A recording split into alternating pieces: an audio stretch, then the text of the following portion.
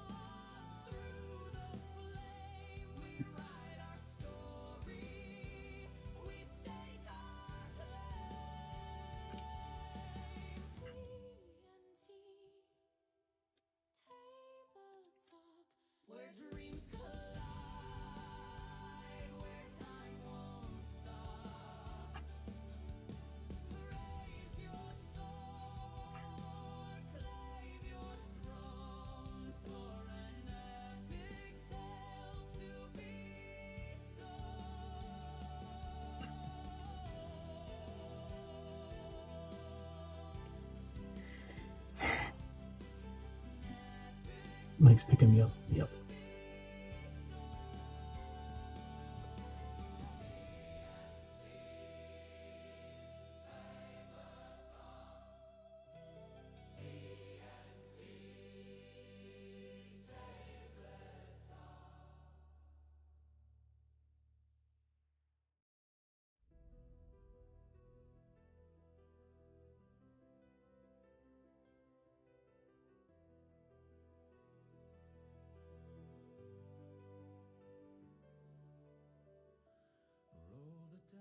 Hear the thunder roar,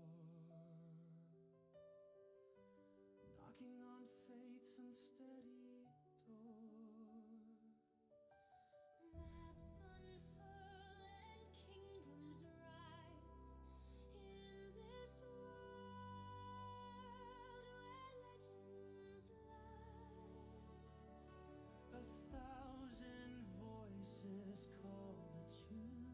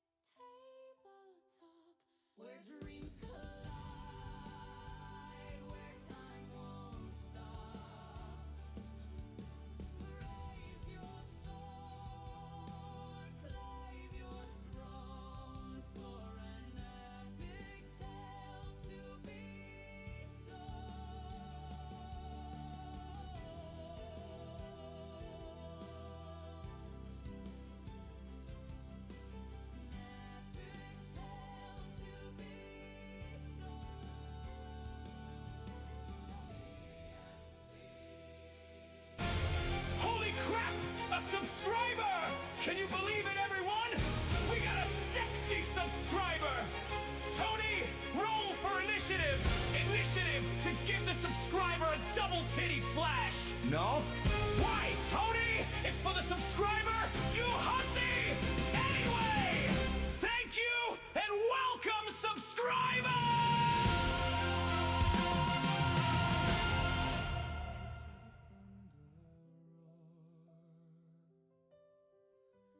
Knocking on fate's unsteady door.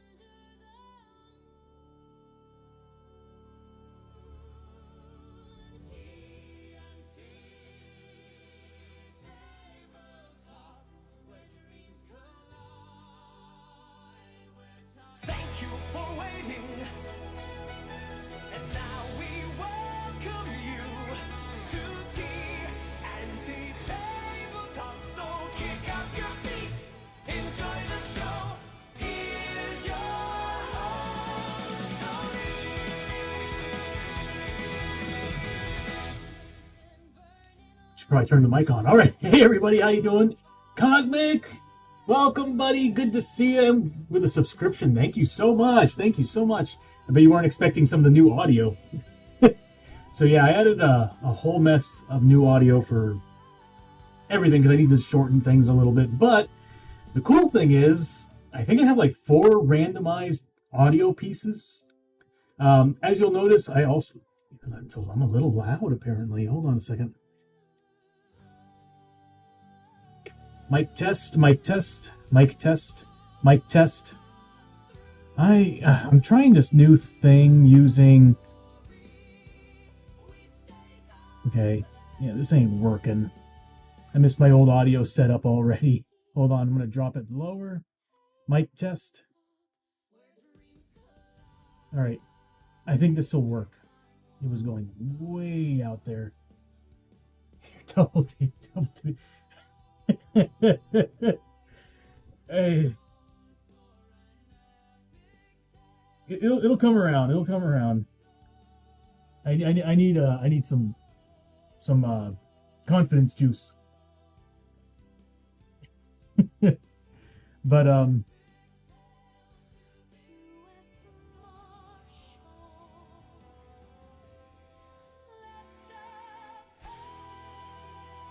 should increase that. There we go.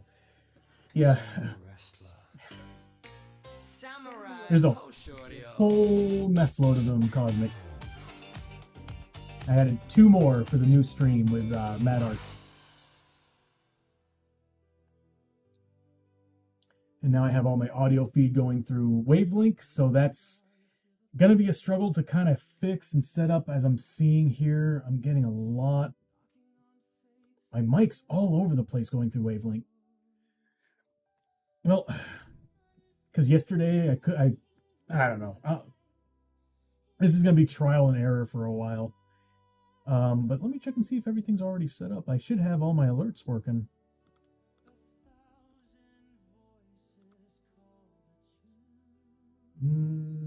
Yeah, they're on. Okay. Well, I'll go ahead and show you all. It's not doing it, is it? It is not. Okay. Whenever the cheers happen, there's supposed to be a little message that pops up. Let me see if it's working.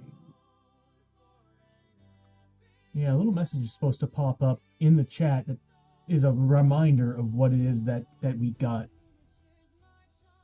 More bugs. Go figure. The moment I start streaming, all the problems start coming up. But anyway, everybody, welcome to TNT Tabletop after that long, weird intro. So if you're not familiar with the stream, we typically play a game called Shadows of Brimstone. On Thursdays, I have Mad Arts Treasures that joins me, and we play as our 2-man group, Stelios and Julio. And I'm currently working with a couple other streamers to set up more Shadows of Brimstone. We're just currently trying to figure out what's a good date, and I want to go over how this, with them, how the stream works and how everything's set up, and of course character creation. If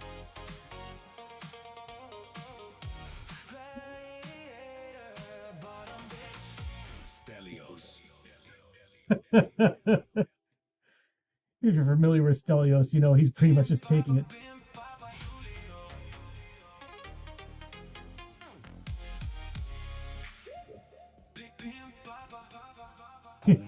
Yeah, Matter sent me that video that he had. I think he had an AI program build it, but the money falling from the top of the screen is very, very fitting. So yeah, there's that. That's the newly added cheers, because everybody last Thursday was asking about it, like, why don't we have cheers for these 2 characters? And I'm like, all right, well, I'll set them up. Took me quite a bit yesterday. I totally forgot how much of a process it is to set them up, because I have to have OBS and Lumia talk to each other and do all this stuff. But anyway, again, everybody, welcome to TNT Tabletop. We play primarily Shadows of Brimstone. Today, that's what we're going to do. We're going to play a little bit of Shadows of Brimstone, try to get through this dungeon that we started on Sunday. And then after that, we got 3 models that I need to finish painting. I usually,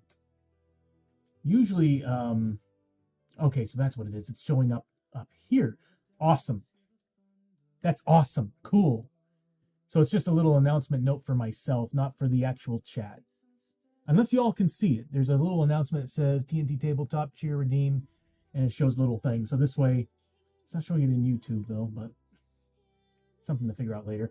But anyway, so yeah, we're playing Shadows of Brimstone today. Shadows of Brimstone is basically Diablo in a board game with themes from the Old West, feudal Japan, Vikings, conquistadors, Lovecraftian horror, sci-fi, Event Horizon, if you're into that. Yeah, you know, it's got like a derelict ship location, Mad Max. It's a whole mess of stuff, and they're adding more. So this summer, we're supposed to be getting wave 3 of the last Kickstarter. Then soon after that, we're supposed to be getting the rest.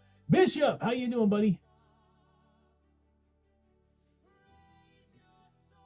Depends on whose titties you're looking for.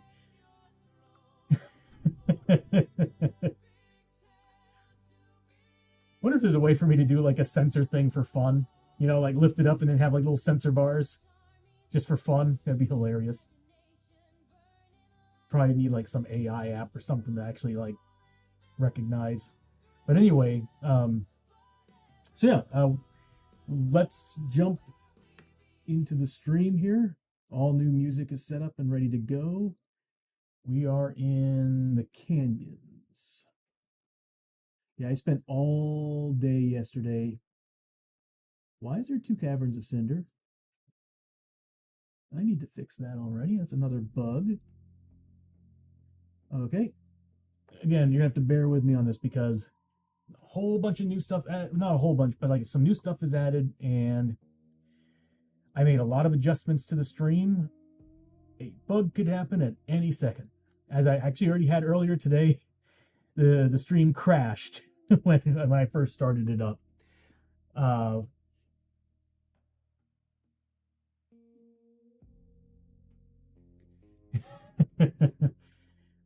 We'll see. We are one completed fight away.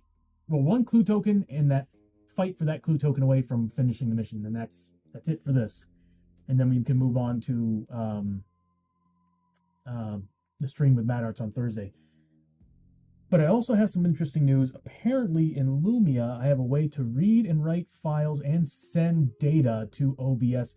That might be my ticket to learning how to actually not use Advanced Scene Switcher, because Advanced Scene Switcher is all over the place to me. And it's crashing all the time now whenever I'm making any changes. But what's nice about this is that I can use that whole thing is the opportunity for me to make save files. So here's a chance for me to actually grab all the character information, save, like write it to a file for later. So like I can probably have it do that like when I tell the stream to end. It'll just take all that information, save it out to a file, and then of course when I start a stream, maybe I'll have like a button or something to tell the app which information I want it to read from and send to OBS. In theory, it should work.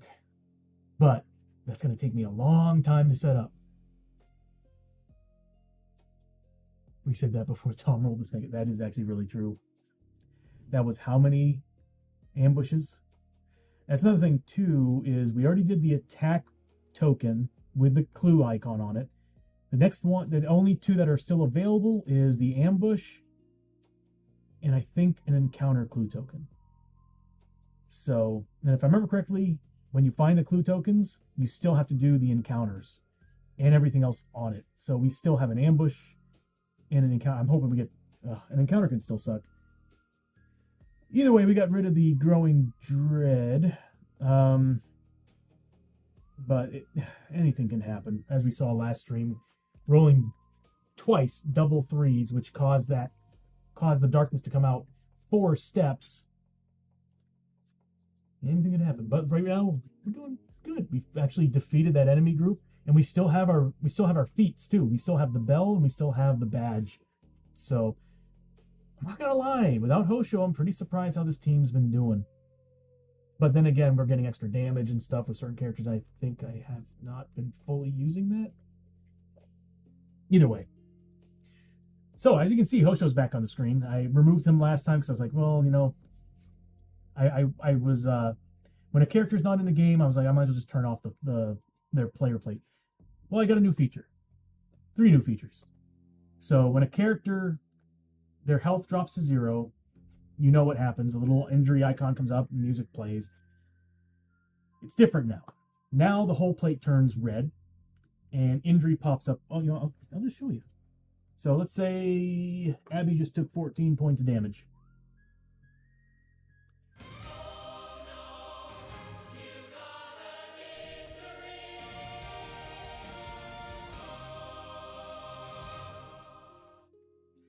Cool thing about this is I also programmed it for the initiative. So she will no longer pop up at initiative 6 because she's considered KO'd. Same thing goes for some of the other things that I put together. So let's give her back her health. She had what, 14 out of 15? So as you notice, she comes back up at initiative 6 the moment I remove the health problems. Same thing with sanity. There's still a song playing in the background.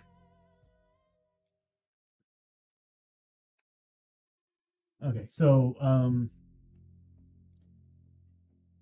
let's say she has how much sanity? 10. Let's remove 10 sanity.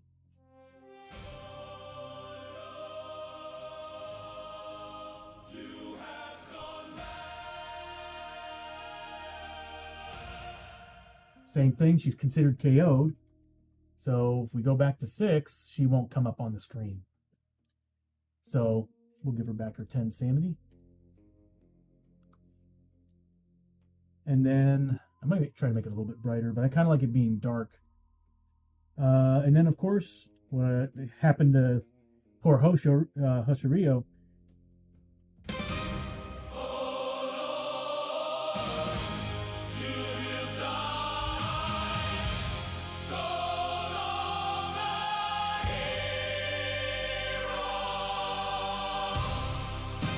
Yeah. So now we have everything we need for being KO'd and death. I do have it working for corruption as well, but I don't have it changing the color yet. And on top of that, I got the mutation sitting at the top, but I don't have the color change yet. And I want to create a special animation of tentacles kind of wrapping around the player plate. Like you just see these things just grow around them. I think that'd be pretty cool looking. Chains are pretty cool, right? Yeah, it's a little technique that I learned like back when I was working at NBC, working in broadcast. I'll just say it, NBC. When I was back when I was working at NBC, I had to build a lockdown graphic or animation for I think it was football. They had like some type of lockdown during their training season, and I had these chains come up with a lock on it. It just in After Effects, and you see it in Cinema 4D or anything. But I created these links, and all you're using really is you're creating a dotted line on a. So you create a shape layer, and it's just a line, and you give it a. You don't give it a solid. You give it a. Come on, Tony, you know the word. Well, anyway, it's basically you're giving it the line, and you're turning it into a dotted line. You're giving it some space, and then you just kind of link the paths using expression and so on and so forth. But anyway, it was pretty cool building animations for that, and I kind of used that technique on this. It was a lot of fun building it. I'm going to do the same thing, but I have some cool techniques I'm going to use for other things as well, specifically for health drop and for the sanity drop. Another thing too is I want to build a better looking animation for when characters are bloodied, like half health or half sanity. The little glowing blue on one side, little glowing red on the other side just isn't cutting it for me. It's hard to see. So I'm kind of thinking maybe it'd be cool to have like little sparks or something, just kind of, or maybe something coming from the bottom of the screen, like blue flames for madness, red flames for health. I might go that route instead. I can put it behind the thing. That would look pretty sweet. Pretty sweet. All right, cool. So anyway, So that I also made some changes because I got tired of the player cards. I kind of cut the abilities cards and the clothing and gear. It became too much of a hassle, and I was constantly having to press buttons over and over again just to get through certain things. And I'm like, the side items and the ailments is all I want to add to the stream. I'm like, from here on out, that's what we're gonna have until I can find a better way to actually take gear cards, pop them on the screen, and show people what characters have. Janice, how you doing, Janice? Good to see you.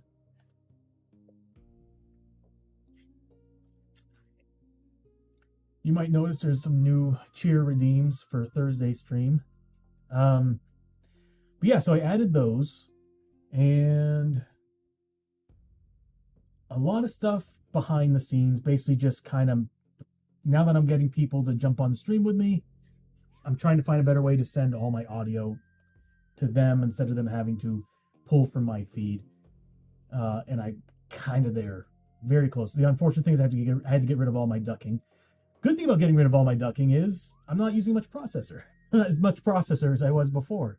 So I'm seriously, I was at like a 17 to 18 millisecond delay on my rendering, and I'm down to like 12, 13. Win.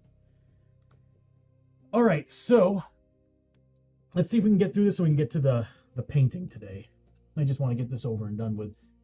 And I'm actually pleasantly surprised at how well they're doing. We still have a revive token too, because we're playing 3-player, we're missing a character, so we do get a revive token.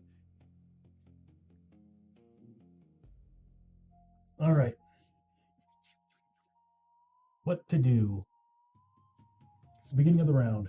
I did not create new music for this. I think it's still built in on the stream. Everything else is currently going through another audio. Like I said, I'm trying my hardest to push everything through an audio a digital audio interface. Okay, so I'm looking for dice. I need digital dice roller. There we go. So 2d6. We're still. How many rooms are we in? It's like right in front of me. 1, 2, 3. So we're 3 rooms in. So yeah, we still need a 7+. Just making sure everything's correct here.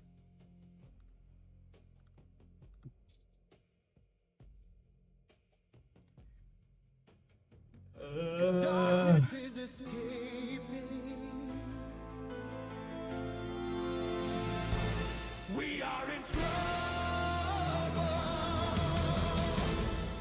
If I remember correctly, beast enemies are +1 combat as well. Problem is, I was doing some testing and I accidentally pulled this card. So right now we do have this mutant enemies.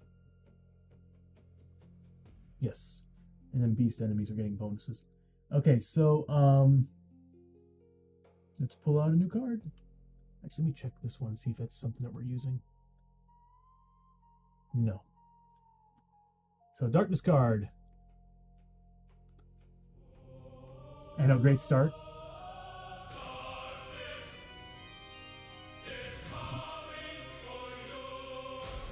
I might get rid of the chat updates on these.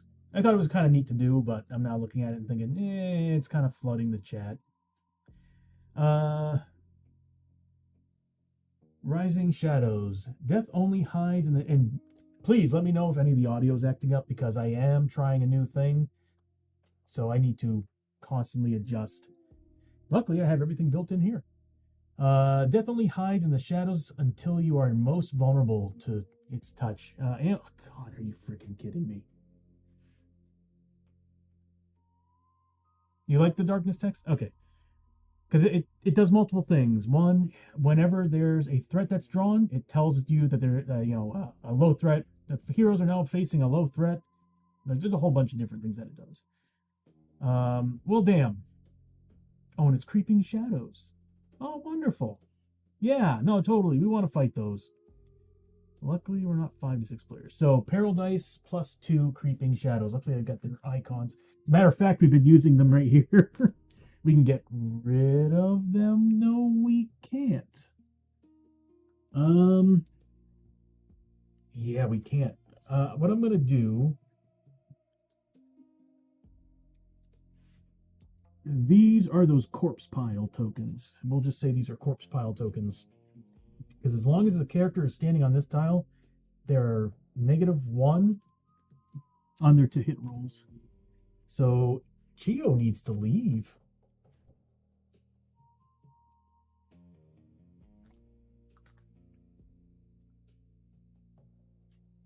Why did an ambush happen? There, and there. Was that really it? I felt like it was more like this. Yeah, that makes more sense. So, peril dice.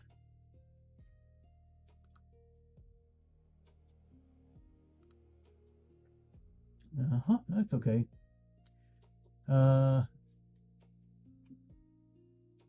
You said the thing, so the thing happened, go figure. I just need to learn to close my mouth. Alright, so we're taking on 6 of these guys. It's an ambush, too. That sucks. So, creeping shadows. Yay, we just finished a fight, and we're starting another one. These guys suck. These are the guys that killed me and Tom. Oh, they're initiative 7. What's their health? Their defense? Oh, we gotta go through their crap. Alright, let's put that damn card away. Get out of here. We don't like you. So they're in ambush. So they actually start on some of our spaces here. So we got 6 of them. God, these $50 capsules are like the greatest things ever. I need to pull the TV in a little bit closer one of these days.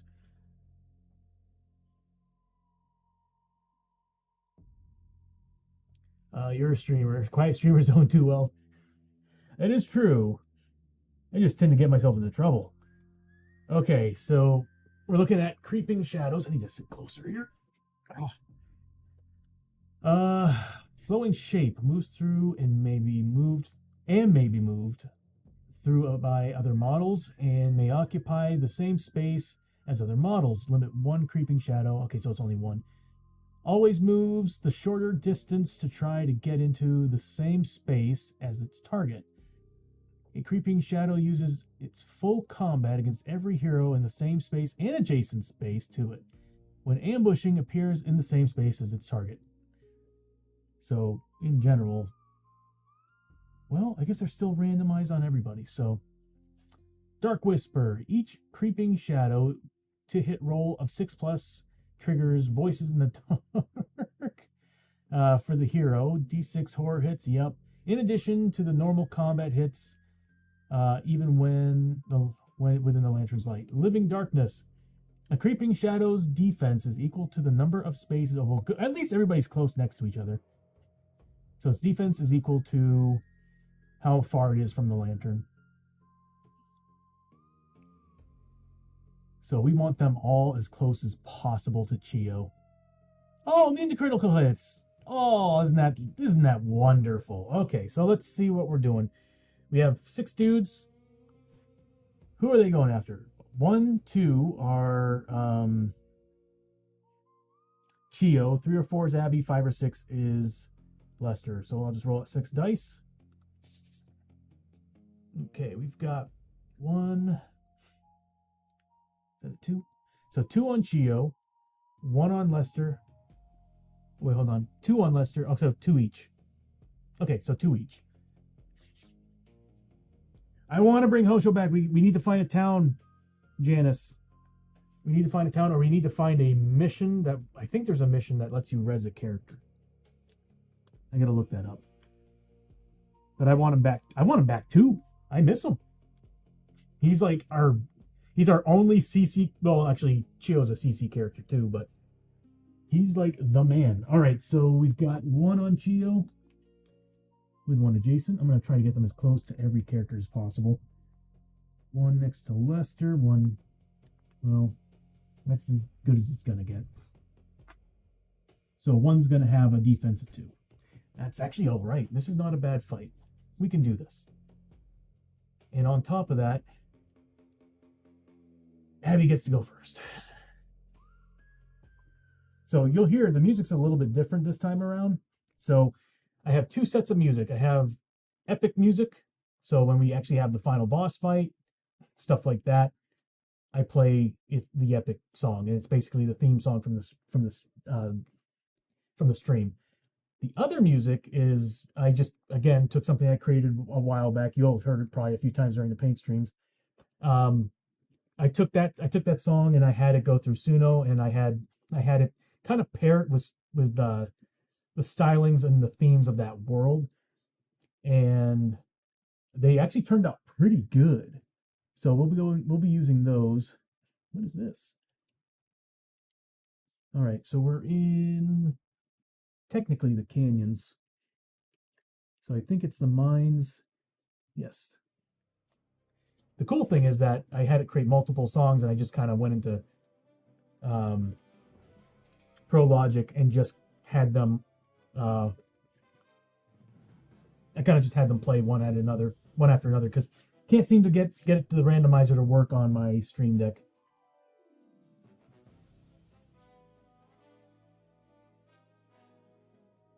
There's 6. There's 1 under each character, and then there's the other 3 that are on the board, because they can actually be on the same space as a character. Only 1, so there's 6 total.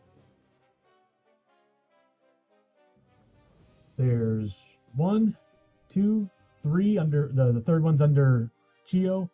This is why I'm thinking I might, when I get my 3D printer to work, I'm gonna measure these, and I'm gonna try to create red dials that go under them, or I could just maybe paint a little red around them.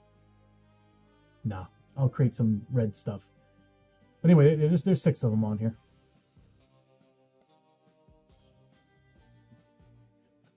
Okay. So what happened? We failed the darkness roll. Ambush attack. This is where it gets weird. So the darkness happened. We haven't technically started the turn yet. So yeah, so ambush. Yeah, it would have been really cool.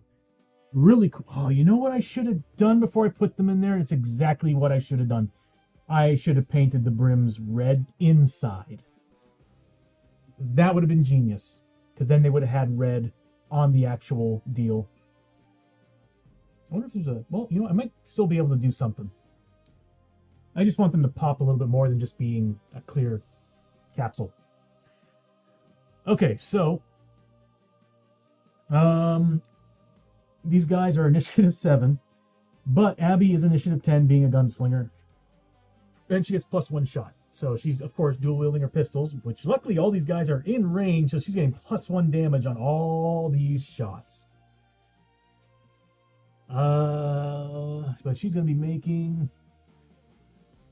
Yeah, we need to kill a few of these guys. I don't have any grit on her either. We used it all to get rid of the Growing Dread card. All right, so let's see if she can get a grit back on her grit roll. She rolls 2d6. So again, for anybody familiar with Shadows of Brimstone, I'm playing with the advanced movement rules, because I've talked to anybody in here watching me stream, and they'll tell you that it would make sense for me to use that, because I tend to roll 1s and 2s, specifically 2s, very often. Didn't get any grit back.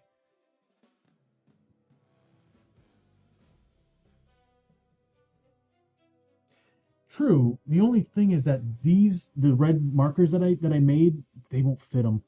So, a red post-it. Okay, I don't have a red post-it on me. The only thing I could think of is using the medium-sized thing to put them in. But they take up so much space. Yeah, I'm thinking... What would have been cool is if I actually painted the whole bottom side of this. The whole bottom side of that red inside. So this way it kind of reflects that red inside the capsule. That might have actually brought out some red. I'm going to have to test that. Another thing I could do is just get myself a permanent red marker and just kind of draw around its edges. because paint will just chip off over time on a slick surface like that. So Abbie gets to go first. She doesn't get a grip back. She doesn't have any inlays, so at this point it's just hoping and praying she gets some hits. So she's getting, I'm going to be putting her extra shot on her main hand, so she's getting 5 shots at 3+, 4 shots at 4+. We do have Deadeye shots I haven't used yet on her, though. So what's crazy is that I actually have, I could roll them all together, because I do have an additional set that is discolored. They're like more of a blue than a white. So I'm gonna give this a test run. So the white are gonna be her main hand. The soft blue are gonna be her offhand shots. How does that look? Looks great. Okay, cool. So wow, those are some bad rolls. Those are some really bad rolls. I'm seeing 4 hits with the white, 1 hit with the blue. Yeah, it works out pretty good. This way we can tell what's main and offhand on certain characters. So that was 4, so 5 hits total. If we can get this mission done, Janice, I'm gonna go ahead and finish painting those Spectral Hordes. I just want to finish their bases and call it good on them, and then I'll put up a poll to paint a new set of minis for next Tuesday. Possibly Friday, all depends. I'm going back and forth with a couple of streamers right now about setting up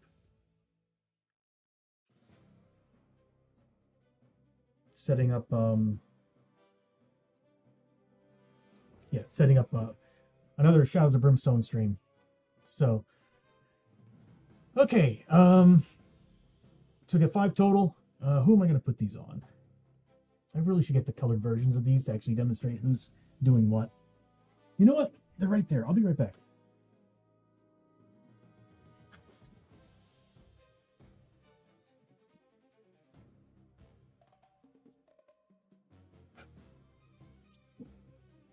There. I just figured it'd be kind of cool. She's pink. All right, there we go. All right, so she's going to be firing these shots into targets that are as close as possible. Actually, it's all of them. We could try to take down the one that has 0 defense right now, so we'll go after him. So she's getting +1 damage against this. Do they have any armor? They just ignore criticals. Okay. So luckily that target underneath Chiyo has a 0 defense. So again, because of the laser pointers, she's getting +1 damage. Is she getting anything else? I don't think she's getting anything else. I think that's pretty much it. Yeah. All right, so +1 to these rolls. So here's the first shot out of 5. He's dead. That's 7 points of damage. That creeping shadow's gone. She still has 4 more shots. So obviously she's going after the targets that don't have that have a defense of 1. So most likely the ones that are, she's going to try to whittle them down to the point that they're not dealing. We're going to try to make it so that it's like every single one of them is hitting somebody instead of, yeah, I'm going to try to do that because I don't want like someone being ganged up on by 2. So she's going to start shooting at, we'll say this guy right here underneath her. And I keep looking for dice. So again, +1 to the shot. 2 points of damage. 1 point of damage because it's 1 defense. So at this point, it's whatever I roll for damage. So that's 1 health. That's 3. Got 2 more shots left. Are you friggin' kidding me? This is stupid. This is so flippin' stupid. He's got 4 health.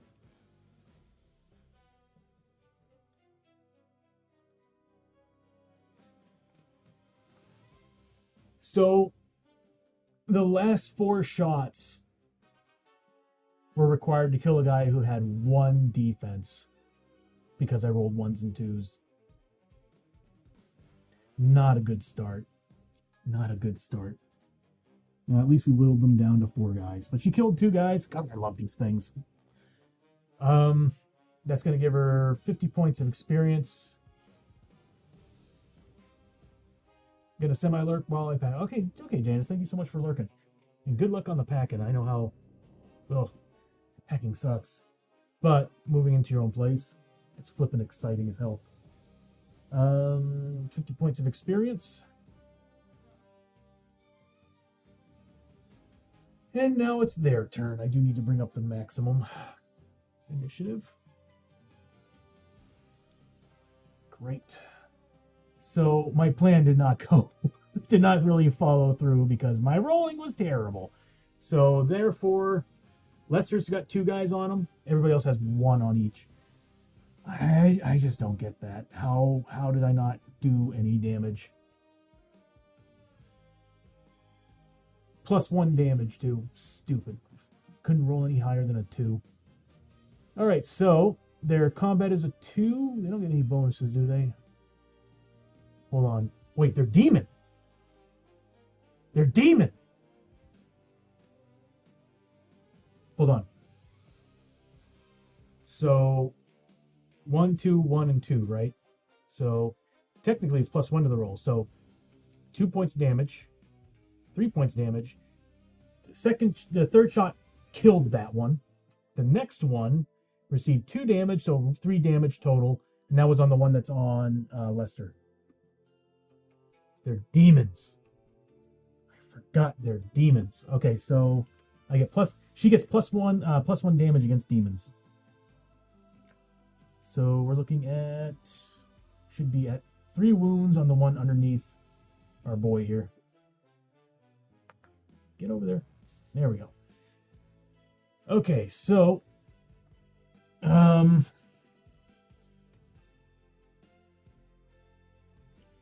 that's, I need to start forcing people to take corruption tests. I really do.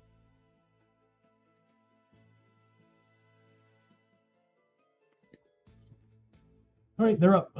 We got 2 on Lester, so that's 2. Wow, they do d6 damage. Demons, you say? Yes. That's good for Abbie because that's +1 damage on top of her blazer pointers.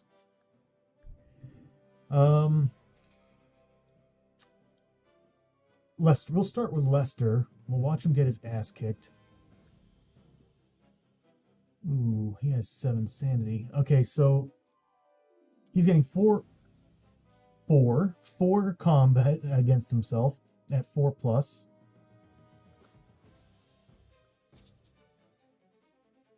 I saw those 6s. I was about to turn into a 6. That scared the living hell out of me. So 2 hits get through. So no voices in the dark. But 2 hits get through. He needs to make 2 defense rolls of... Is it 3+? Yes. Lester gets a 3+ roll against these 2 for his defense roll. He gets them. So the creeping shadows are like just jumping at him, mauling, just trying to wrap around him, and he's just not letting it happen. Now we'll go with Abbie. Abbie's getting 2 hits at 4+. That's 2 crits. She needs to make 4+ against this.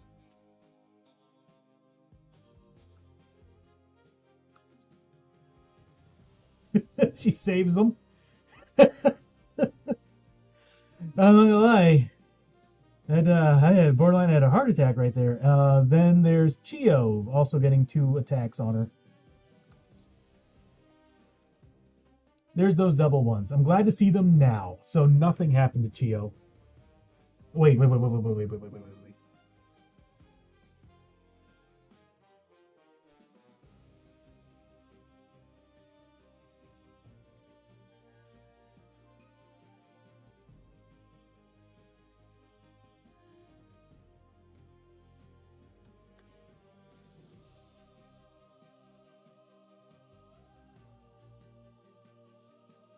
I can barely read that.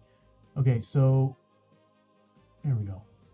Creeping Shadow's defense is equal to the number of spaces from the light source. If the mission makes the map tile well lit, the defense is 2. Okay. Yeah, we're good. Interesting. There's got to be a mission or something that actually causes that to trigger. Or a card. All right, so we're good. Everybody just dodged. Lester dodged out of being hit, and the other two, same thing. Okay. God, Abbie would have totally gotten wrecked. All right, so they're done. Ignore Abbie. She was technically initiative 10. Lester's next. First, he gets a grit roll. These guys don't do any fear at all? Nothing. Okay, so grit roll. He needs a 6+. And he's going to... He's going to try to help Chiyo out by pulling back 1 space. Actually, you know what? We'll do the full... Well, actually, hold on. Yeah, right there is good. So he's going to pull back 1 space so that Chiyo can try to go back into that space, because she's in a bad place right now, being in that tile, that on that tile. So because she's getting -1 for these corpse piles that are down, that are still down here. The Vile Plague is causing problems with the team. It's nothing too. We got all these other rules. Give me 1 second. I need to remember and refresh. Outlaw enemies and beast enemies. Yeah, so that's what it is. The outlaws and beast enemies are getting the bonuses. As a matter of fact, I don't think that darkness card is actually in effect. I think that's from Mad Art's game. Okay, so these are the ones that are actually causing effects, and right now we don't have to worry about them. All right, so he's going to pull out his shotty. He gets D8s against them. He did move, but he used his fallback. Fallback does not count towards the soldier's reload. So he's getting 2 shots with a shotgun. If he kills anybody, he gets to roll a D6 on a 4+. He gets a grip back, and he gets another shot. So let's see what he gets. He needs 8. Doesn't have a grit, does he? Nope. So he's going to roll 2d8. That's a crit, which are ignored. 2 hits. He gets 2 hits. We're going to try to clock out that guy with 3 health. It's a defense 1. It is a new fight. So we do have the gunslinger's gun belt.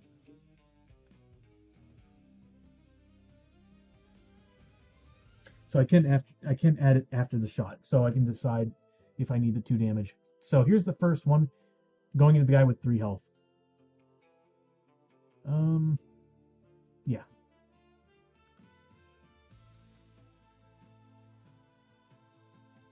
So -1, right?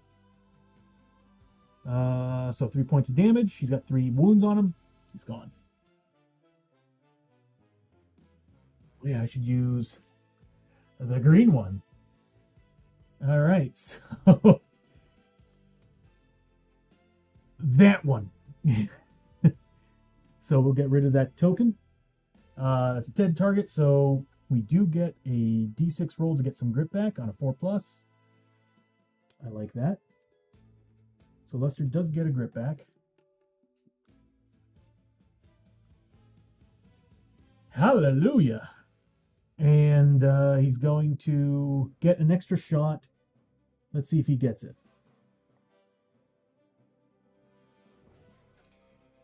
I wonder if they have a Stream Deck build for the DD dice. That'd be badass.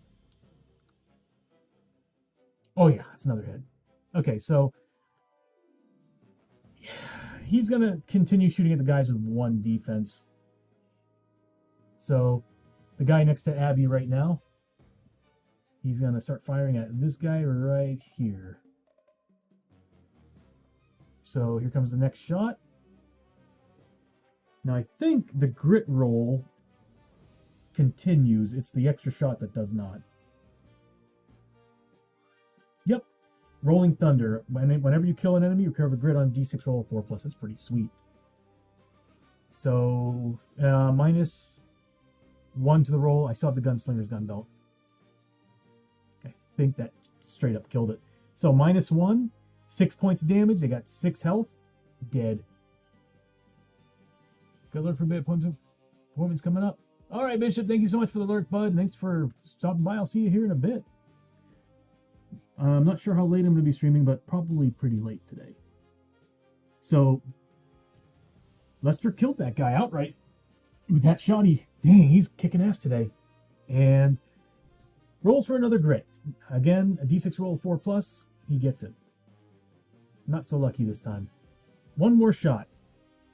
Fires it into the guy that is next to Chiyo. Again, -1 to the roll. Still has his gunslinger's gun belt, too. I saw that flipping coming. Okay, so I guess I could re-roll it with a grit. He needs the XP, but I also want to hold on to his grit. We'll roll with that. Oh, no, I don't want any more turns going into hold back the darkness. Oh, this is a tough choice. I could use the gunslinger's gun belt, but that won't add anything. I'll just add 2 damage. I'm going to hold on to the grid. I really need to. Okay, so he took down 2 guys. It's 50 points of experience. Good for you, buddy. Come rolling up in the world like that. All right. Next is Chiyo. So Chiyo is kind of locked down. Let's roll, see if you can roll a grit roll here. Whoa, I don't want to roll every die. Hold on. Needs a 6+. Big no on that. She's kind of stuck where she is. So, but I don't like her being on this space. She's going to be really bad hitting targets.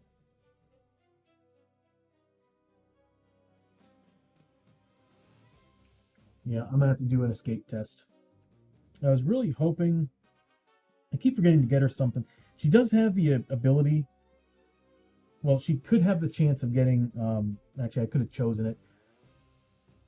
Her upgrade, her free upgrade that I could have chosen would have given her movement through models and everything, and I did not choose that. I'm beginning to wish I did. But getting bonus points on depth events and... Oh, actually, hold on a minute here.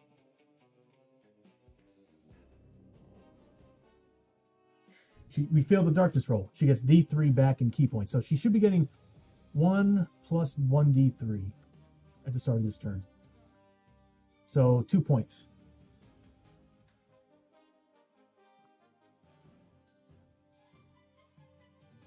Bring her up to 4 key. So we can add 2 points of damage. She's going to roll for escape. She needs a 4+ against these guys. Yep. So 4+ escape. She's putting all her combat into this dude next to her. She's getting -1 on her roll, so she's going to be a 4+ to hit. A 5+ to hit. Yep, she's a 5+ to hit now because of this room. I really have no way of getting out of this. Nope. Okay, so she's going to, let's see,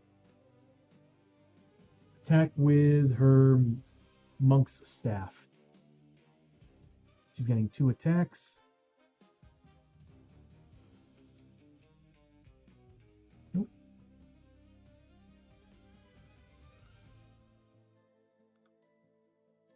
Hold on one moment here.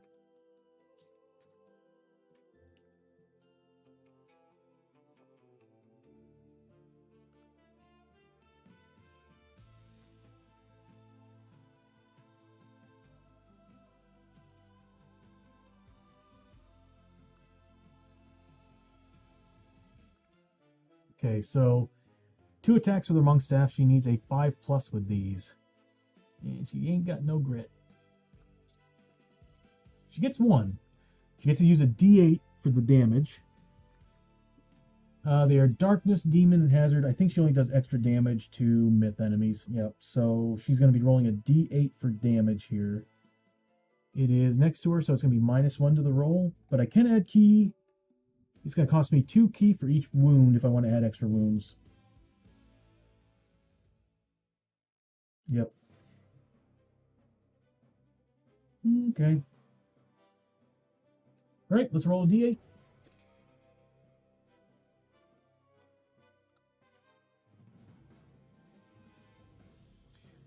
I'm going to elect to use 4 key points to add 2 points of damage to that roll, making it a 7, minus 1 from its defense value.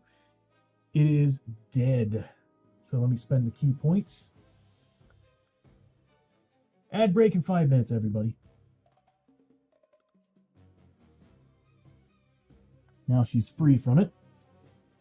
She does get 25 XP. And that is the end of the round.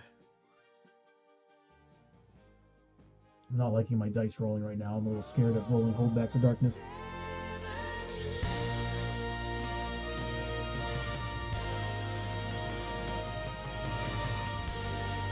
Seems to really like rolling ones this game. Darkness comes out 1 step. We're getting closer and closer to failing this mission. Even though we're doing really, really good. Alright, so start of the round. Everybody's going to be holding the same gear that they had. The unfortunate thing is we do have the creeping shadows that are still here. Well, one that's still here. And he gets to go first. I don't have any flashbangs. It moves in on Lester. Yeah, it would really help on the stream if I actually do something about giving it a little bit of a red texture. Alright, so it's going to move in on Lester, and it's going to roll 2d6. 2 misses. We failed Hold Back the Darkness, so this thing can roll up on us and miss twice. That's the end of its turn. It's now Abbie's. That thing is 2 spaces away from the Lantern Bearer, so it's currently a defense 2. So she needs to roll again. This time it's actually 4 with her main hand, 4 with her offhand.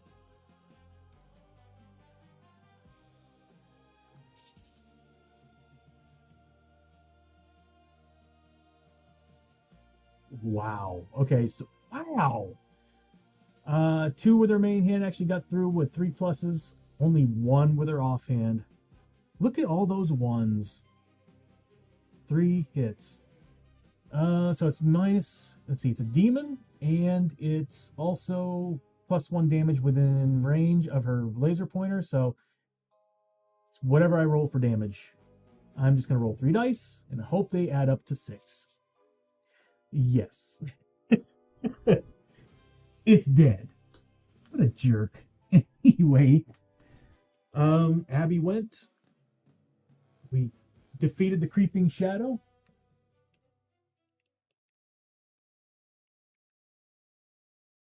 And there we go.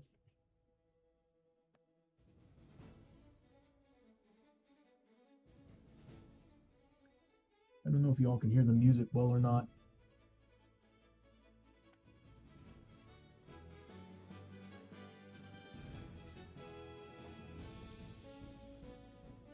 Okay, so we took down the creeping shadows. That's 1 enemy group, so we're getting 1 loot apiece. Go ahead and get rid of that card.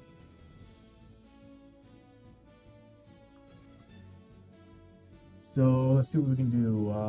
Chiyo's getting 1 loot. Was the fight technically in the canyons?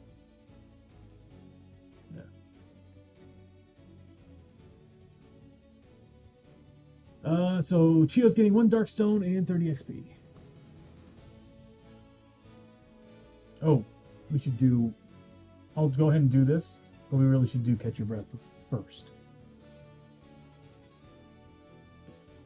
Alright, so Abbie activated this turn, meaning she's getting the basic Catch Your Breath, which is 1d3 back, health or sanity any mix. The other 2 can actually opt to get Grit, which is what I'm going to do. So, Chiyo's getting a Grit back. And Lester is getting a Grit back. And Abbie's going to get 1d3. Oh, nice. So I'm going to go ahead and, considering we almost ran into some serious trouble with enemies that can cause horror, I'm going to give that to her sanity. We have like 8 bandages. Oh, no, more than that. We have like, I think like about 12 bandages total. So Abbie will get back all 3 into her sanity. And back to the loot. Okay, so Abbie's gonna get 1 loot, 1 Darkstone and 20 XP.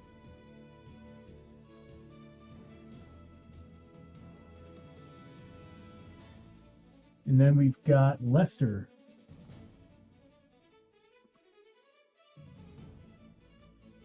Ooh, Lester with the money. So 20 XP for Lester and 250 bucks in gold. Go. Nice. We could use that. Although we're actually doing pretty good. We will need it though for bringing back Hosho because I think it's going to cost us a fortune.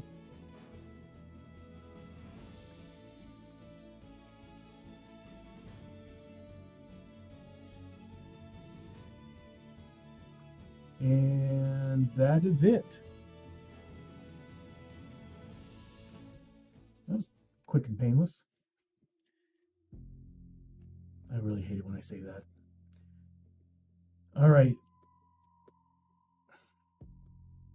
And of all that, back to darkness.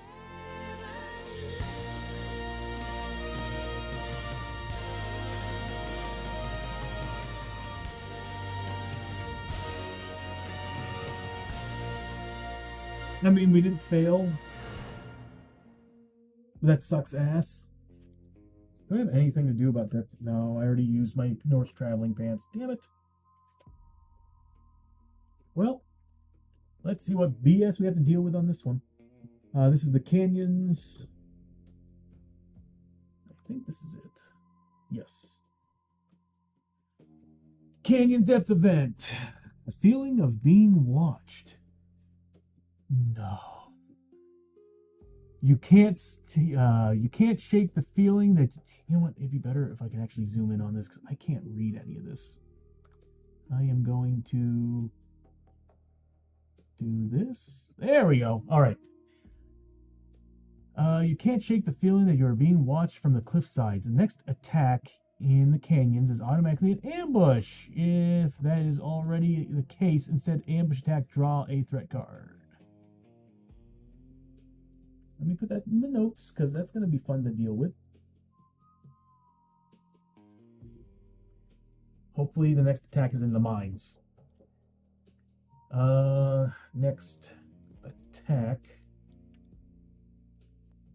Ambush. Ambush. If already. Ambush attack. Draw threat card. So that means we will actually end up taking 2 threats. I love this game.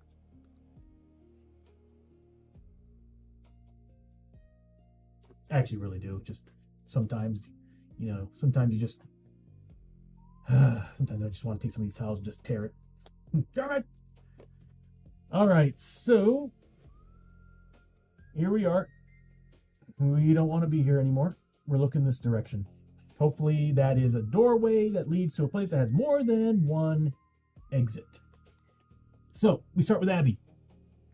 I need, you know what I want? I want clamps. I want arms that have clamps. So I can like grab the model from here and just place it and let go.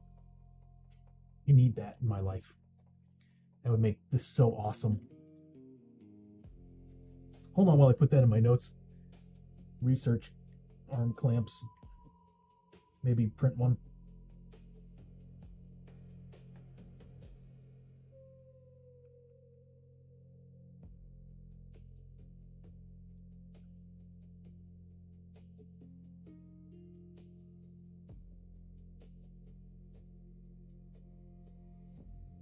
Welcome back from the ad break, everybody. Sorry, we ended up finishing the battle. We ended up getting some loot. Lester made out with some good cash. And we're now looking and hoping that the next room we find has more than 1 exit. Or one, yeah, just 1 exit would be nice. All right, so we're going to start with Abbie. Abbie needs to roll 2d6 to see if she can get some grit. No. So she moves 1, 2, 3, 4, 5, and looks through that doorway. Swamp Dragano. Here we go. I guess I should turn the card cam on. It's just kind of buggy. Yep.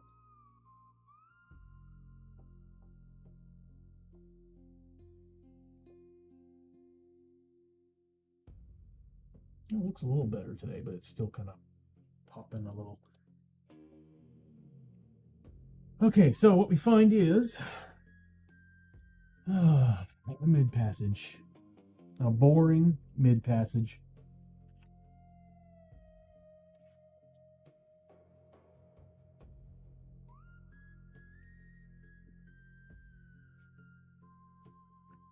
I'll just get rid of this section here.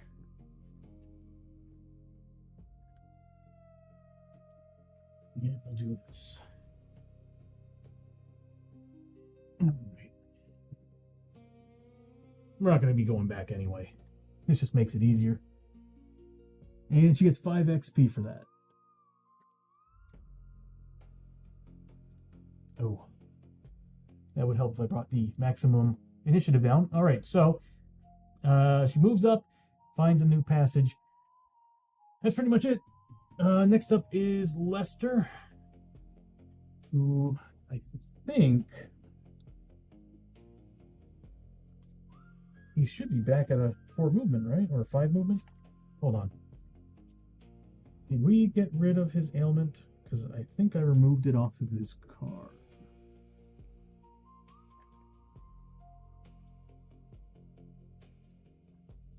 Let me take a look here.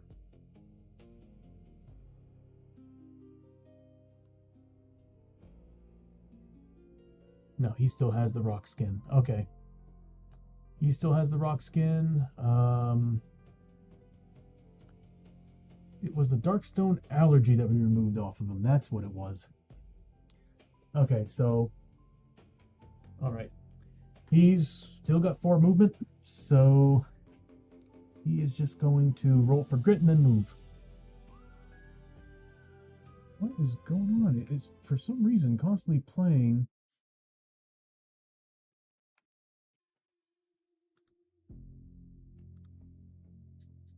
Doesn't get a grip back, so he's just going to move up 1, 2, 3, 4, right next to his daughter.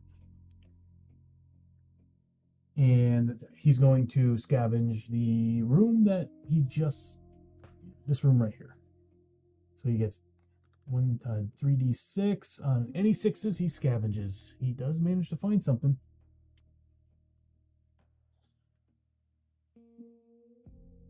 Nothing but 10 XP. I will take it. Any XP for this guy is very helpful. Next up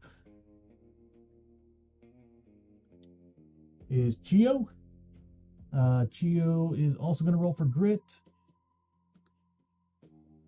Probably help if I actually use some dice to actually represent rooms being scavenged as well. So this room's been scavenged. No grit. So she's got a 6 movement. She's pretty fast. She does get a key. We didn't fail the darkness roll at all, so she's going to move 6 points. 1, 2, 3, 4, 5. Damn, I want her in the front. That's okay, I guess. She can't scavenge this room, so hold on. It's 3. We're playing 3-player. She can scavenge this room. 1 or 2 player, it's 1 time. 3 or 4 player, yes. Okay, so she can scavenge it again if she wants to. So she's going to do that. It's Hosho Rio that gets all the bonuses for scavenging, so we'll just see if she gets something. I hate scavenging. It scares me. All right, so nothing anyway. That's it. End of the round. Didn't find a room. A T section would have been great. He did advance 1. So 2d6, add them together. That's a 7. Okay, so up is Abbie. Abbie's going to move, let's see. She's first going to roll for grit. She's a 6+ on 2d6. If she was a bandito, I'd be able to get better odds. She is, God, a bandito gunslinger would be insane. Actually, a bandito gunslinger or even a bandito outlaw would be awesome, because you would get 2d6 rolls, 5 pluses on grit rolls. Well, either way, she gets a grit back.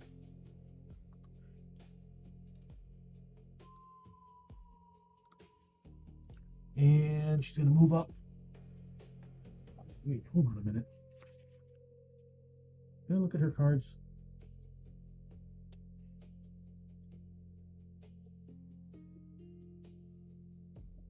I forgot she needs to make paranoia tests. Before she does anything, paranoia test. She doesn't do it. I forgot she's got paranoia. Every time she reaches the edge, whenever she tries to do an exploration or scavenge, she needs to roll a d6. On a 1, 2, or 3, she doesn't do it. I forgot about that. So she fails. She doesn't see anything. She's too scared. Next up is... I swear, I feel like I need a stream deck. I feel like I need 8 stream decks, so I don't have to move anything around. Lester. Lester is going to roll for grit. He needs once again, he needs a 6+. Is he at max? He is. But I can still get some extra movement points. Nope. But he'll move up his 4. He will succeed at looking through that door. Although, if there's a battle in that room, it would be best for me to hold back and let Chiyo do the exploration. So I'm just going to have Lester here, and he's going to scavenge. Nothing. So that's his turn. Next is Chiyo. Grit roll.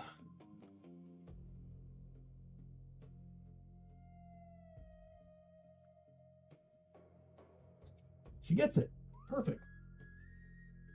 She just gets extra movement points. I need to get rid of that ailment. She moves up, and she's going to search that room and succeed because she doesn't have to do paranoia. So that is the wrong character. I'm glad it tells me who I'm making changes to. Okay, so she moves up and searches that next room, and she finds... Oh, hells to the yeah. Oh, hells to the yeah. Okay, so she does find a room with several entrances. So one of those is guaranteed to be a mining entrance. But it's also a big room, so we still have to pull out an exploration token, which could totally screw us over. Because right now we're looking at ambushes. And if we get the ambush token, we get double ambushed. And I don't want that. Where's the token? There it is. All right, so it's this bad boy right here. I'll put them back here in a second. I just want to attach this. I think what I'm going to do is they do make these cardboard pieces that you can click the cardboard together. But the main thing I really need to do is I really need to flatten these guys, because some of them are warped. It's years of sitting in this final box that I've got. All right, so we'll keep that to the side because we're probably going to reuse it here in a second. So we did find... Oh, Bishop. By the way, I was thinking the other day, well, not the other day, this morning, I was like, man, what would be awesome? Because every time they come up with another issue of Darkstone magazine, they always have something really wicked cool in there. I'm like, how cool would it be if they had a player class that opened up creating a class based on the entire monster catalog? How cool would that be if you can be like a slasher and it has its own skill tree, health points. You just pull the information off the monster card with maybe some minor changes based on the monster class, or even what would be really cool would be if they gave us a witch doctor where you can actually like summon monsters, like nothing larger than a large size, and like it'd be cool if you had X amount of points to actually spend on the size of the monsters that you can actually summon and how many. Like 5 points, like 3 points to get a large monster, 2 points for a medium. So you can either get two medium-sized monsters or one large-sized monster, and you can upgrade those points based on skill tree. I don't know. It's just like I was looking at the monster book and I was like, man, it'd be really, really cool if they opened up a monster class that the seriously, at that point you have 100+ monsters in the game or enemies in the game that you can choose from and play as, and there's like a ranged tree, a melee tree, like a protection tree, and maybe like a support tree, and you just go down that, and then maybe it could be like journeyman too. Like imagine being a slasher with gunslinger, or just something stupid, man. That'd be hilarious. Oh, at least treat yourself to the second one. What the hell is that? Oh. But yeah, at least treat yourself to the second one. The Journeyman, even though it gets a little frustrating, Journeyman opens up a whole new world of creating characters. And I mean, I'm for it. I love it. It's just, I don't like playing more than 2 characters in Journeyman by myself. I can't. This is exhausting. 4 Journeyman characters. Okay, so that was Chiyo's turn. Now we move on to exploration. Since we actually found a room. God, we've already used the attack. We have one. I'm really hoping that we just have a generic token. No clue token. Because... Hold on.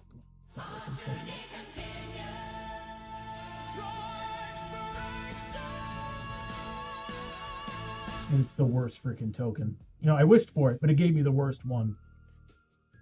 Okay, so technically 2 doorways. One of them is a mine, so we'll have to randomize which one's which. All right. So we'll say the white one is the regular door. The pale blue one is the special door. Special door. Come on now, you can do it. So 1 and 5. So okay, so this is closed off. We either go left, which will bring us just continuing into the canyons, or we can go right to the mines. I'll go right to the mines, thank you. So I wish I had. Do I have them out? I do not. I do have the 3D doorways, and I'm like, the 3D doorways right now would be perfect for this. I need to get them out. So I think what I'm going to do then is I'll just probably put something there to represent that that's the doorway we... You know what? Screw it.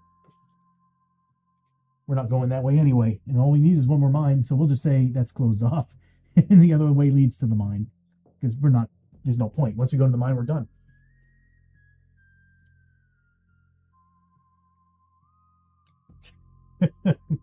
I know, Bishop, I know. I tend to speak my own doom. Okay, I'm back for the next 20-30 minutes while I rest up. Okay, Janice. Welcome back. Ooh, that's good. So we have to deal with a depth event and an encounter here. So we're done with this card. We do move up once. We're almost in the 8+ realm. We will be by the end of this mission. So we get 1 encounter and 1 depth event. So let's roll and see what the depth event is. Oh, God, I just thought it, and I know it's going to happen now. The opposite! Okay, so this is usually one of the worst tokens in the game, because an ambush could happen, or advancing the everything. No, we got a 6. 6s are good. Alright, so let's see what we get.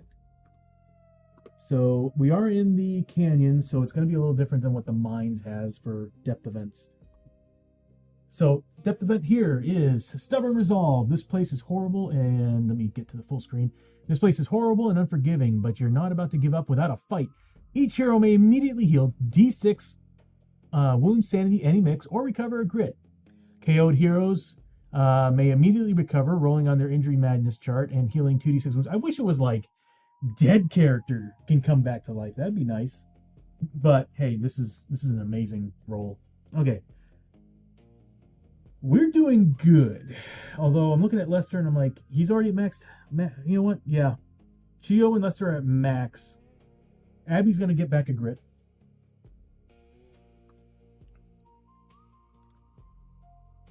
But Lester and Chiyo are already at max grit. So greedy. I know, right? I'm throwing something nice and I'm still like, it would be nice if I had more. Change? Got any spare change? I just gave you change. So Chiyo's going to roll. She doesn't need to roll. She would always roll one. So she's going to get back her point of sanity that she's missing. Lester needs to roll a d6. 2 points. Yeah, I'm putting that into his sanity. Awesome. Awesome. Can you break a 50?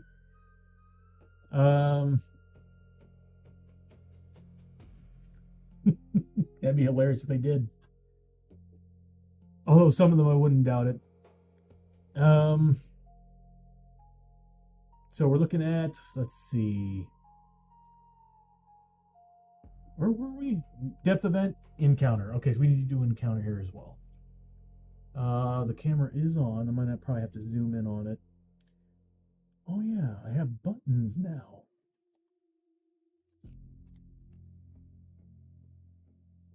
Circling above. Black vultures circle above you high in the sky. They are most likely waiting for you to meet an untimely demise in this unforgiving valley of death. A grim omen, to be sure. Like, really? My earlier rolls weren't a grim omen? Although this last roll was pretty good. One character, my choosing, gets to make a Spirit 6+ test. Chiyo, you are a... Okay, well, Lester's going to do it. Lester's a 4. If successful, each hero may recover a grit. If failed, move the darkest space 1 forward in depth track. I'm going to have to grit roll this if I fail.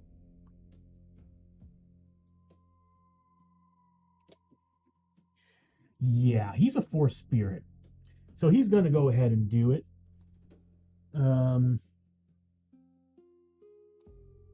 Zoom out here so I can see everything. Okay, so 46. I need 6s, and I will grit roll if I need to. I could use the +1 roll. I'm going to use the +1 roll. It's a stupid idea, but I'm going to use the +1 roll. We're really close to getting a red debuff here. Where's my dice redeems? There we go. +1 roll.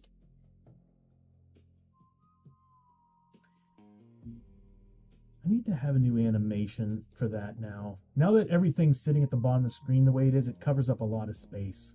So I need to make a new animation for that. Sucks because I love the die, but it's just not going to work out. I need to make a new one.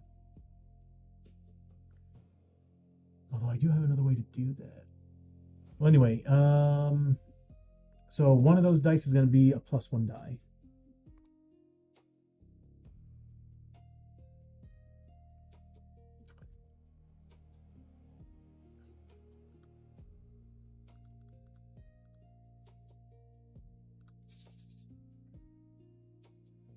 I'm going to grit roll that. Yeah, I don't want a darkness card right now. Let's see. Why not? If we pass, we get a grit back anyway. So Lester's going to spend a grit. And he's going to re-roll that whole thing. There it is. Why did it roll? Well, either way, those are just 10s. So there'll be 1s. Wow, 2 1s. Anyway, we passed. So we get the 6. So we passed. Everybody gets a grit. So Lester gets his grit back after spending it. Abbie gets a grit. It's a pretty big win, in my opinion, right there. Hails to the yeah.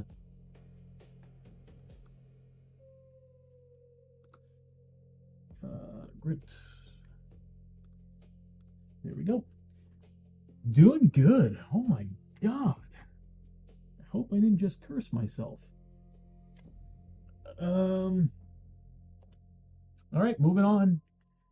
That was the room events. We now move on to Hold Back the Darkness.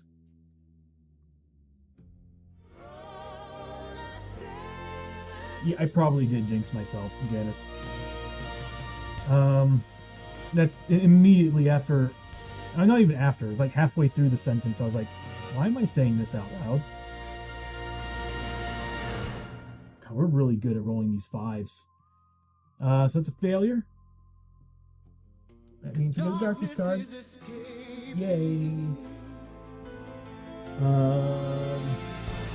We are in trouble.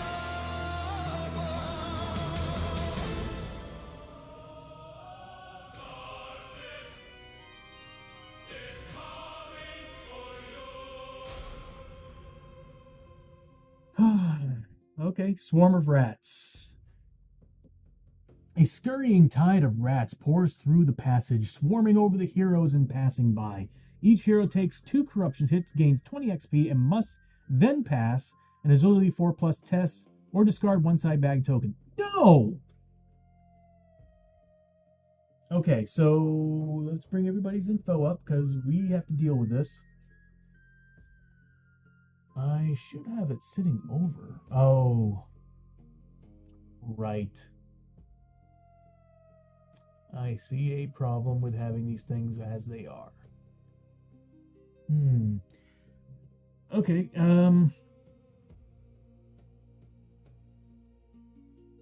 okay, I wonder if there's a way for me to... Yeah, I'm gonna have to find a way to get rid of those plates at the top. So, we need to make an agility test. So we've got a 2 on Chiyo, a 3 on Abbie, and a 2 on Lester after we take these corruption hits. So everybody's taking 2 apiece and getting 20 XP. So we just get 20 XP right off the bat. Posho's missing out on all this free XP.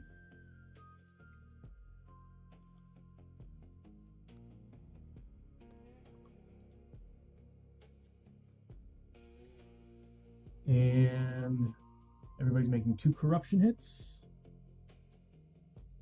We're taking 2 corruption hits. We're looking at 4 pluses, except for Chiyo. So Chiyo, we'll start with Chiyo. She needs 3 pluses. She takes 1. This is not good for Lester here. Next is Abbie with a 4+. She takes 1 as well. And then there was Lester.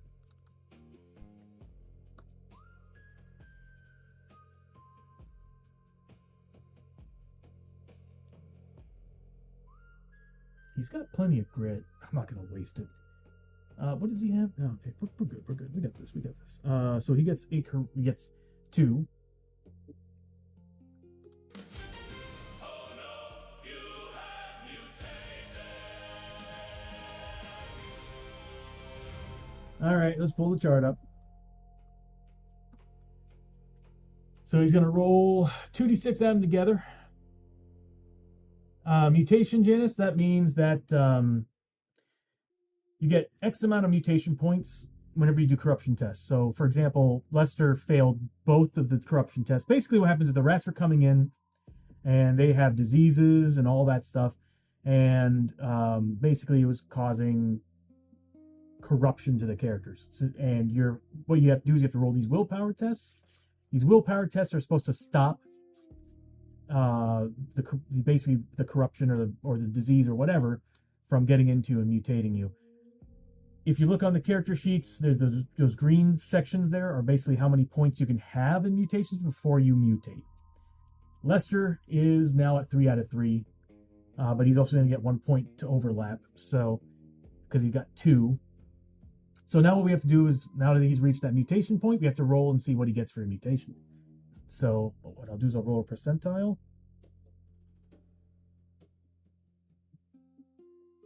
That's not the one I want. There we go. We got a 62. That's pretty high. Nose falling off. You're in bad. Yeah, you're in bad shape. He is. He's got a low corruption resist. You're in bad shape. All of your. Oh, I can't read it. You are in bad shape. All of your town location event chart rolls are -1 to the roll. That sucks.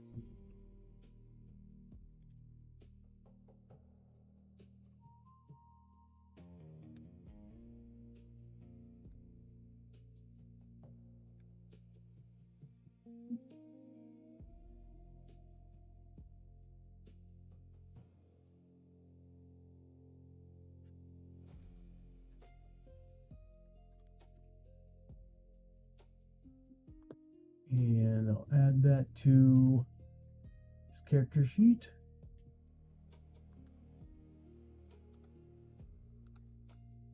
So now he's got nose falling off.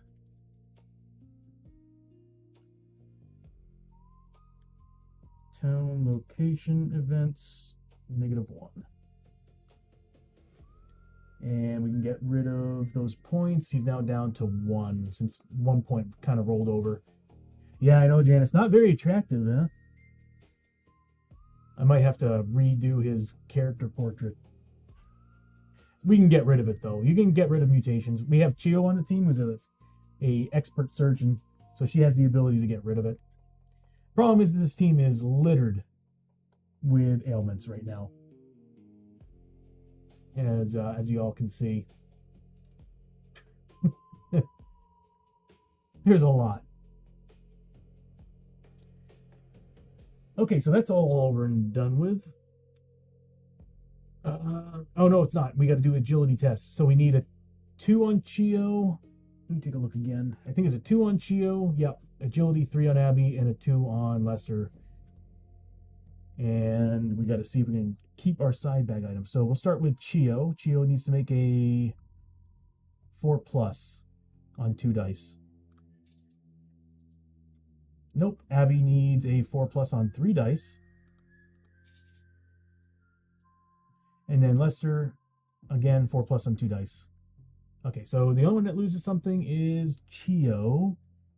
And Chiyo is currently carrying... She's got plenty of bandages. We'll get rid of a bandage.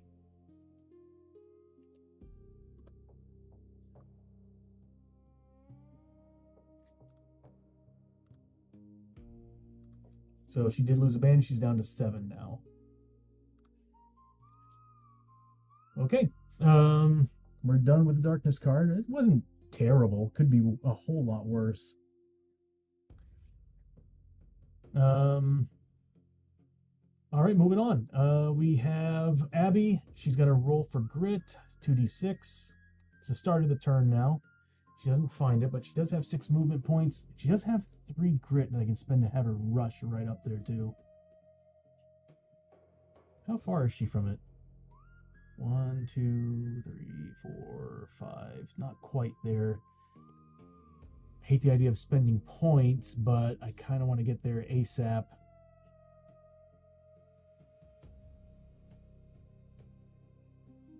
Because next turn we could get another Growing Dread. Yeah, let's do this.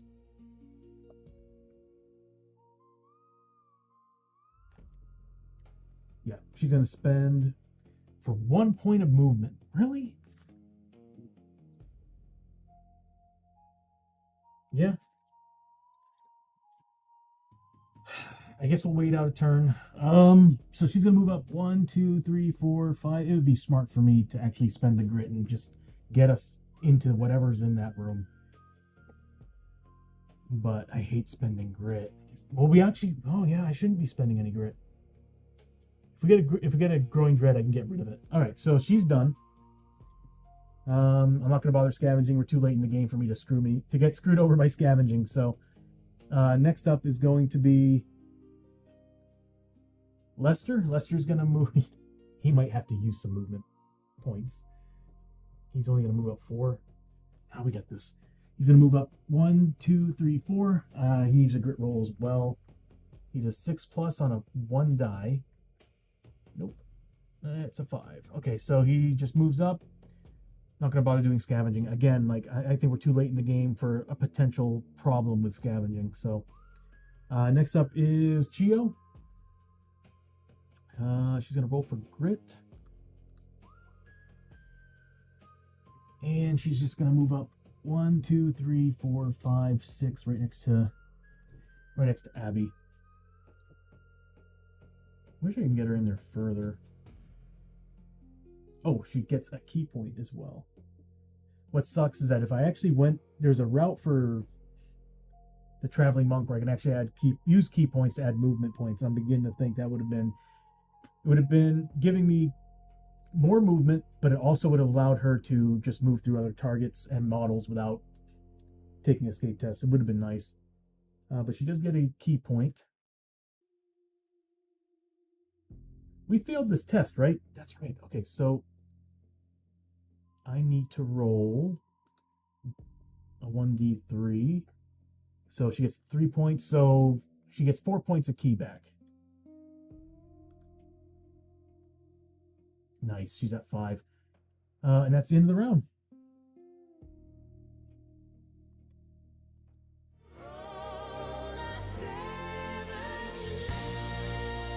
Almost at an 8+. Okay, so 2d6, add them together.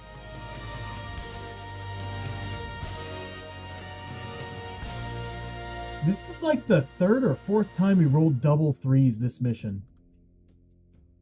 Why? Oh, this is worse than failing. This is worse than failing. Yeah, this is worse than failing. The darkness is advancing so damn quick. This adventure. I should have just made a mad dash to the door. Yep, creeping darkness. The darkness is always searching for a way out. Move the darkness 2 steps forward. Depth track. Damn it. If I had the other party, I'd be able to stop a lot of this. Season 1 characters were pretty badass. So that means Growing Dread. And we are 4 away from failing.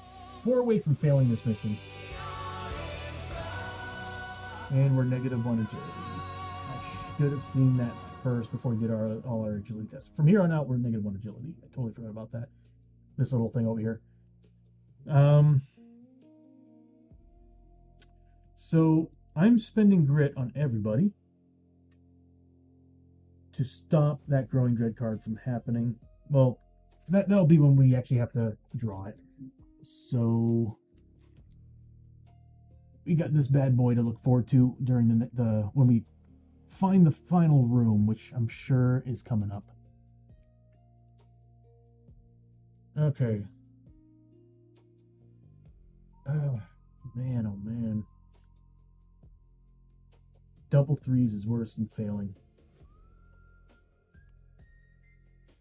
Double 3 should have made double 3s like the 1 roll for real. Ambush sucks and all, but that's just terrible. Okay, so beginning of the round, Abbie moves up. She needs to roll a d6 for paranoia. 1 through 3, she fails. She's gonna roll for grit.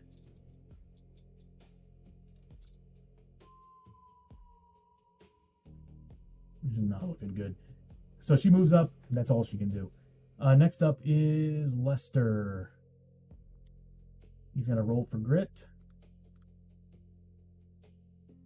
And he's going to move up 4. 1, 2, 3.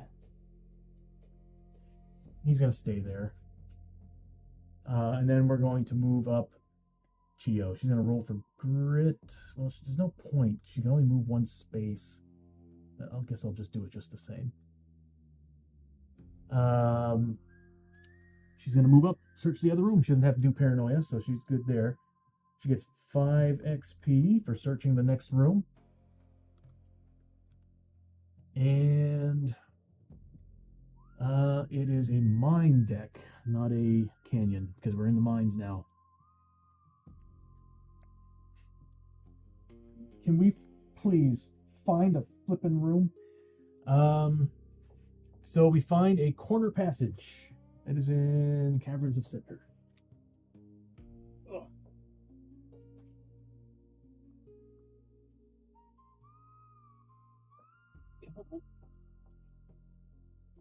There we go. Okay, so we find the mine where these guys are hiding.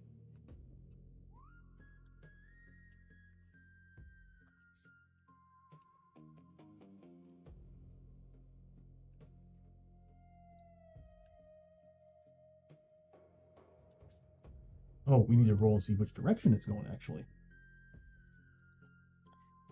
So 1 or 3, it goes to the left. 4 through 6 goes to the right. Okay, so it's going the direction that we have it set up as. We're good. Really? Okay. I don't think we're going to pass this mission because of the darkness. It's technically an 8+. So we're on 10.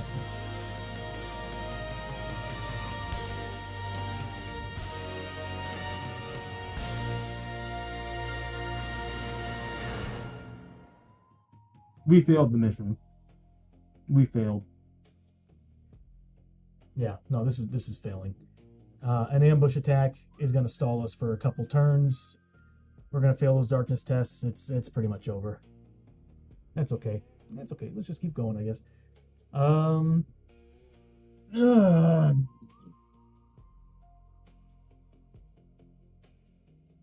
right. Double 1s on a depth event. Ambush attack. There are fiendish creatures and demons in the dark places of this world. Ambush attack. Draw a threat card and immediately ambush. And then we have another thing that pops up. Since it's already an ambush attack, it's a double ambush attack. Therefore, it's 2 enemy groups. We failed this mission. There's no way. No way we're passing this.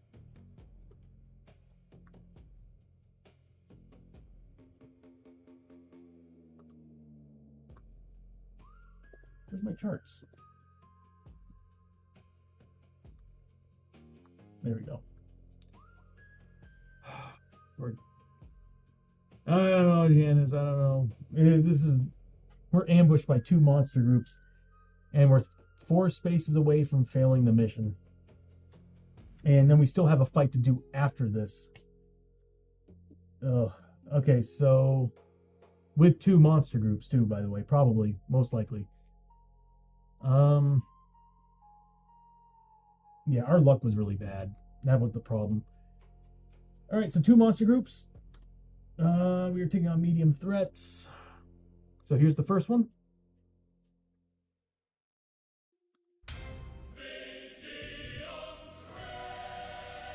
Again? Oh. 4 of them this time. Dude, these guys have it out for us. So Takabaki Rifleman.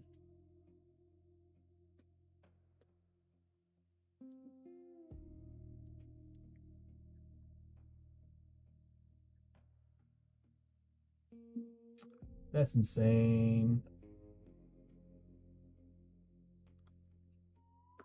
Am I typing it in wrong?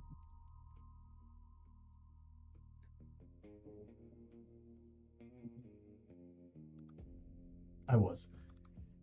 I was gonna say we've run into these guys multiple times. Initiative 5. We're not gonna pass this mission, but we'll get some experience. What's the failure of this? This could be really, really bad. I wasn't so we've rolled double 3s 3 times this mission, which means that it advanced 6 spaces that should have been no more than 1 each. So, oh my god, dude, we just had really bad luck on rolls. Really, really bad luck. This is why I like when Mad Arts is here, because he can be the one rolling, and he does actually pretty damn good on these damn things.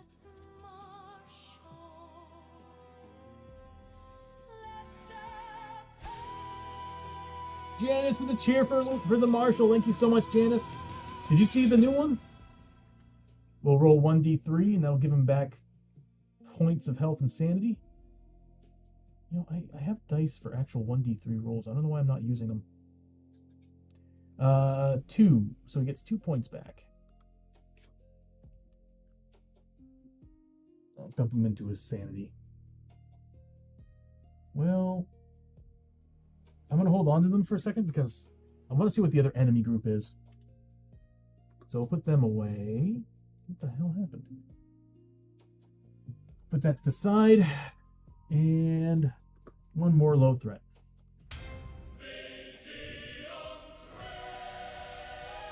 Ooh. Oh no.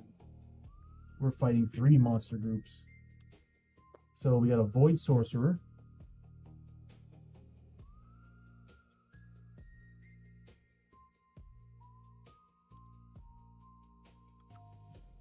Oh, I gotta type it in plural. Void Sorcerers. There we go. There it is. All right, and then also initiative 5. Oh, with a lot of health. At least there's only one of them. But they get Void Magic. They're going to kick our ass. And we get another awesome threat card.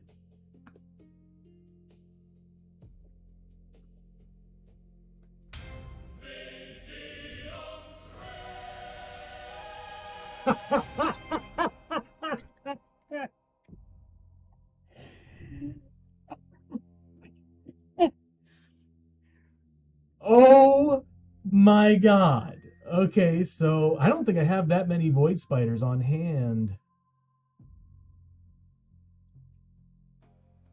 Oh god. Okay, so Peril Dice? 3? Literally? Really? 3 Peril Dice?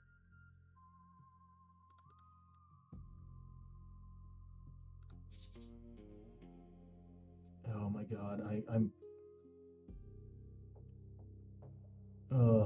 that's 14 plus 6, that's 20. 20 Void Spiders. Are you freaking kidding me? And they can stack.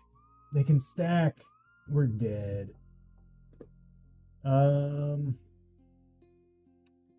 You're about to see Swarm Rules kick my ass.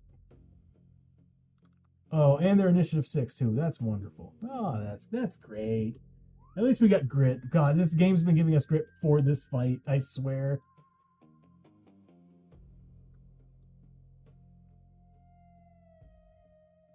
So that's 4 Takobaki Riflemen, 1 Sorcerer, and 20 Void Spiders in this tiny ass room.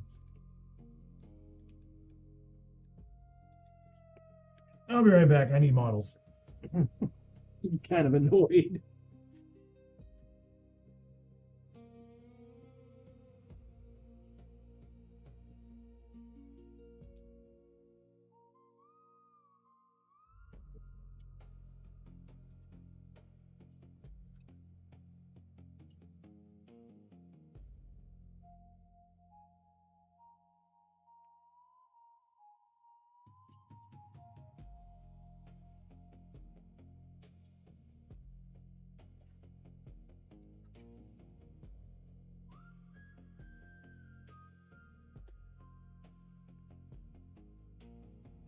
Right. I'm going to be right back. I'm going to see if I can grab some tokens for the spiders because I don't have 20 models.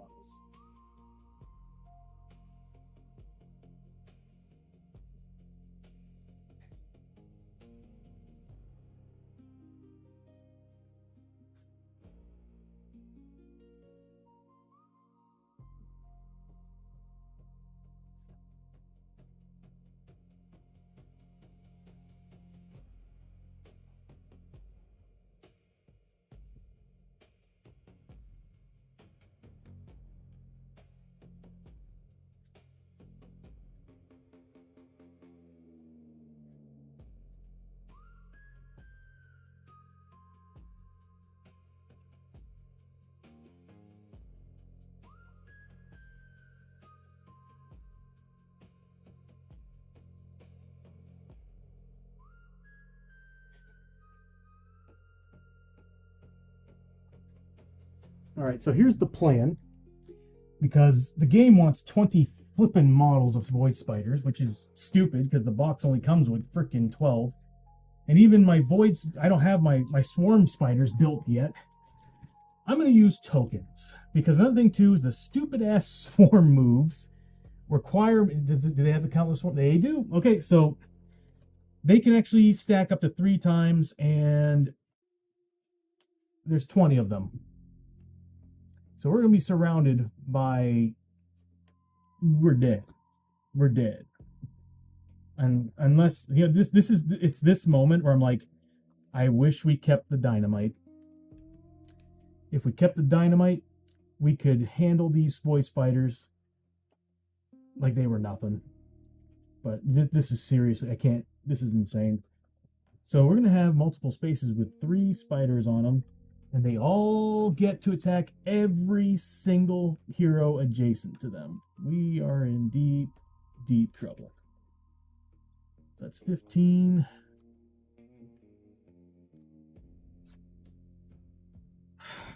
$18 and 2 more. There we go.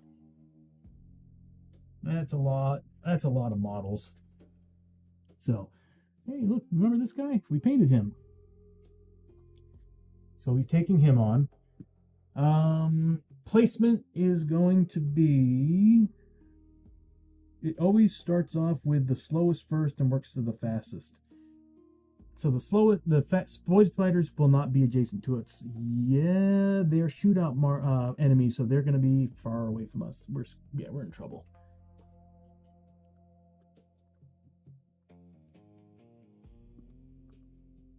Shootout enemy. Shootout enemy. We're surrounded by void spiders. So this guy's got 3 characters to choose from. 1d6 again. 1, 2, or 3 is 1 or 2 is going to be Chiyo. 3 or 4 is going to be Abbie. 5 or 6 is going to be our boy Lester. So that group's going after Chiyo. That's three spiders, by the way. This is not going to go well at all. The next one is going to be in this space right here. It's going after. Well, it'd be Abbie. It'd be a 1, 2, or 3 on Chiyo, 5, 6, or 7, 4, 5, or 6 on Abbie. Same thing with this one. Who's it going after? Abbie. This group here is going after Lester because it's the only target they can go after, and this one's going after Lester as well. So we got 2 groups on Lester.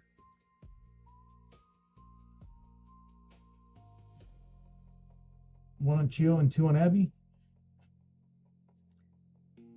And we got several that are currently in waiting. By the way, all 6 of these have 3 models.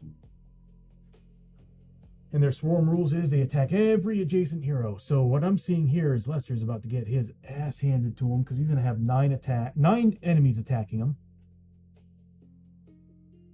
We're going to have to count on Abbie killing some of them before. Yeah, she's going to have to go crazy here. I have no flash grenades, no nothing. Oh, it's an ambush. Oh, it's an ambush. Damn. Okay, so the Void Sorcerer.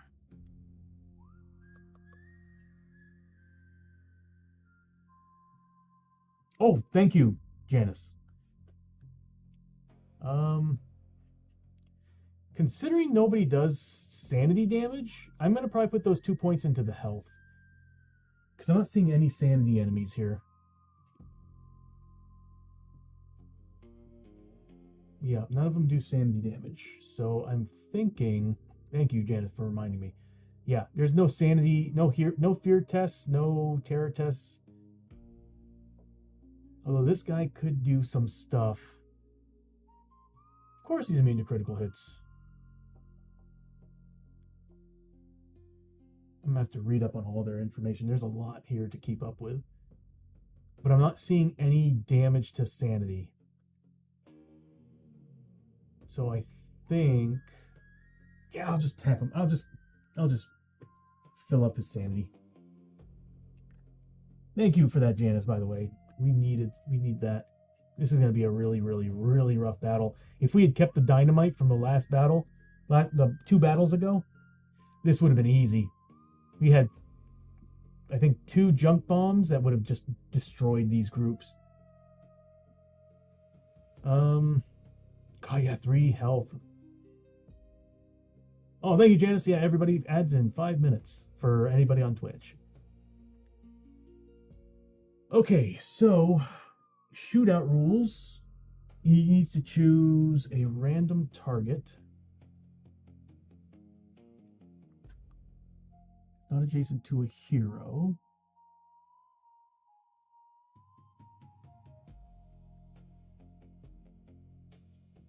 A Void Sorcerer after the retreat move. A Void Sorcerer rolls a d6 on a 1 through 3.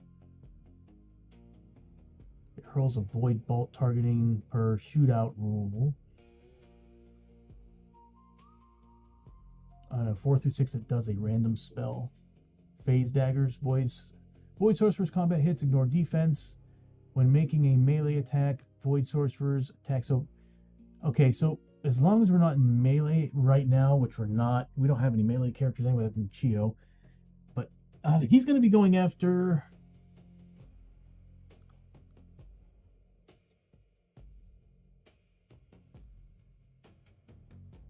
That would be Chiyo. So I suspect he'd probably be like right here, facing her. And then those 4 jerks. So one's going to be targeting a well, actually, all 3 of them are going to be on 3 different characters. So the last one needs to have a random target. So we'll just, yeah, that's how this is how it's going to work. That would be Lester. So 2 on Lester. We'll say these 2 guys. And then 1 on, I think he can see Chiyo. Yes. And this one on Abbie. Yeah, he can see her. Oh my god, this is going to be a crazy battle. 3 versus 25? 3 versus 25? All right. Let's do this. We are in here.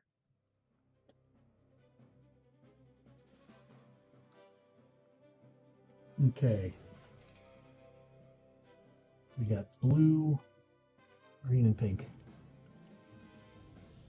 All right. Let's see what we need to do here. So first things first. When did that come out? That was on the fail. It brought it up. We're at the beginning of the round. Okay. So, man, that darkness roll screwed us big. Good question. Are any of these guys matching any of the rules we have to deal with? Outlaws. Beasts. I think the Void... I think they're beasts. Yep, damn. What do they do? +1 combat. So they get 3 combat apiece.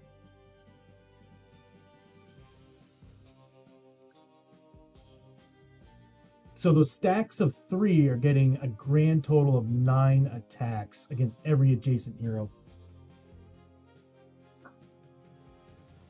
I don't think Abbie's going to be able to do enough damage to kill any of those. Luckily, they're only a defense 0, so she's getting plus... They're beasts? No, they're beasts, so that'd be great against... Who gets bonuses to beasts? If they were demon, but she's getting +1 damage on these. Alright. And she's got grit rolls, so we should be able to do this. So... What's their max initiative? I think there are 7, right? No, there are 6. Okay. So they share it with Abbie. But Abbie right now is technically a 10. They're an 8 because of ambush. Those guys are a 7 because of ambush. But Abbie right now is a 10 because of Gunslinger. I'm going to pop every feat we have because this is insanity. So I'm popping the Marshal's belt, so everybody's getting +2 combat, +2 range. I'm also going to be popping I think it's the flag. No, the bell. So we're all getting cover saves of 3+ till the end of the turn. We need it now. This is too many enemies. And I think Marshall has something else?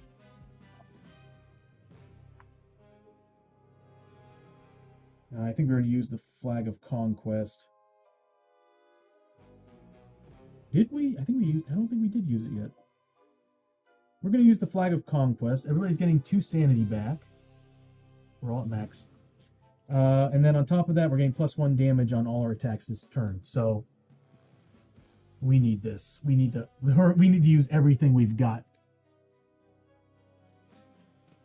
I just wish we had dynamite. Abbie goes first. So Abbie's getting first turn of combat. She's getting 4 shots on her main hand, 4 shots on her offhand, 3 shots on her main hand additional because she's getting 1 for Gunslinger and first turn, and then she's getting +2 for the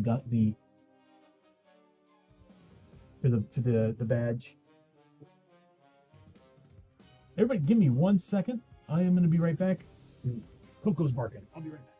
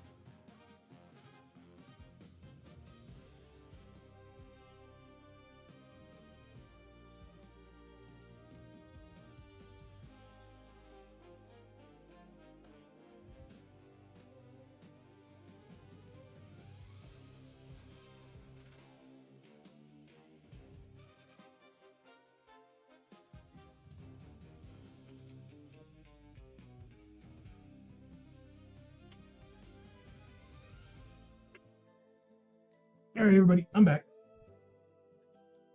We had kids jumping around the porch. And Coco was going crazy over it. Okay, so what we're looking at is, and she's still going. So we're getting, see, 7 shots of the main hand with 3 pluses, and we're getting 4 shots on the offhand, 3 pluses on the 7, 4 pluses on the 4. So I'll have 7 of these, 4 of these, and I get to re-roll misses. We got a lot of them. A lot of misses. Holy shit. What is up with that? So we got, let's see, I need to re-roll 3 of the offhands. Look at all those ones. So 3 of the offhands and 3, oh, hold on, 1, 2, 3, 4 of the main hands.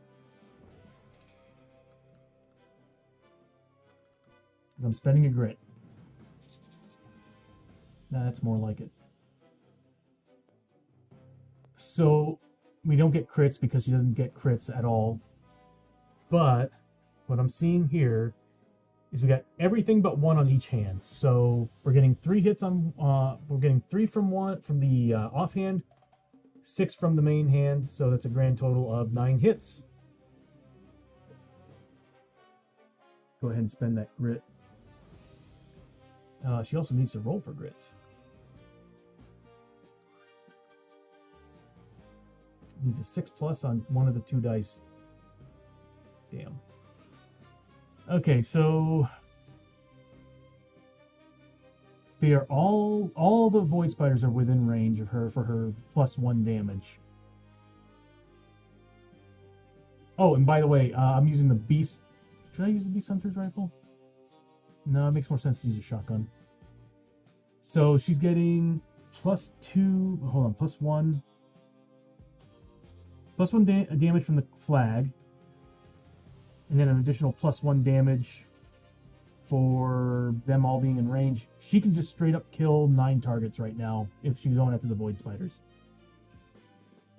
And I think I'd rather have that. So we can kill 3 of those piles. Yeah, I know which piles to kill. Okay, so she's taking down 3 of those big-ass piles of spiders with all 9 of those shots. I'm doing that right? Because they only have 3 health. Yeah, they only have 3 health. She's getting 2 damage base because of the laser pointer and because of the flag. So rolls of 1 would kill them, so they're dead. So I'm taking down all 3 of these piles here. Do they move to other targets? Always moves to other models.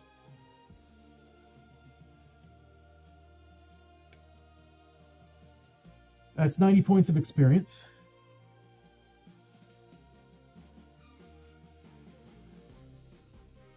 Look at her level up. She's under 1,000. That's her turn. Next are the void spiders. So apparently these guys just kind of crawl through everybody. And position themselves here.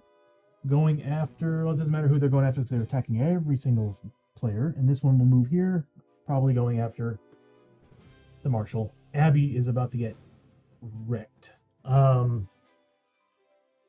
Each pile is 9 attacks, but we're all getting cover saves. So we'll start with Abbie, because these guys go first, so we'll start with Abbie.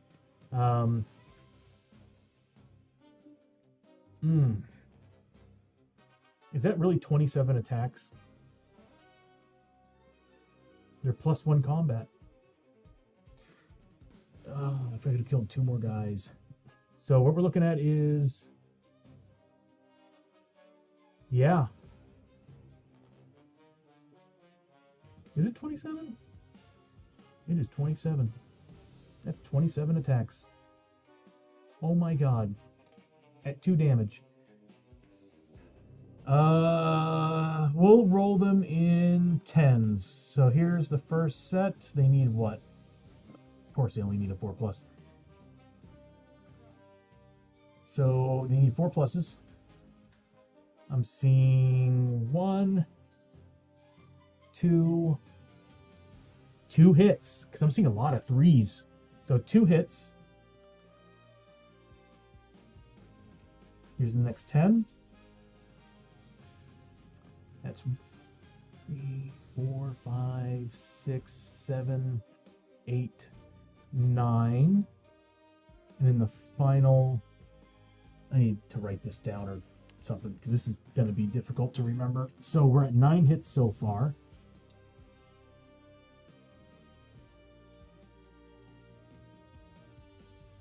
And then we've got 7 more.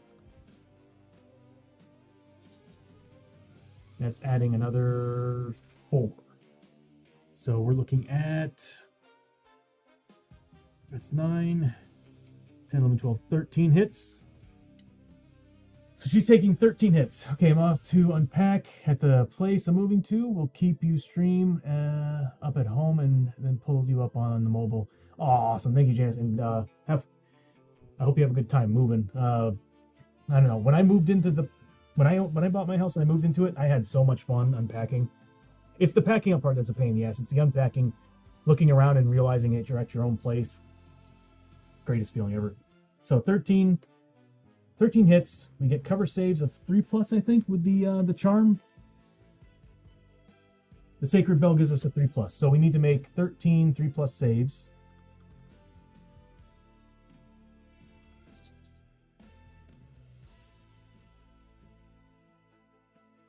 I'm seeing 1, 2, 3.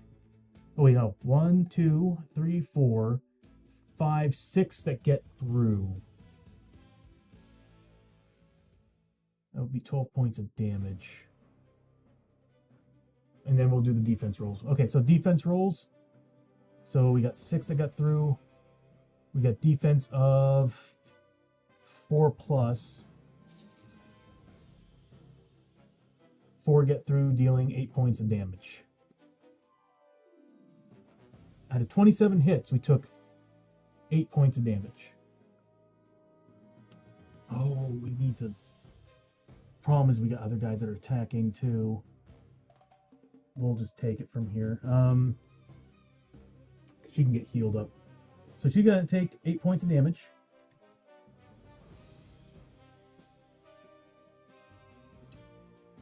And then we'll deal with the other guys later. So they're done with her. Now we're moving on to Lester. Actually, no, we'll go to Chiyo. Chiyo's got armor, cover, and she's also got her defense of 4+. So I think we'll do all right here. So again, 27 attacks because she's got 3 groups of 3. That's 9 apiece. So that's 27 attacks. So we'll start with the first 10. Can you imagine if we didn't take down 3 big piles? We're looking at 4 pluses. 1, 2, 3, 4, 5 got through. Ooh. 6, 7, 8, 9, 10 get through. So we're at 10. Then we got 7 more hits.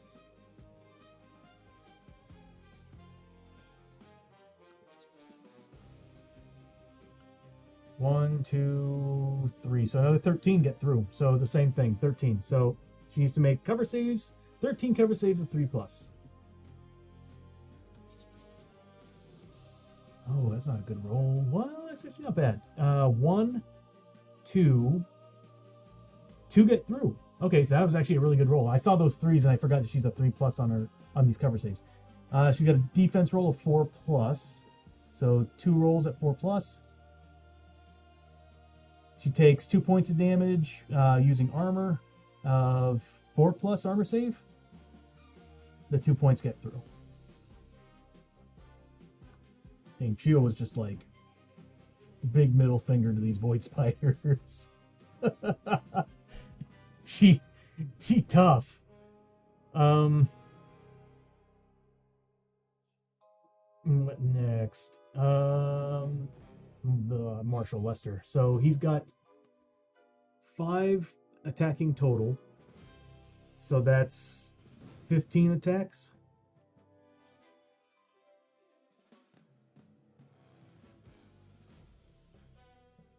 There's 3. There's 5 of them total. Yeah, 15 attacks. We'll just go ahead and roll all 15 of them. 4 pluses.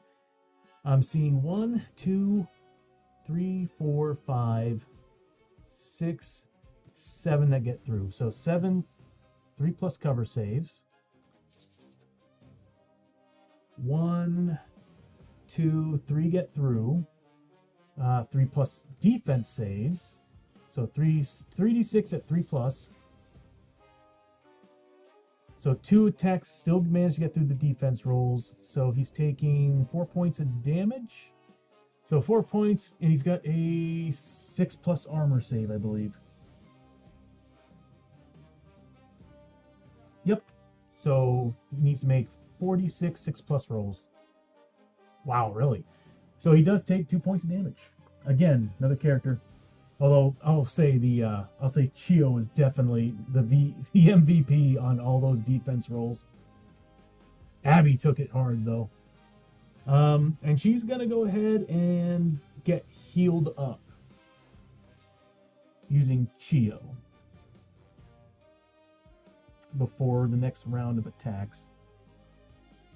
So Chiyo will spend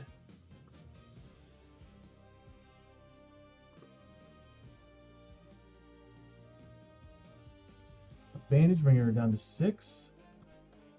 And it's going to give, I'm going to use the glove, the healer's glove, and of course she's got +3 to the roll, so we're looking at +4 to the healing.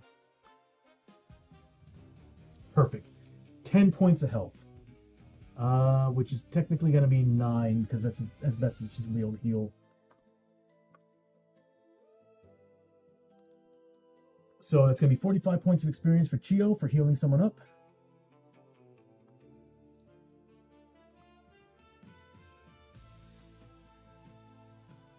I realized this whole time I've been doing side bag tokens wrong. At a turn, you can use them, so that means that you can have somebody else next to you heal you and get experience. I had known that earlier.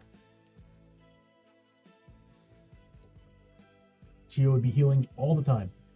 So we're looking good after all that. I might heal Lester too. I'll go ahead and heal Lester as well. So we'll use one more.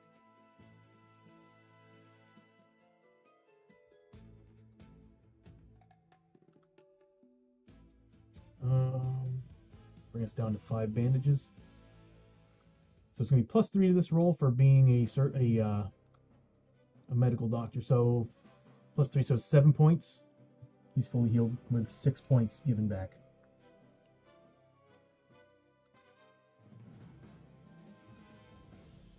Giving her 30 points of experience. All right, next up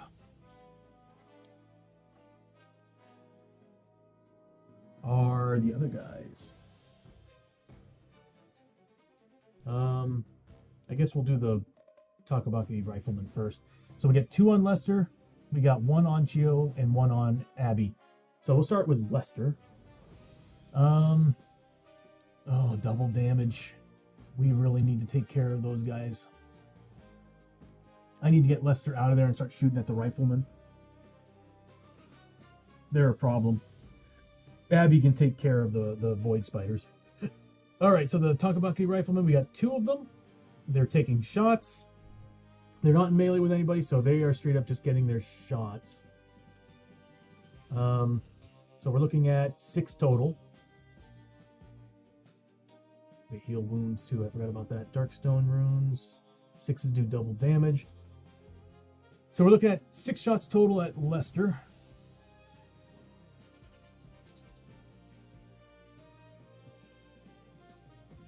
Not just 1 got through.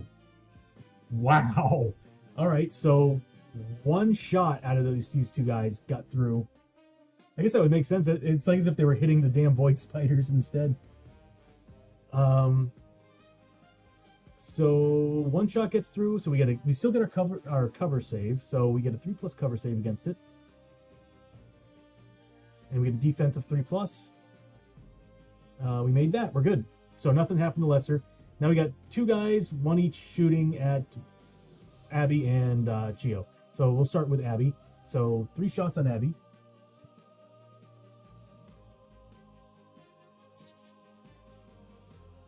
That is double damage.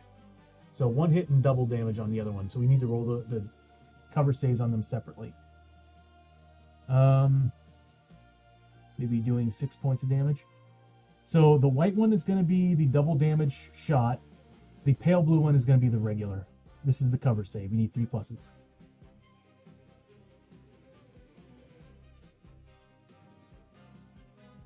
Saves them. Nope, saves the double damage one. No, saves them both because these are cover saves. All right, so nothing happens to Abbie. And the other guy shoots at Chiyo. Dice roller is running a little bit slow. Again, another critical and a regular. So again, the white one is going to be the critical. The pale one is going to be the regular. We need 3+ cover saves first. Both saved. Those cover saves, I swear to God. Okay, I'm back. What did I miss? Yeah, the right. Okay, so Bishop. We walked into this room. Rolled double threes on Hold Back the Darkness. So it advanced us twice onto a Actually, how did we get the Darkness card? We ended up getting a Darkness card. Anyway, No, advance this past the Growing Dread. So we have the Growing Dread. How did we get the Darkness card again? I don't remember. Anyway, we had to draw a Darkness card. And the Darkness card did an ambush?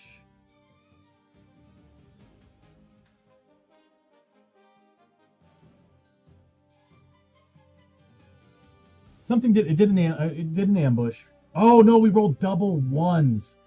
We rolled double ones. That's what happened on the Darkness roll. So we rolled double ones, and it spawned these guys first. And since we had a card or a Darkness card earlier that was like, oh, the next time an attack happens, it's an ambush. Oh, if it's already an ambush, then it's a double threat. So we had to get another threat card, which created a Void Sorcerer plus another threat card. The next threat card was three peril die plus 6 Void Spiders. I got 20 Void Spiders. 20. That would be 25 models on the board. So I'm using these tokens as Void Spiders because they can stack. Yeah, that was some bad luck. But Abbie was able to take down 3 big squads of Void Spiders. So, and I decided to pull out all the gear on this one because I was like, we're about to take. Abbie took 27 attacks. Chiyo took 27 attacks from just the Void Spiders because they all attack every adjacent hero. Lester took 15, and I decided I had to pop the bell. I needed the cover saves, and the cover saves saved our asses. Because we haven't taken much damage yet. But anyway, so the Rifleman did nothing.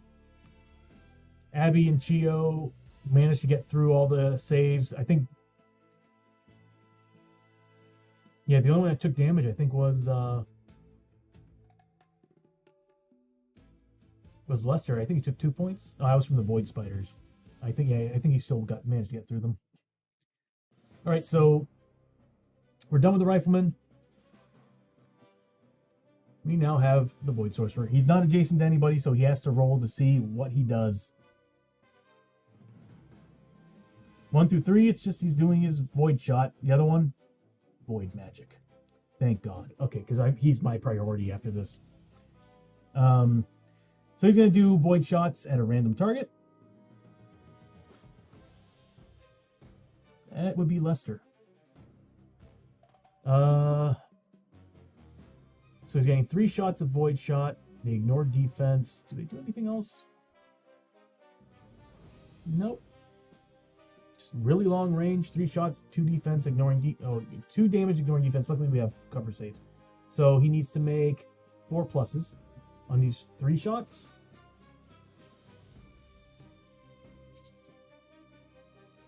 Gets 2 of them. So we need to make 2 cover saves. 3 plus. We're safe. God, those cover saves are so good. Seriously, the Traveling Monk's Bell is like one of the greatest things ever. It's only for 1 round per adventure, but my God. Alright, so they're all done.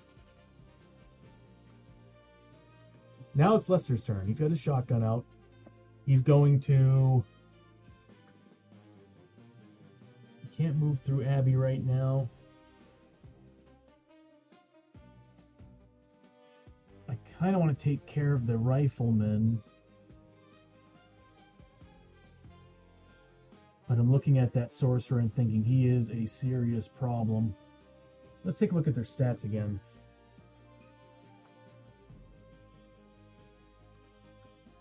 So 3 defense with 6. Do they ignore? They do have armor 5 plus.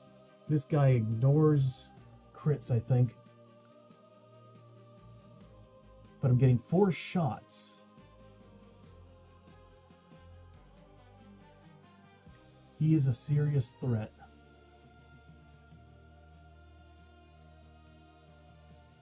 But so are the Riflemen. The problem is that they get their armor saves. And 5 plus armor saves are not really fun to deal with. but I also don't like their double damage dealings. Crap. I don't think I'm gonna be able to kill the Void Sorcerer, even with 4 shots. What am I getting? I'm getting +1 damage. I still have the Gunslinger's Gun Belt. I get D8s on damage and hit.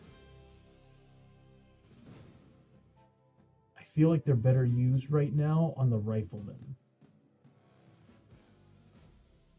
Okay, well, what he's going to do, he's going to take care of the Rifleman. 4 of the Rifleman is almost just as bad as 1 Void Sorcerer, so if not worse. So he'll move back, get in range of the Rifleman, using his fallback. He's also going to roll for grit. Does he need it? He's at max. I really don't. So he's going to get 4 shots with his badge. Because fallback does not count toward his soldier's reload. So he's going to get 4 shots total with the shotgun using D8s. He has plenty of grit. He has an inlay too, so he can re-roll. 4d8.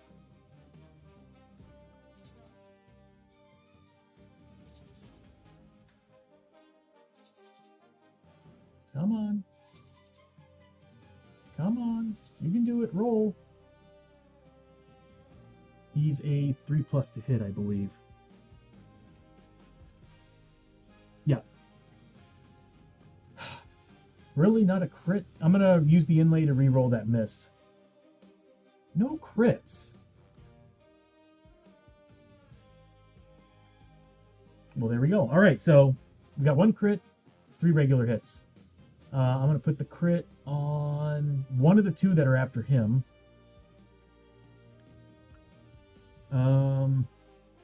So they're going to have no defense on this. Yeah, if I can take them all down, that'd be nice. So whatever I roll for damage, +1. I'll put +2 on it with the Gunslinger's Gun Belt. So we're looking at additional 3 points of damage.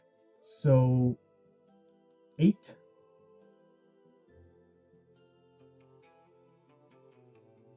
Yeah. So 8 points of damage. You need to make 8 saves at 5+. He's very dead. He is very dead. That is 7 points of damage. So it's going to take out one of these guys.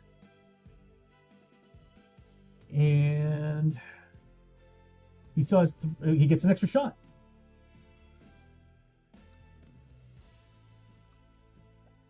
That's a hit. So he's now got 4 regular shots. Oh, and a grit roll. I don't need to do the grit roll. I should have probably used some grit. Anyway, I might just start gritting damage at this point. So what we'll do is we'll take one of those 4 and put it on this guy right here. And it's going to do -2 because we have +1 damage. 5 points of damage. So he needs to make 5 saves. There it is. So he took 2 points of damage.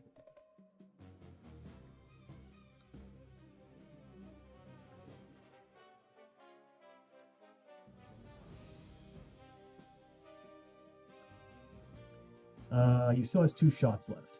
So again, -2 to the roll. Another 3 points of damage. Wow. All right. He took 1 wound. I hate armor. He still has 2 shots left. -2 to the roll. I'm going to grit roll that. I don't care. I'm going to grit roll it. No. Damn. Yeah. If I kill him, I get a grit back. I'm going to grit roll it. Well, I might get a grit back. So, yeah, I'm going to grit roll it. Think happy thoughts, Tony. Don't think it's going to be a bad roll. There you go.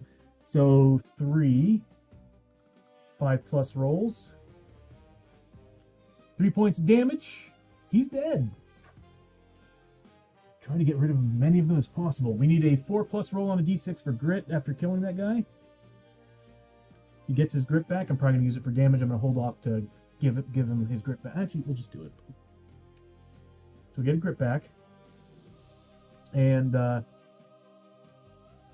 final shot.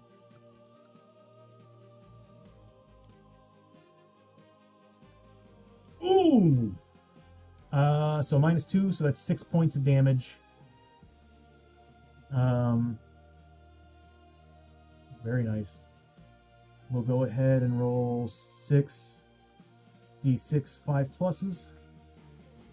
He does save, so he does have 4 points of wounds on him. We'll just reuse that one there.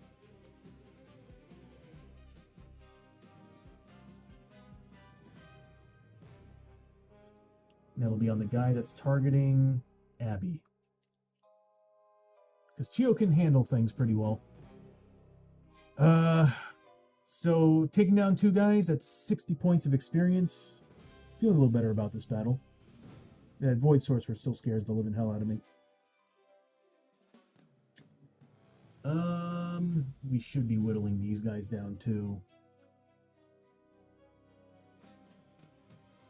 So we're looking at 60 points of experience for Lester. Everybody's doing good on health.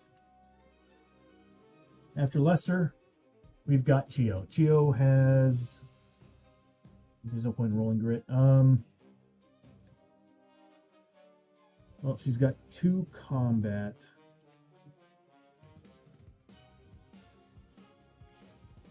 Sorry, people adjacent to her should be getting healed. So she's got 2 combat with D8 damage.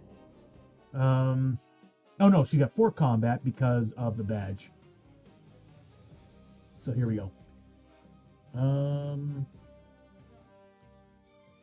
46.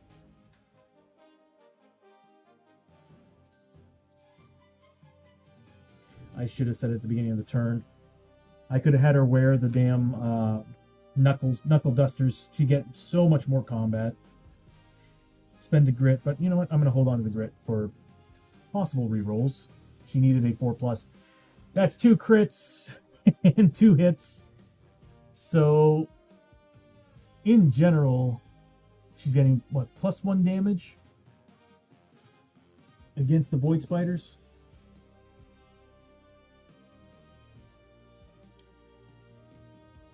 Alright. Oh, it doesn't matter. Crits don't matter against these guys because they don't have any defense.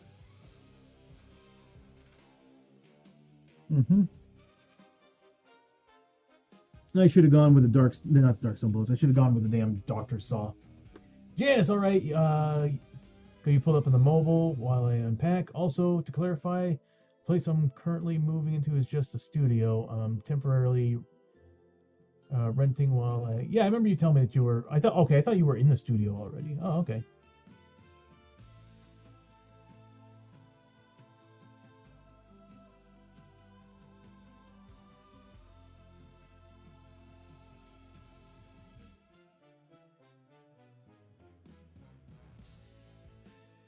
Well, I hope the person renting it finds a place soon so you can move in there quickly.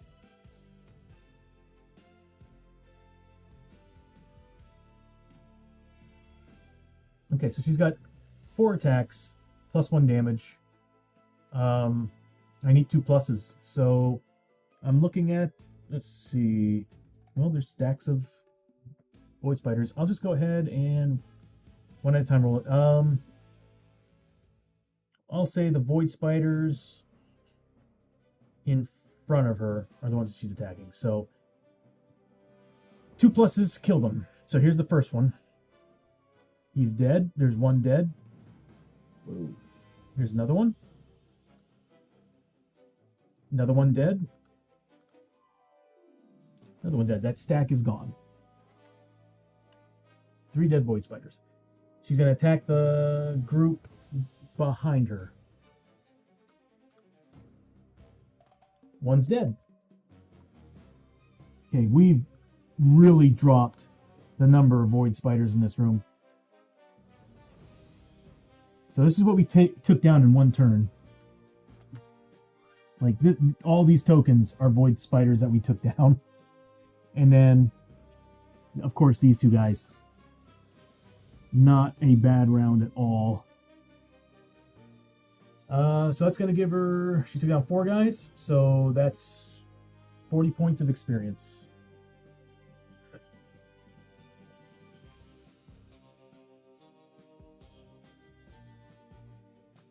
Hold on a minute. Actually, it should be there. Okay. End of the round.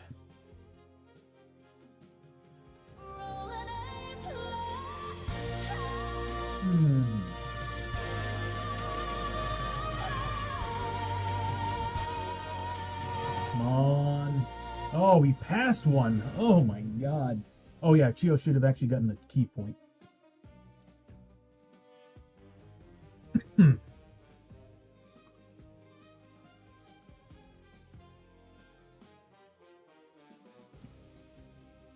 All right, beginning of the round, void spiders go first. They're already locked in on some people. They ain't moving, so I think we did a good job at narrowing them down, because from the look of it, we got 5 on each of those 2 characters in the front, and we can actually heal up between attacks. We just can't heal up between damage rolls. So we'll start with 1 bushel and go to the next bushel. So this way, if we need to heal, we can heal. So the one that's got 3 is going to attack. God, there are 9. That's another thing too, Bishop, I forgot to mention, was that one of the cards is adding +1 combat to the beasts. So yeah, he shares the same initiative as Abbie. I can't do anything about that. So what we're looking at is 3 combat. We'll start with the 3 that are attacking her. So that's 9 attacks at 4+. We don't get covers on these. They don't get crits, do they? No, they shouldn't.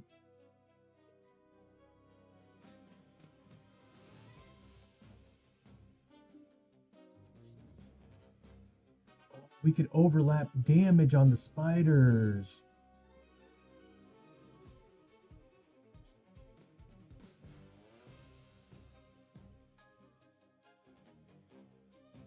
I did not know that. We could have killed more spiders. We could have killed a lot more spiders. Tony, read the cards. So we're looking at 1, 2, 3, 4 hits that get through. We only have defense saves now, so 4+ defense saves. 2 get through, doing 4 points of damage to Abbie.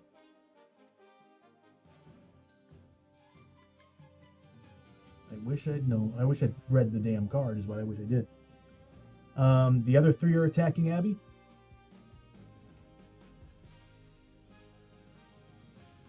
Probably take me about 30+ minutes to get home. I'll be like, oh, okay, Bishop. Have a safe journey back home, bro, and I'll see you when you get back.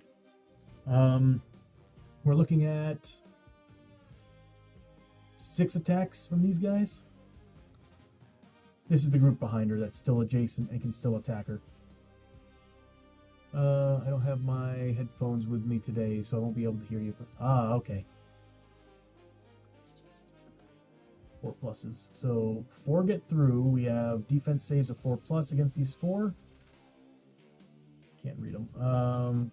2 get through, doing another 4 points of damage.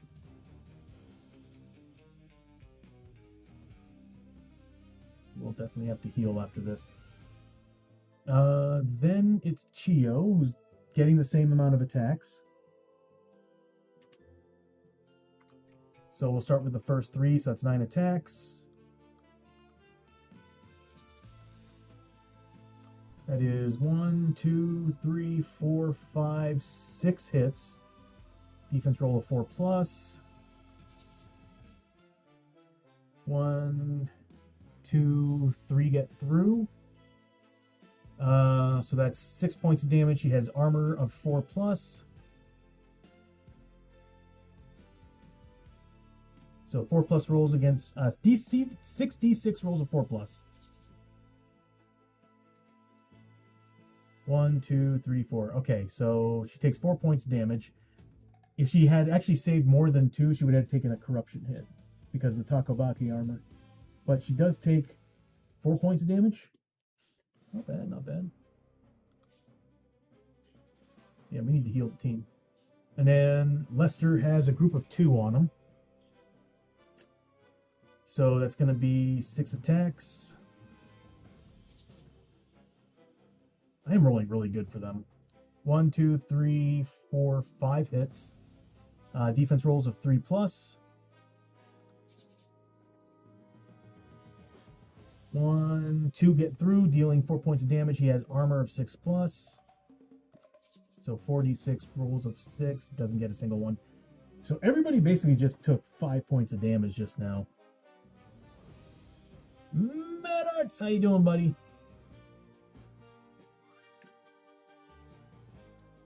I don't know if you noticed, but there's some new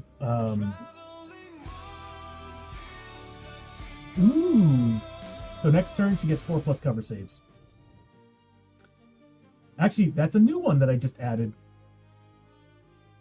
So next turn she gets 4+ cover saves. That doesn't sound good. We should investigate and then go. I got you! I got you!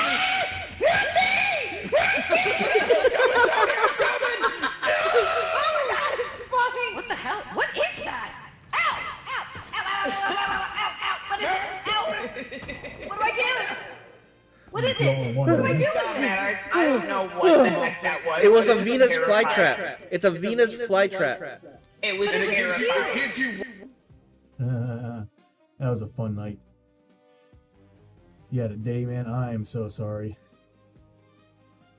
I am so sorry, bro.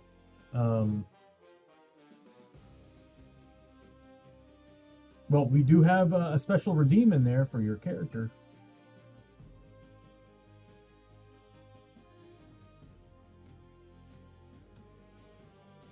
I don't blame you taking the gummy on that. So spiders went, right? We did 4 damage to Lester. It's the end of the spiders round. Now it's Abbie. You wait until Thursday? I'll go ahead and turn it off, I guess.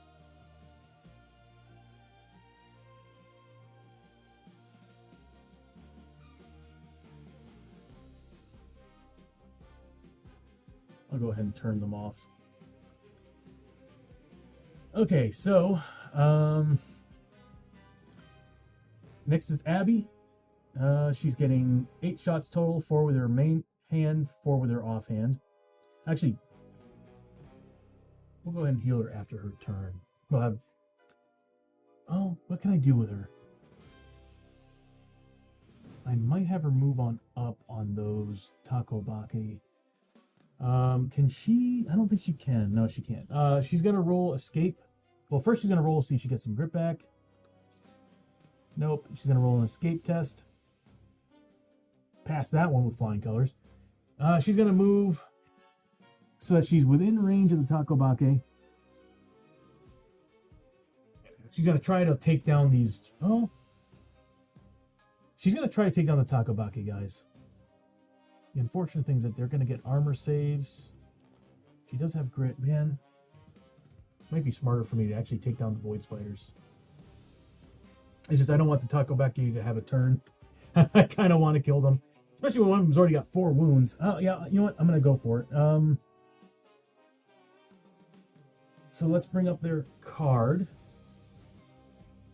Because as we saw, the spiders don't really do too much damage against us right now.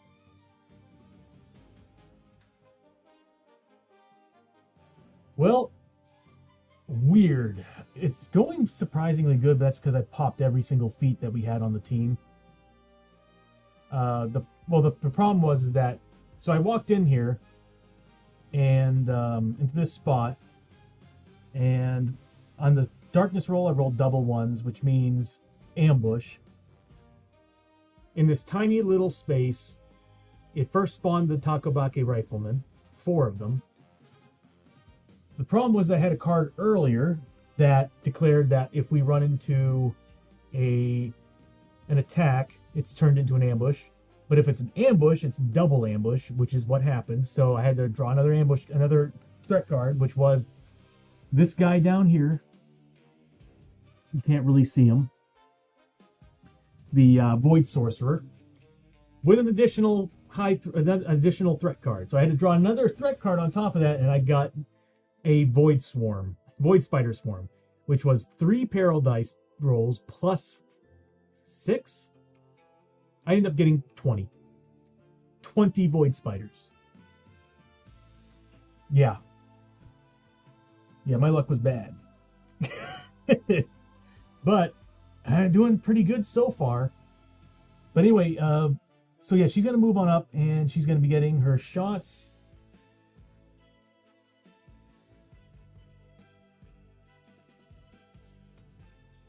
Yeah, I wish they weren't.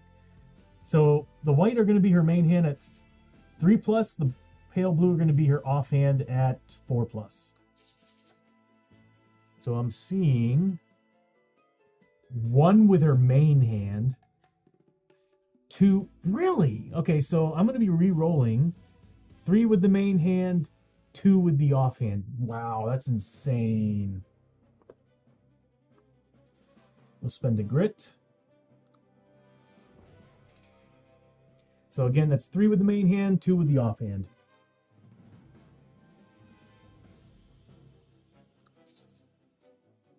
That's more like it. So we got all but 1. So that's 7 hits. That was, man, I'm getting some bad rolls. So we get 7 hits. She doesn't get crits. I really need to. Next level, I'm getting that first level ability that on 6+ rolls she gets +3 damage. I don't know why I didn't choose that. I seriously, going down the journeyman tree, I feel like I've been like hamstrung. But you want that 4th level ability. That's the problem. All right, so she's a +1 damage. So against these guys, hold on. Why is she +1? +1 damage because she's within range with them with her laser pointer. So they're -2 to these rolls. So a 4+ will kill this guy right here. So here's the first hit. All right, do I want to kill some Void Spiders? I want to kill the Rifleman. All right, so here's the first one out of 7. So I need, again, 3+ will do damage. He's dead. So -2, it's 3 points of damage. He's only got 4. He's gone. Goodbye. And we're going to start unloading on this. Oh, no. Hold on. He's got armor saves. So he needs to make 3 armor saves of 5+. Perfect, actually. That kills him. It did do 1. We did 2 points of damage. That's all we needed. Good God, dude. I've got 6 more attacks. We could try to take down the rest of the last Rifleman. Or we could really whittle down these Void Spiders, which might be a good idea. I'm not scared of 1 Rifleman. But the problem is that Rifleman is targeting Chiyo as well as the Void Sorcerer. So I don't want Chiyo getting her ass kicked. She needs to heal herself. Yeah, she needs to heal herself. Damn. I guess we're going to start going after the Takobake. So we got Lester.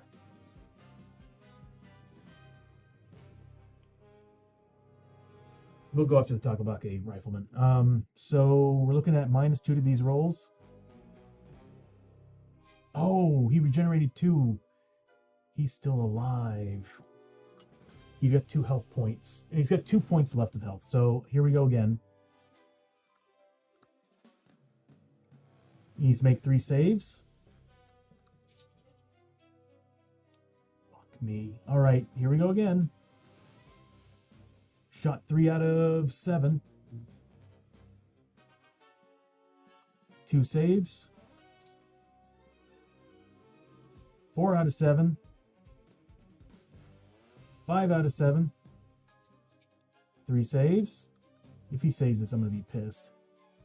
Okay, he's dead.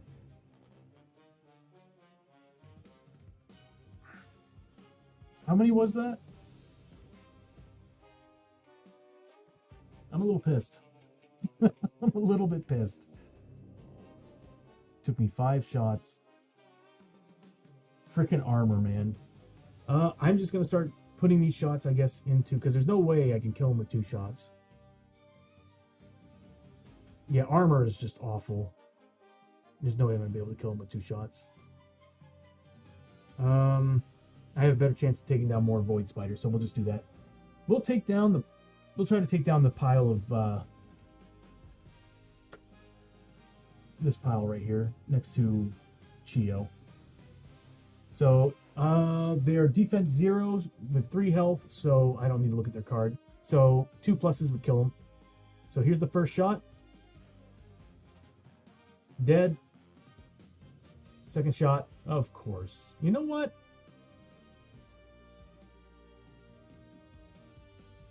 I'm not going to grit roll it. We did kill 1. I saw it coming too. All right, so that's 40 points of experience. No elites. We're missing a character, so I was like, probably not a good idea to have elites.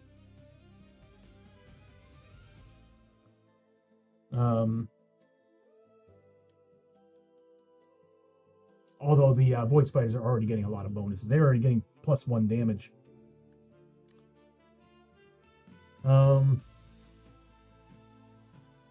That's Abbie's turn. Now it's the rifleman and the freaking void sorcerer. We'll start with the void sorcerer.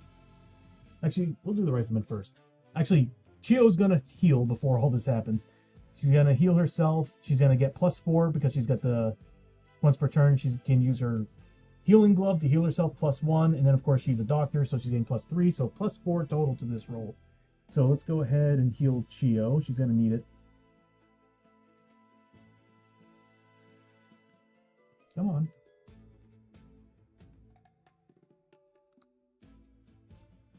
I can tell the system's becoming very taxed.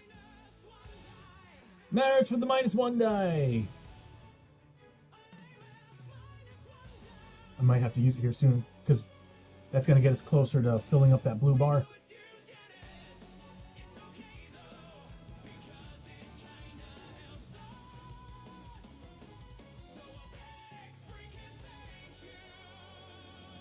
Alright, so thank you again, bud.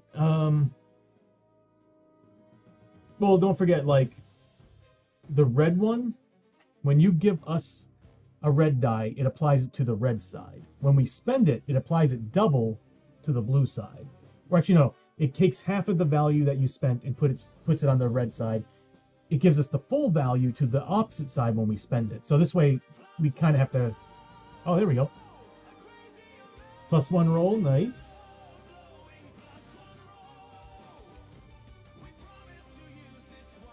I should turn off the card cam. We don't need it right now. Oh, it's so close, Mad Arts.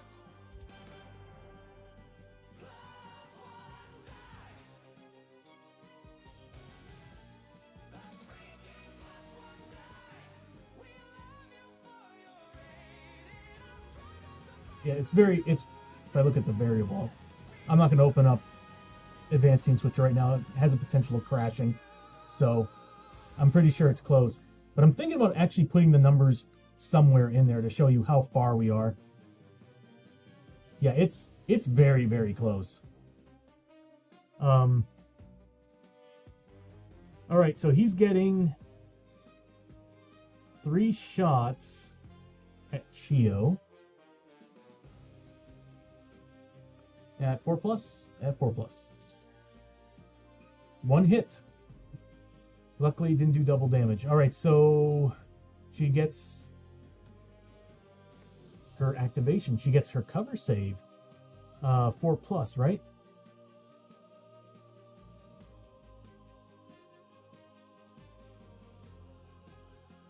Weird. Usually it shows it up.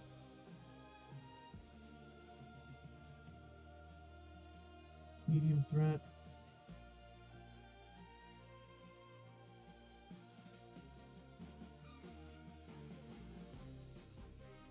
Strange, it's not working.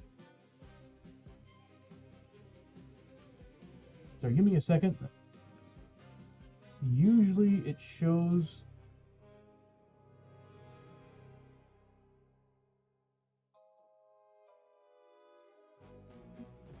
Gave a shouty to Chiyo.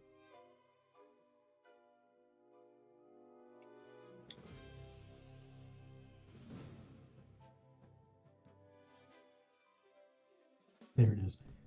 But it's not showing up. Strange. Usually it keeps it in here. Ad break in 5 minutes, everybody.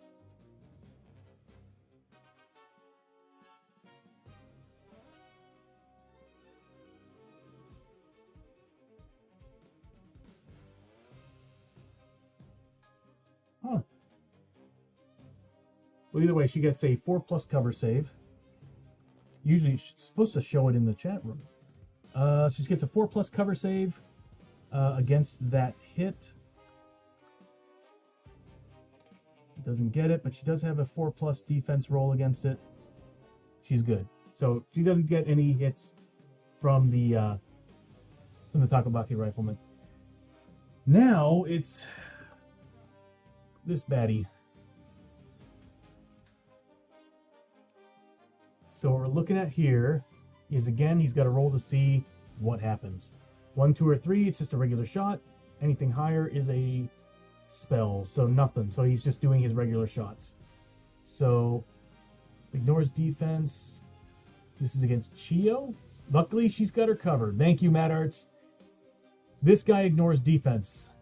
Cover saves, though, not so much. So he's getting 3 shots at 4+ with his void attack. 1 hits, 4+ cover. She does get armor. How much damage does it do? 2 points. So 2 4+ saves. 1 point of damage gets through.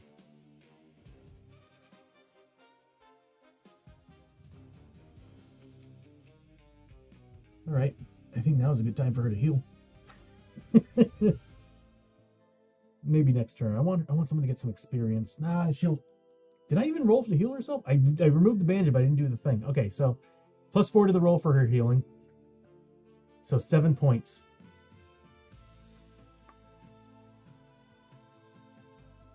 There we go, full health. I'm trying to keep these characters from dying. What to do? Well, it's Lester's turn. Lester could probably take down... Kind of want him to go after the Void Sorcerer. I don't like him.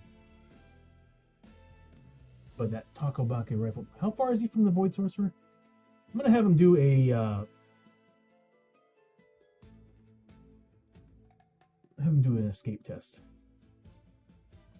He needs a 4+. First, let's go ahead and roll for his grit at the start of his turn. Nothing. He's going to roll for an escape test of 4+. Oh, no. Well, he passes. He's got fallback. So he moves 2 spaces this way, putting himself in range of both those enemies. He's getting 2 shots. What's funny is if I kill a Void Spider, he gets an extra shot. Might be worth doing. Well, anyway, he gets 2 shots. He has an inlay on his shotgun, so he can re-roll one of these if he needs to. No +1 damage, so it's whatever the roll is for damage. That's 2 hits. A crit would have been nice. Crit would have been really nice. Alright, I think he's just going to bust up some Void Spiders. Because he's going to have to go through defense on both of those enemies. And he doesn't have his Gunslinger's gun belt anymore. So yeah, we'll just pop... We'll kill a Void Spider and see what happens. So the first shot is whatever I roll for damage. He needs a 3+ to kill a Void Spider right now. he kills a void spider, giving him an extra shot, and he gets to roll to see if he gets a grit back, which he has at full grit. So let's do the shot, see what he gets. That's a hit.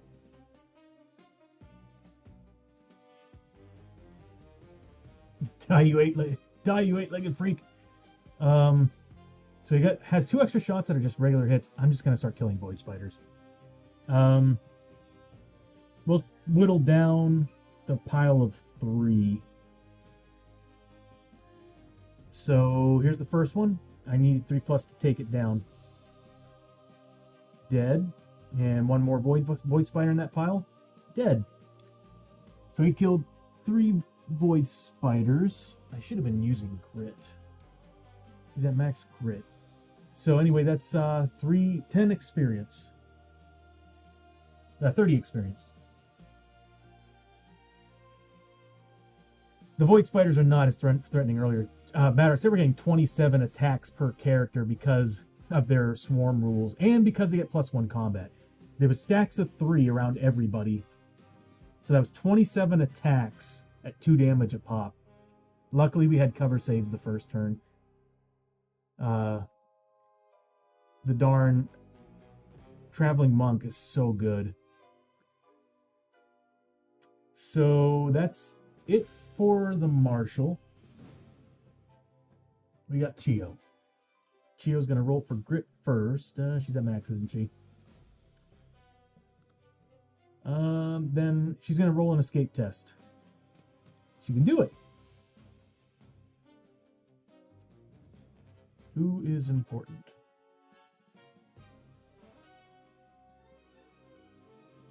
What can he do in close combat? It's not good. I know that. Combat hits, ignore defense when making a melee attack. And they attack every adjacent hero. But it's 1 combat. It's better than 3 shots ignoring defense. Yeah, she's going to move up. And she's going to hit him with that big-ass freaking monk staff. So she's getting 2d6. I really wish crits worked against this guy, but that's 2 big hits. They do d8 damage a pop. She's not getting any extra damage, though. Oh, wait. They're myth? Are they myth? No, they're not myth. Damn. Alright, so I really need to pop out the Surgeon's Saw. It does so much damage.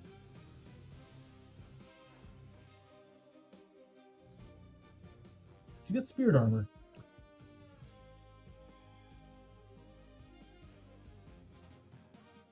Yeah.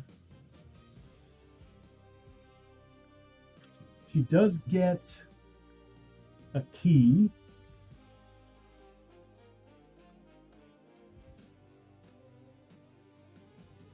She's at 7, so she can add 3 damage. So here's the first attack. It's going to be whatever I roll for damage minus 2.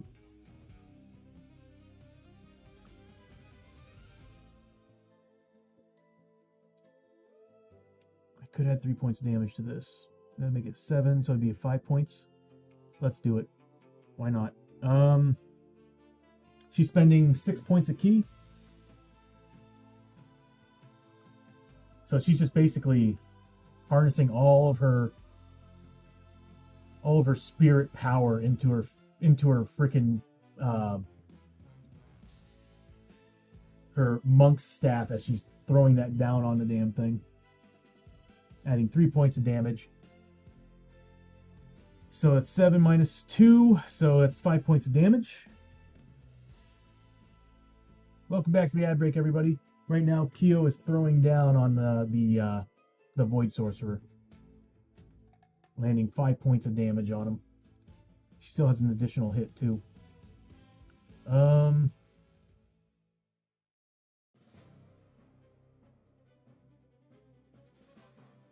Dude, seriously, I had two of the junk bombs and dynamite during the last fight.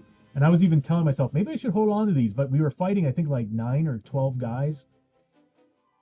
And they helped. The dynamite helped a lot.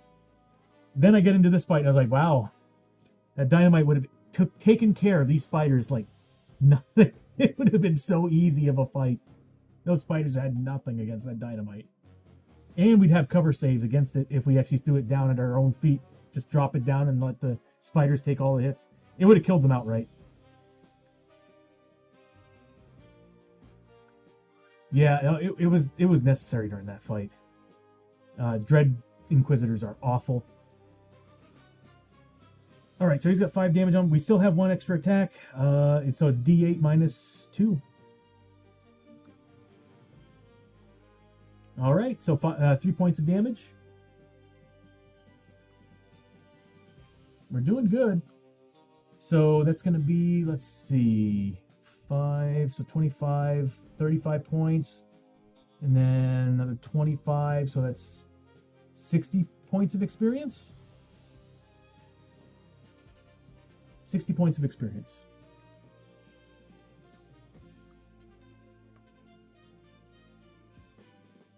Good going, Chiyo, damn.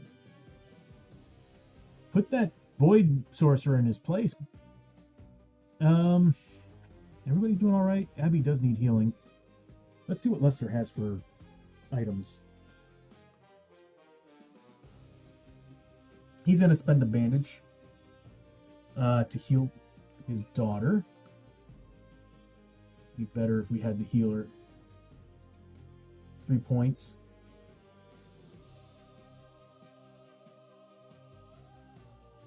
That's better than nothing. And we'll spend the last one that he's got as well.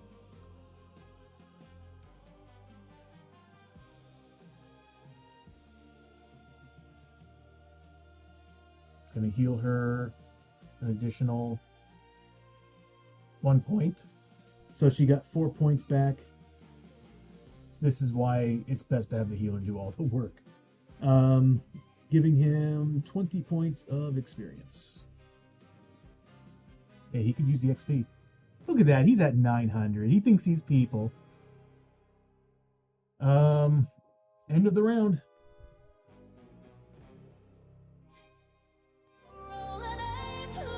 We are so close to the darkness leaving. Oh, please pass. That's a 7. I should have used the +1 roll. I should have used the +1 roll. The darkness is escaping. We are in trouble.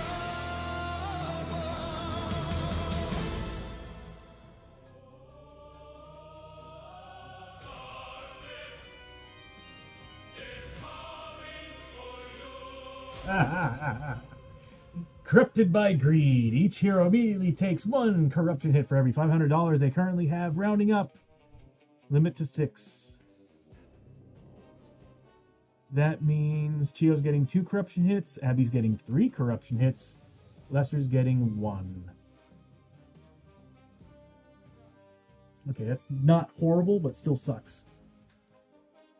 Alright, so we'll start with Chiyo. Chiyo's getting 2 hits. She's a 3+ on her willpower. Passes one, fails the other. Man, she's a 7. A 7 on her resist. That's insanely good. Next up is Abbie. She's got 3 to make at 4+. 1 point. Oh man, she is so close.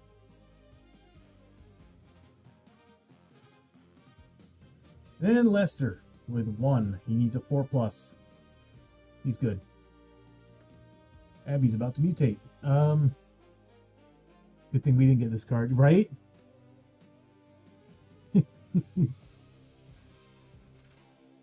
Daddy Julio having to make all those tests.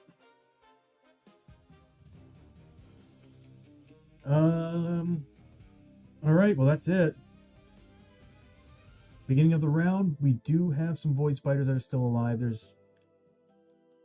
They're already adjacent to some characters attacking them. So we got 1 that's attacking Chiyo, 2 attacking Abbie. I think we're good. All right, so we get 6 attacks against Abbie.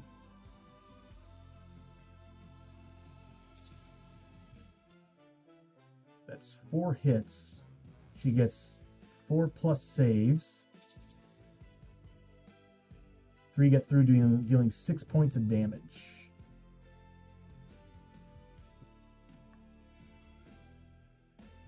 She's going to need to heal up. And then Chiyo is next to a Void Spider. That Void Spider gets 3 attacks. At 4+. None of them get through. Alright, after the Void Spiders, it's Abbie.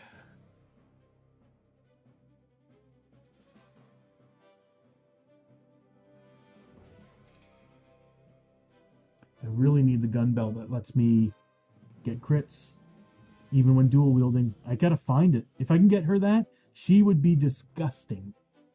Because then she could finally start getting crits, and she got so many attacks. I'm half tempted to have everybody go after the Void Sorcerer.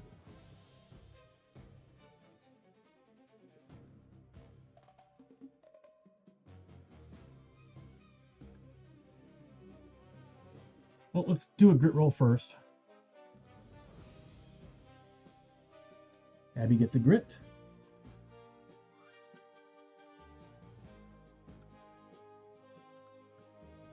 Oh, we still have Deadeye shots. Hello.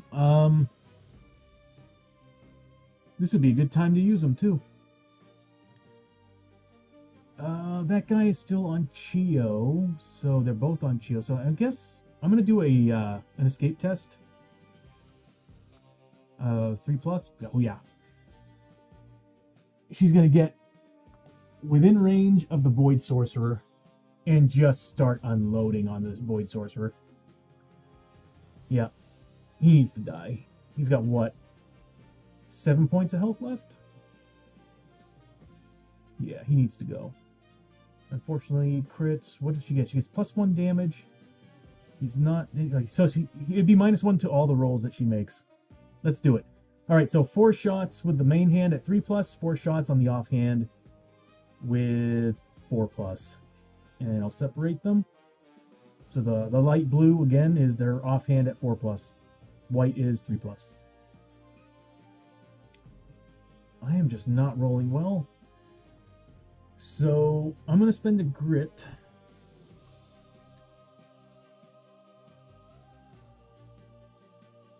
And I'm going to re-roll 1 of the whites and 3 of the pale blue.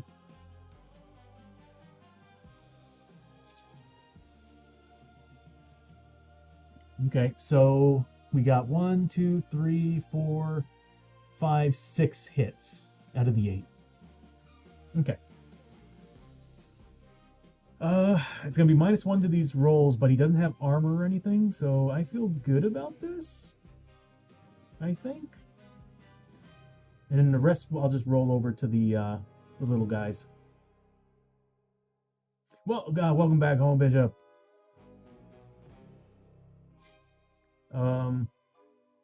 So -1 to these rolls. And he's got, what, 7 health points left?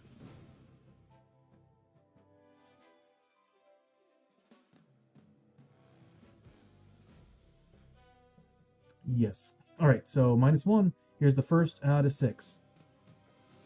That's 5 points of damage. Alright, I'm just going to put a number over here. So that's 5 points of damage. He's got 2 health points left. So, again, -1 to the roll. He's dead. So, goodbye, Void Sorcerer. She still has 4 shots left. She can take down the rest of those Void Spiders. Or pump the rest of the shots into the other guy. The unfortunate thing is she won't get +1 damage because he's outside of her, the range of her laser pointers. It's a 3-space range for those. So it's probably best I just unload on these Void Spiders. That's going to give her 35 and plus 20, so 40, 35, 55 points of experience.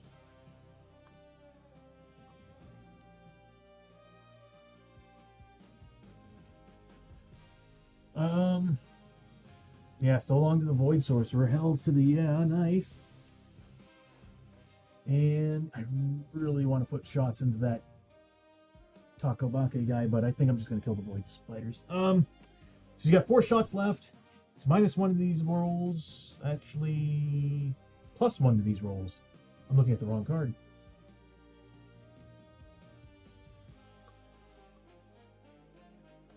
Two pluses would kill him. So the one next to her, dead. The 2 behind her, one of them's dead. I don't even have to roll. I rolled 2 ones. He's dead.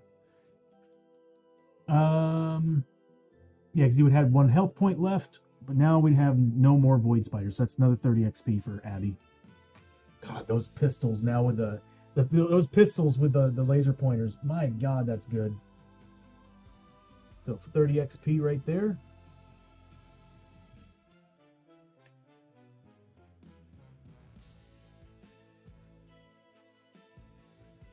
And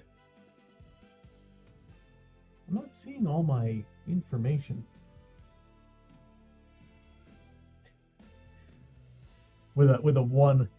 It was kind of like a big fuck you, fuck me on that roll. Like, no matter what, it's going to kill you. But still, it looked back at me like I'm a 1. I'm just grateful it was that one. Oh, I hope that's the last time we see that. That's Abbie's turn. Now we go to the Takobake Rifleman, who's still after Chiyo.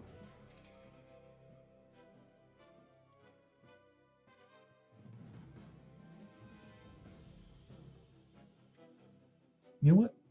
Let's change the music up. We're almost near the end of the fight. We'll play some of the more exciting music. All right, so Takobake Rifleman moves on up to make sure he can still see Chiyo, and he fires 3 shots. Oh, thank you, Janice, for banning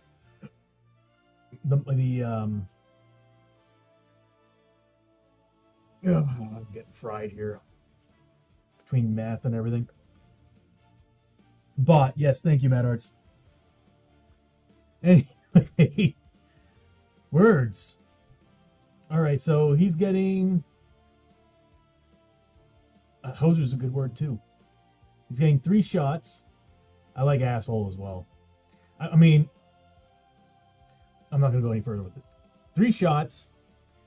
At Chiyo at 4+. They ignore defense. So all she's going to get are recover saves. Really? No, on 6s it ignores defense.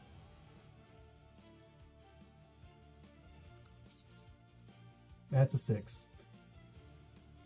No, it's double damage. Okay, so 1 hit and 1 double damage.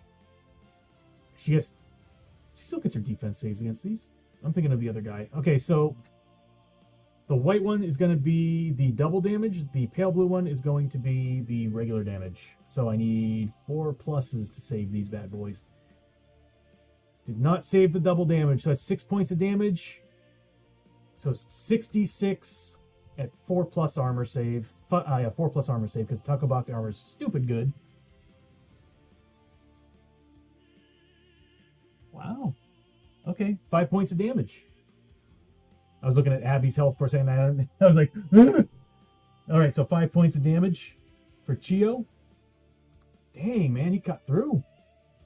He was pissed. Now it's Lester.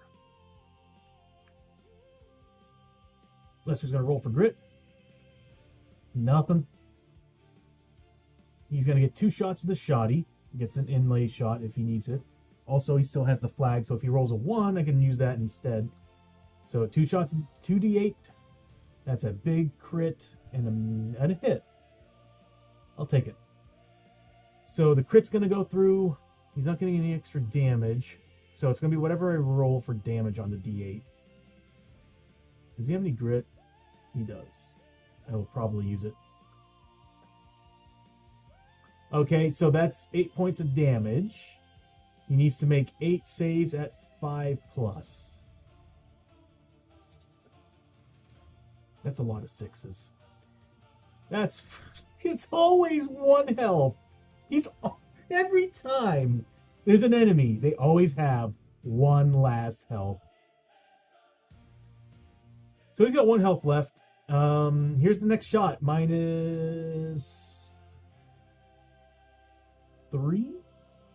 Can I drop that somehow? No. So -3 to the roll. I might use grit to re-roll it. He shouldn't make this. 3 saves. He's dead. Goodbye, buddy. Goodbye, buddy. Hear no bell. Dude, seriously, Rocky moment.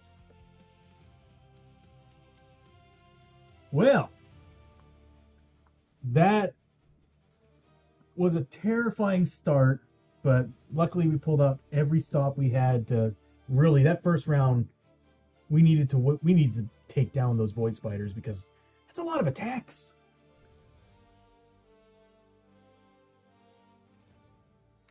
I actually can't believe we won. If you want me to be honest, I cannot believe we actually won this fight. And that's 3 enemy groups. That means 3 loots for everybody.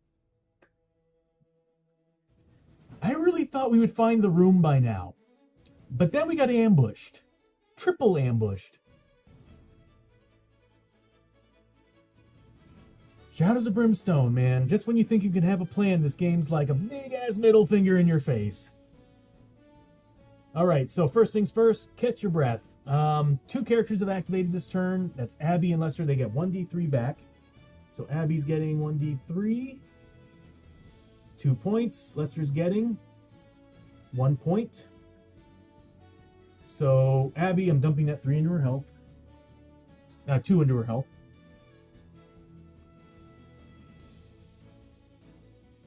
Breathing intensifies. And then Lester's going to get that 1 point in his health. And then Chiyo is at max grit. I keep forgetting to spend it. I need to hold on to our grit for a reason. I'm looking at that Growing Dread card. And I'm like, oh yeah, that exists. So I'm going to take the 1d6 for Chiyo. 3 points.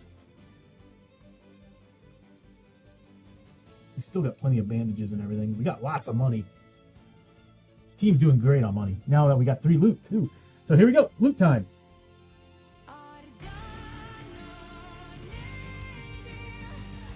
What? Oh, awesome. Thank you, Bishop. 1d6 back for Abbie.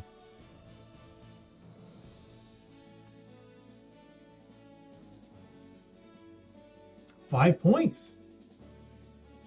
Nice. Thank you, Bishop. It's supposed to show it in here. Why isn't it working? Hold on a second.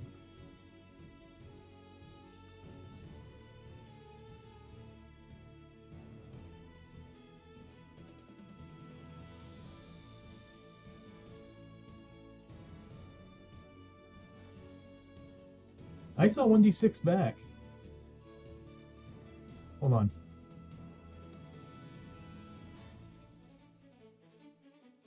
Oh, was that Voices in the Dark?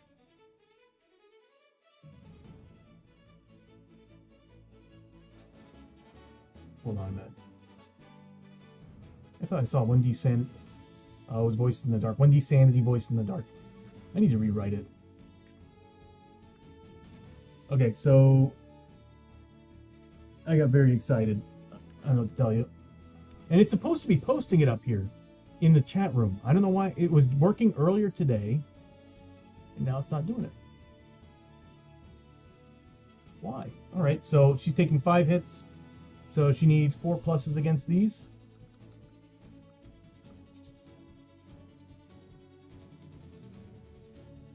So 3 points of sanity. It's okay, we got plenty of bandages. And whiskey. Alright, so...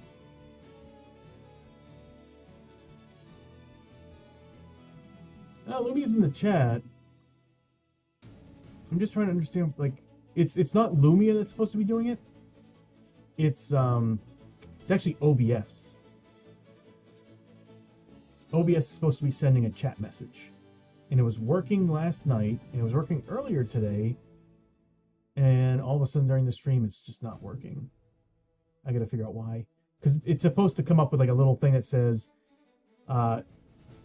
redeem cheer, or cheer redeem, and then semicolon, and then like, whatever it was that was rolled. Unless something happened when, yeah, I don't know. I'll have to take a look at it. So anyway, we got 3 loot for everybody. So here's for Chiyo. We have good chance here of getting some good stuff. Oh! Okay, so Chiyo gets 500 bucks. I typed in 50, didn't I? 450. There we go. I was like, that 13 should have gone up higher than that. We're looking at 40, 70 points of experience. And a dark stone. Then we got Abbie.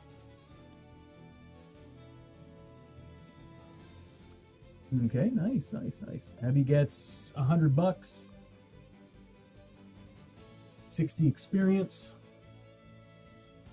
And we are currently not in the other world, so artifact in the canyons? Hold on. We'll say canyons are mine. Oh, yeah. Where she's standing right now, canyons are mines. That's a tough call. The mines usually has some pretty good stuff, but I'm going to try canyons. Do I have the artifacts here already? I do not. Ow.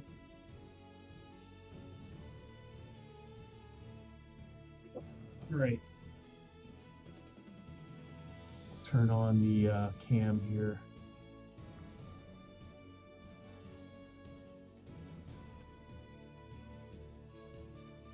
And what she finds is the Dead Man's Canteen. Nice, now we got 2 canteens. This one's different though. Place 6 sanity markers here. You may transfer sanity damage from here to yourself at any time to heal 2 wounds each. At the start of each adventure, refill the 6 sanity markers here.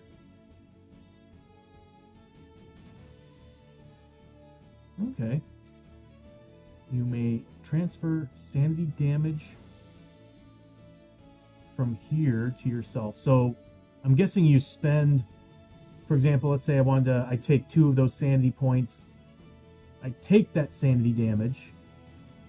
It's not hits, it's damage. And then I would actually end up getting 4 wounds back. Or heal 4 wounds.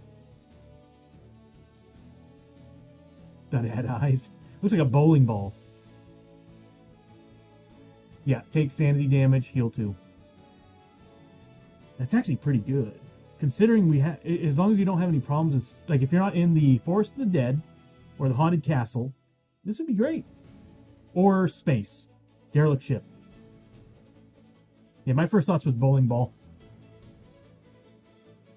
I don't have anybody who can wear this right now, but that is something I definitely am planning on keeping.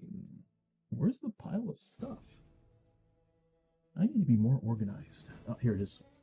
Nope, that is for Thursday's game. I'll just put it right here. Okay, then we've got Lester.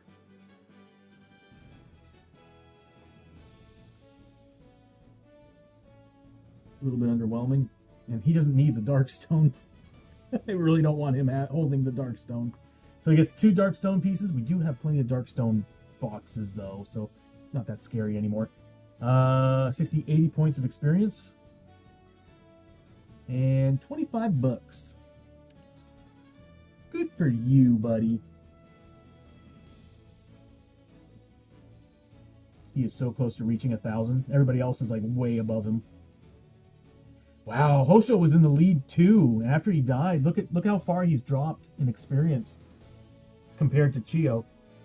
Abbie's about to level. Actually, she's about 900 away. That's 800 away. All right. That's the end of that combat. You know what? We're in the mines, so let's switch it over to the mines music. And the most dreaded part of the game.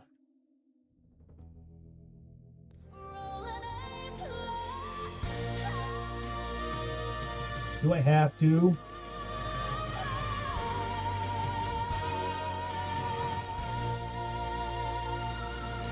God, don't send my anxiety through the roof, please. Just roll the damn dice.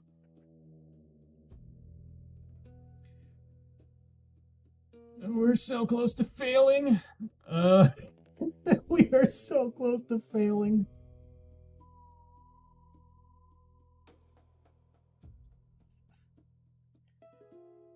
Oh, this is going bad, Bad Art. This is going bad, buddy. This ain't good. We're not.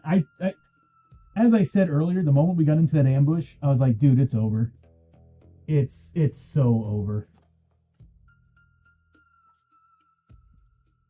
We have 2 failures. Or another double 3s. Another double 3s, and it's game over. And I think the failure on this is really bad. Like, loss of sanity bad. I really like this music for the mines. I really like the new background music. I actually asked Suno to make more ambient style music using specific types of styles from, like, you know, Old West and whatnot. This is very, very fitting for, like, exploration. Okay, we can get rid of that card. I don't like seeing it anymore. There we go. Okay. Abbie's first. 2d6 for grit roll.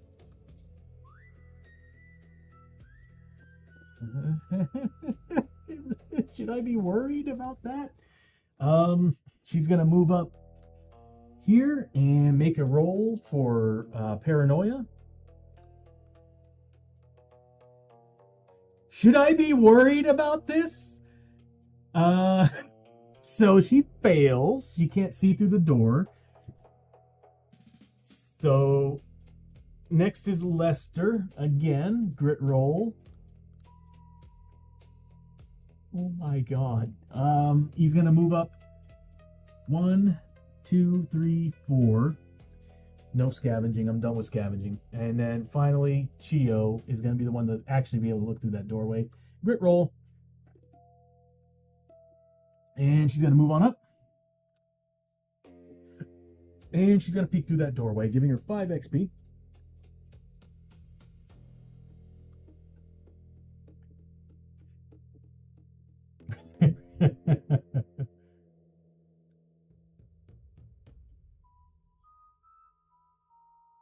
I don't know. I'm nervous. All right, so moving up to the door, and she finds... This might be it. This might be it. We need a clue token. If this is a clue token, it's a 50-50 chance.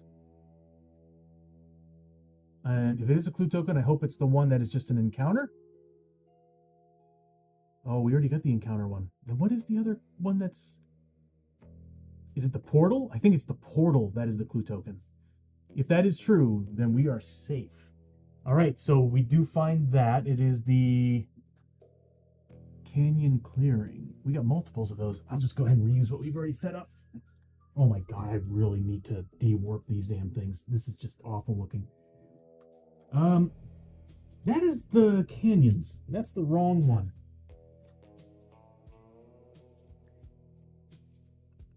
Oh god. Okay, so yeah, it's the summoning chamber in the base game.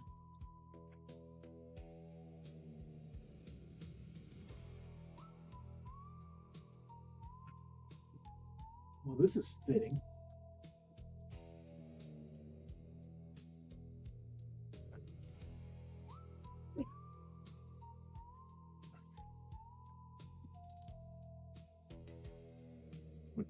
call me chicken.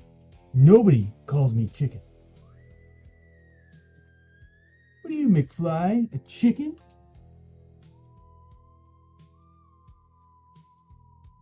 You can do it. Pop in there. There we go. Oh boy. Nothing bad ever happens in the summoning chamber. No, never.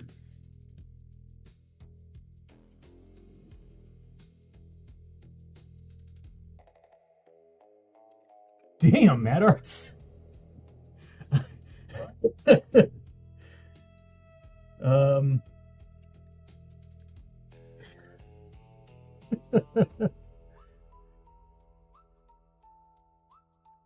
Okay. God, I hope this is the room. All right, so that's it. Now we just flip a coin. If this isn't it, I'm pretty sure it's done after this. Although I did say that during that last fight.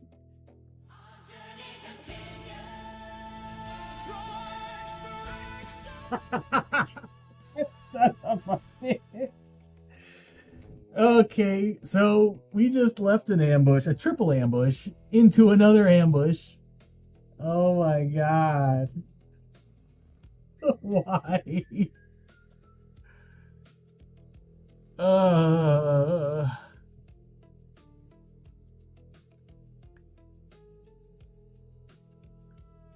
Okay.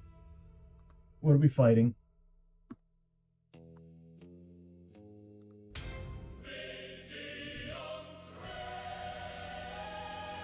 No! No! Aw, freaking promo cards, man. I need to remove all the damn promo cards. They suck. Is that D3 Hellvermin, 6 Scourge Rats, and a freaking nest? I've never seen the nest in action. I might actually do that. I might actually have a button that I press that turns promo cards off. I'll just have a whole nother set of cards that don't have the damn promo. Okay, so Tide of Vermin, D3 Hellvermin. How many do we get? 2. Oh, that's bad enough. They ignore criticals. All right. That's 3 monster groups. And this isn't even the boss fight. You know, I'm actually kind of grateful because if this was the boss fight, we'd also be fighting Ghost Warriors. I would just be like, you know what? Bye. All right, so first thing is the Hell Vermin. Because we love fighting those assholes with their initiative. It's an ambush, their initiative state. Oh my god. We used all our stuff too. Okay, so that's that. Scourge Rats. I don't think I've fought the Scourge Rats. I don't remember fighting them. They're so cute, aren't they, Janice? They're initiative 8!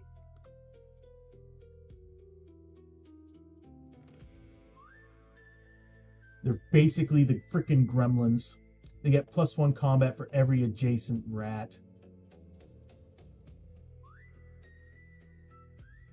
Oh, and of course they're a 12 movement. That's lovely. With a 3+ melee. 1 combat, well, 2 combat. More than that. Oh god, we're gonna get hurt. Now I'm beginning to think we should have saved that bell. Or that cover save. That sucks.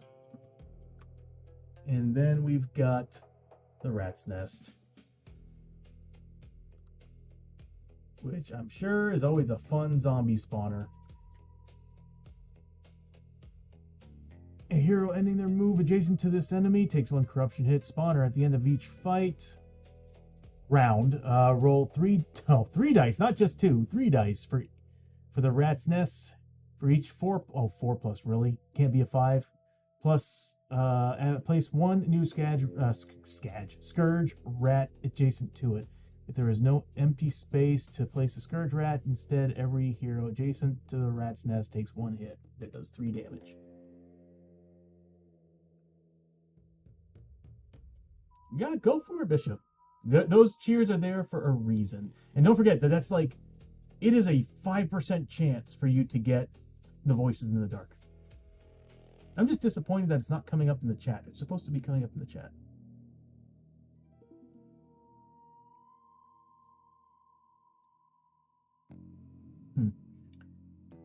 I mean, it's working, obviously, because it's randomizing and sending stuff here. All right, we can put that away. Rat's Nest. Great. Wonderful.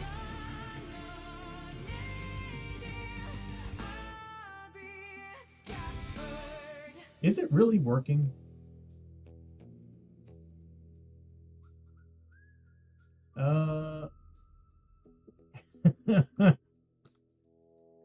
It's 4 hits. I was like, what were the odds? But I should never be questioning my luck. That's 3 hits on sanity. Damn, man. Give me 1 second. I'm going to test something. It shouldn't affect the game. I just want to see if it's lying to me and it's just constantly playing the same one over. Oh, it might crash the stream. I'm just going to test it later, because if I open it, it might crash the stream. My faith in advanced scene switcher not crashing is not great right now. But yeah, Voices in the Dark. Gotta love it. All right, so. Oh my god. So that's 2 vermin. Oh, I should bring that back up. 2 vermin, 6 rats, and 1 rat's nest.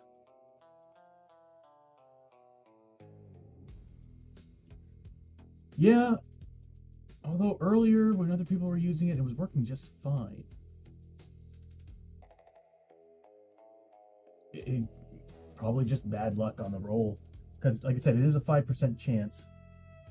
I've actually thought about adding more and decreasing the chances. So here's an idea.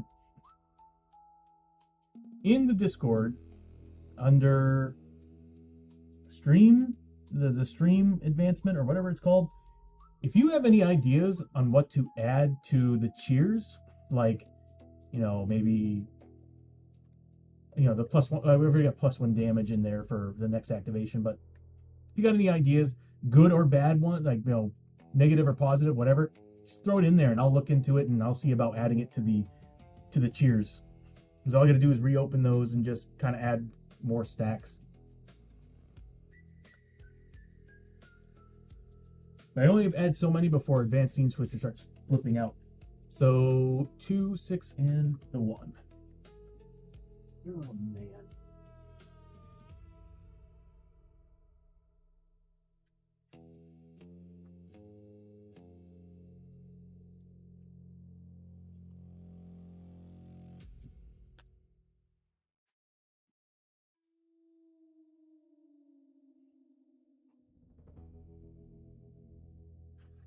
Just gonna grab each and every one of you little bastards.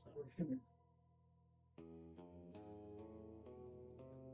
I might actually buy some medium bases, because I think I want to put these guys on them. Cut them off these and just put them on those bases instead. Because it's not like as if they actually stack. So, all right, first things first, this is a 0 initiative model, so it goes there. We might have to actually push this over a tad. Right there would probably be good. And the vermin are actually slower than the rats, so they are put on there next. Where did I put them? There they are. These jerks.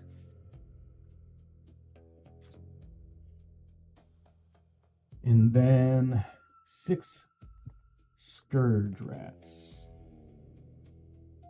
1, 2, 3, 4, 5, and then 6. Yeah, this will be fun. Okay, Matter, thank you for the alert, buddy. I'll see you in a bit. What time is it, by the way? Okay. This has lasted a lot longer than I thought it was going to. I figured we'd either die or pass the mission by now. But this game just won't stop throwing us ambushes. Let's go ahead and start the fight, and we'll see where it goes. And in an hour, if I might call it. Oh, it is already late. How long have we been streaming?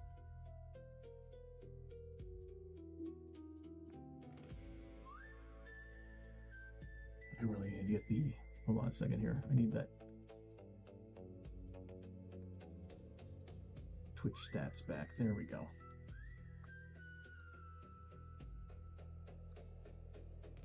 So we've been going for about 4 hours. I think that's good. Well, you know what? What we'll do is we'll get it set up. Let's go ahead and do Hold Back the Darkness. That might just... I might roll double threes again, and that might be it.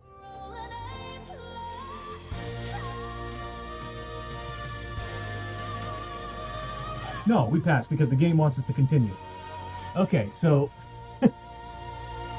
yeah, this was an ambush. So they are... We're looking at the Rat's Nest... would be a 2? I thought... No, I don't... I think because they're immobile, they don't get initiative level. Well, either way, they're a 10. The Scourge Rats are a flippin' 10. They match my Gunslinger. How are they an 8?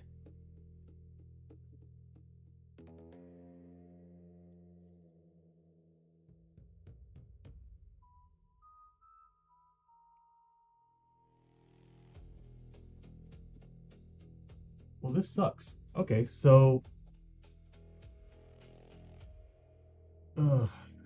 Alright, so what we're looking at here is...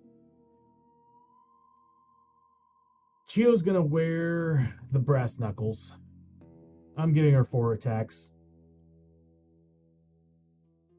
No, I'm gonna keep... No, she's gonna wear... Okay, she's gonna have... she's gonna one hand the staff and one hand a saw blade. So she's getting +2 on all her D6 rolls. Although, God, I would like to give her the brass knuckles. That'd be 4 attack total.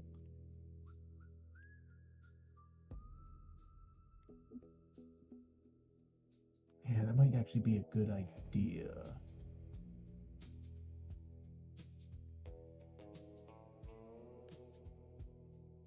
I'll do that. She will get the brass knuckles. Oh, but I have to spend grit to do it. No. So we'll just go with my original plan. One-handing the staff, and then, of course, a saw. We're fighting a lot of beasts. Not using the shotgun. So I'm going to have Lester, because he gets more damage, he's going to use the Beast Hunter's Rifle, because he gets a lot more damage against beast enemies. A lot more. And he gets more shots. Yeah, that would make a lot more sense. He gets +3 damage against beasts. So he'll be using that, and Abbie's still using her pistols. Okay, so start of the round. I can't believe we're still in combat. It's insane. Start of the round. Abbie is first before they do anything. Is going to heal herself using Chiyo. Chiyo's going to heal her. I'm glad you can do this out of turn. Oh my god. If you couldn't, it would suck.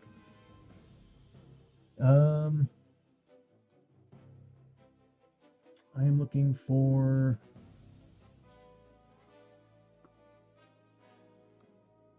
We are dropping bandages quickly here. So I'm using everything. So I'm using the glove, and of course she's a +3, so she's getting +4 to this roll to give Abbie some health. So 6 points of health.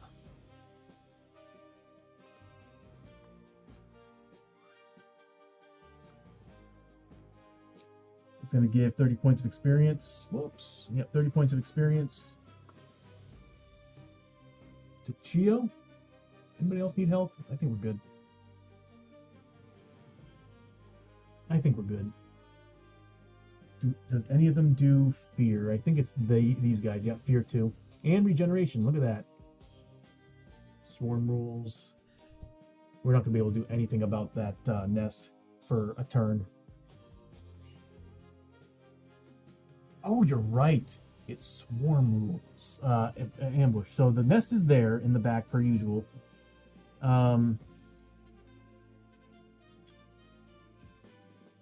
So it would go in the order of... Oh man, that just made things worse. So here's for one of the one of those damn rats, not the scourge ones, the hell vermin. Going after, that would be Abbie. And the other one,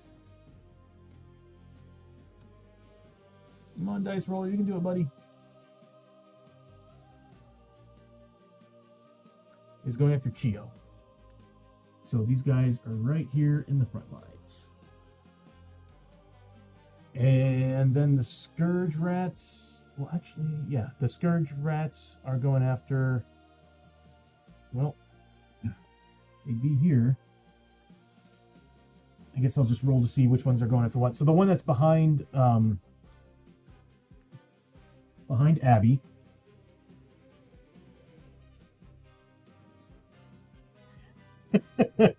It's okay, Bishop. I'd rather follow the rules. So the one behind Abbie is going after, you can go after anybody. Chiyo. So he's turning this direction. The one behind that is going after, oh, well, you can't go after anybody else but Lester. So Lester, and then the rest just... Am I grabbing more models than I should be? I am. So then there's 3 back here. Okay, so that's what it should be looking like.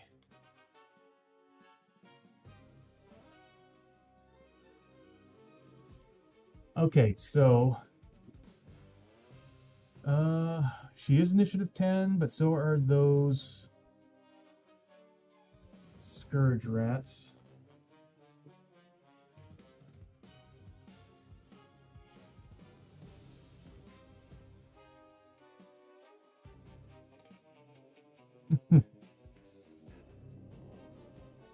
You did. I mean, at least they're not ganging up on us, but those hell vermin hurt a lot.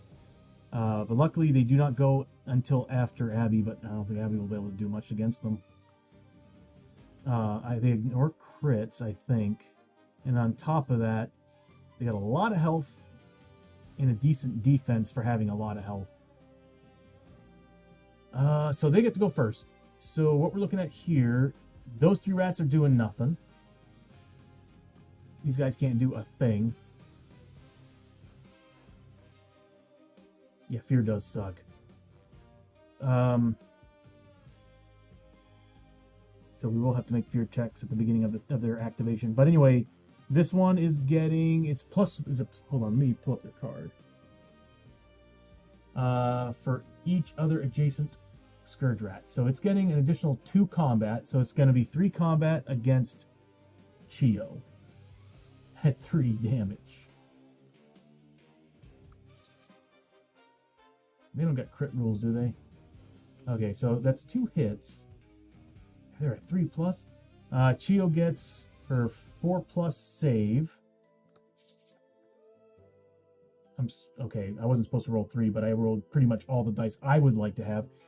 She saved that big. Next is the 2 behind. Oh, wow. Lester's about to get his ass eaten. So that's 2 rats at 3 combat a pop. So that's 6 attacks. 3 of which get through. He needs to make 3+ saves. 1 gets through at 3 damage. He has armor 6+. 2 points of damage. Not bad.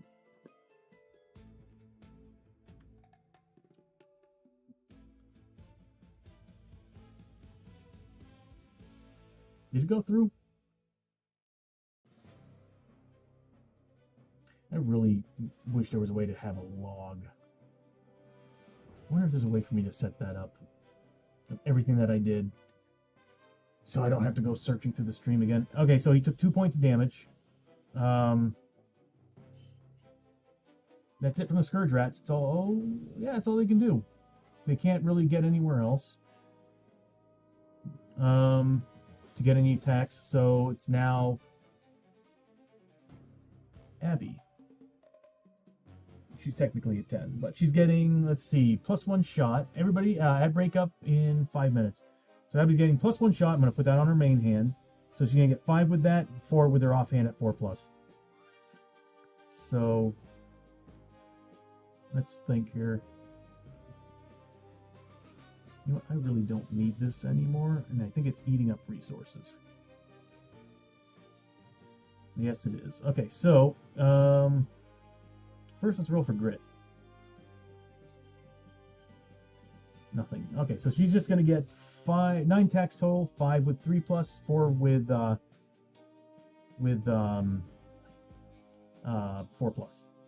Does she have any grit left on her? She does. So the white dice again are going to be her 3+ rolls. The pale blue are going to be her 4+ rolls. Dice rolls running a little bit slow. I'm seeing 1, 2, 3, 4, 4 misses. Right? Those are misses. Those are misses. No, they're not. Hold on. Those are 3+. So she's good on those. That's a miss. That's a miss. And that's a miss. So that's 3 misses? 3 misses. Okay, so I'm seeing a 6, 3, 3, 2, 4, 4, 1, 4, 2. So 3 misses. 2 are the blue. So I'm going to re-roll them with grit. I need every shot. So I'm going to re-roll these.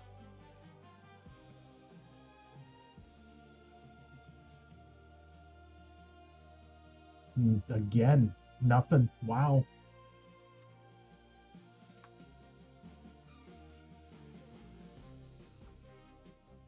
Wow.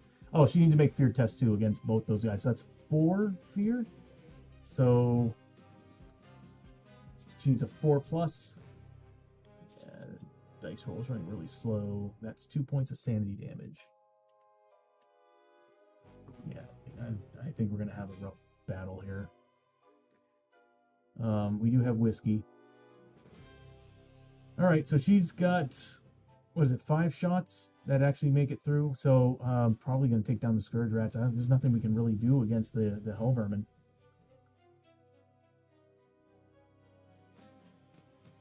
She can't do much against the Hell Vermin, I think. Well, they are 2 defense. 1 defense. With her pistols. We might be able to hurt them or take one, at least 1 down. Is there anything I can pull? They're beasts, but they're not demon.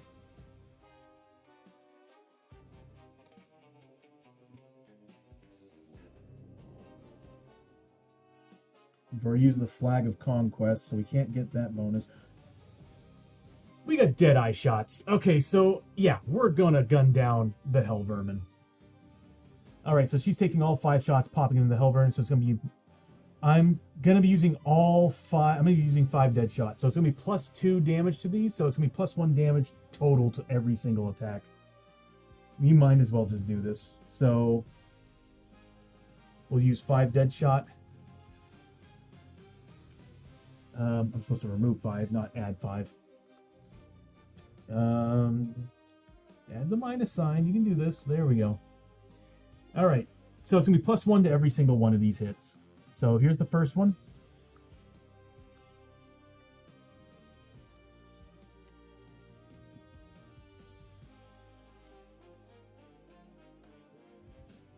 I'm just going to put these here for now to remind myself where we're at. So we're at 2 damage because I am rolling like piss poor again. Here's the next one. Again, +1. That makes up for it. So 6 points of damage. Next one. 3 points of damage. It's at 11. How much health is that? God, every freaking time. All right, here's the final one. It's dead. So we used 3 shots, right? No, 4 shots, and it killed it. Because the next shot would have been +1. If I rolled a 1, it'd be 2 damage. He's dead. So, so what we're looking at here is 2, 3, and then 2. Sorry, I'm trying to do this for experience reasons. So 1's dead. That's a good thing. That helps us so much. Definitely doing the one that's on her, that's attacking her. And she still has an extra attack. As far as experience is concerned, she should get a lot. Really, I figured they'd be a 15 plus 5. So we're looking at 30 for the first hit, 40 for the second hit, so we're at 70, 15, 25. So we're at 95 from the third hit, and then 115 on the last hit. 115 experience.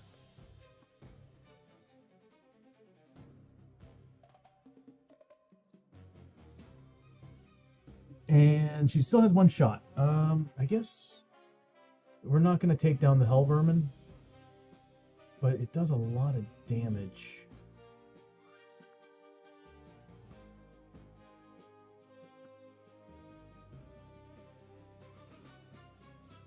I'm using a Deadeye shot. It will outright kill a Scourge Rat.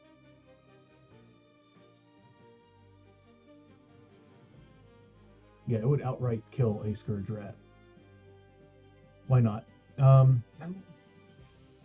No, we'll put it on the big guy because we need as much damage as we can on them. So again, it's going to be +1 to the roll.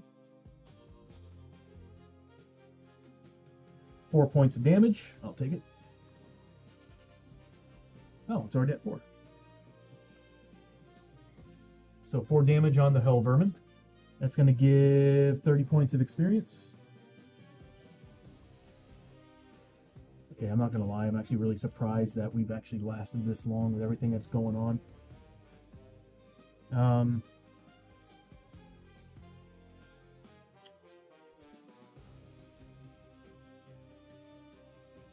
Okay, and that's Abbie's turn. I was thinking about putting the shot on the nest, but I wouldn't get the +1 damage. All right, the Hell Vermin's next, and it's attacking Chiyo. So it's getting, let's see, 3 combat. Any 6s is a corruption hit. Oh god, they do 4 damage. No crits. 2 misses and a hit. She gets a 4+ save against it. So that's what, 4 points of damage. So she needs to make 4 4+ saves with her armor. She takes 1 damage, but she also has to take a corruption hit because Takabaki armor, anything that's over 2, whenever she makes more than 2 saves against wounds from armor saves, she now has to take a corruption hit. So she takes 1 point of damage. That was some good rolling. So 1 point of damage, and she needs to make a corruption test. She's a 3+. She saved, so she's good. Okay, so her having that armor and having a high corruption resist is really awesome.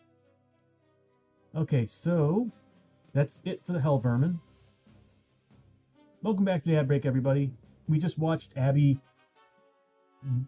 take down a Hell Vermin with some serious shooting, and the Hell Vermin just tried to attack Chiyo and managed to only get 1 wound with all its damage it could do. Takabaki armor is really good. Dangerous, but really good. Alright, so that's it for the Hell Vermin.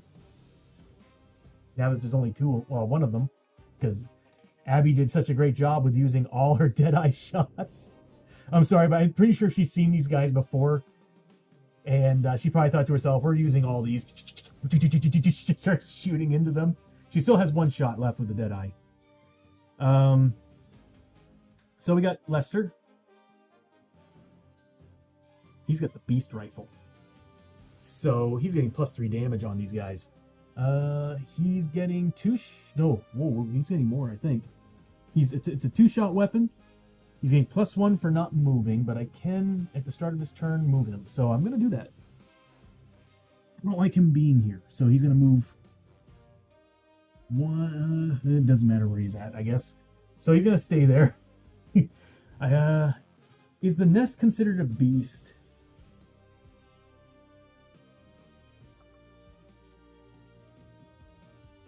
With 12 health. I kind of want him to take the nest down. I want to see if he can take the nest down with 3 shots. Because these guys hurt. It's got a beast keyword, and I'm like, we're rolling d8s here. Oh, and I get my +2 with the Gunslinger's gun belt since we didn't use it yet. It's just I don't like the Hell Vermin at all.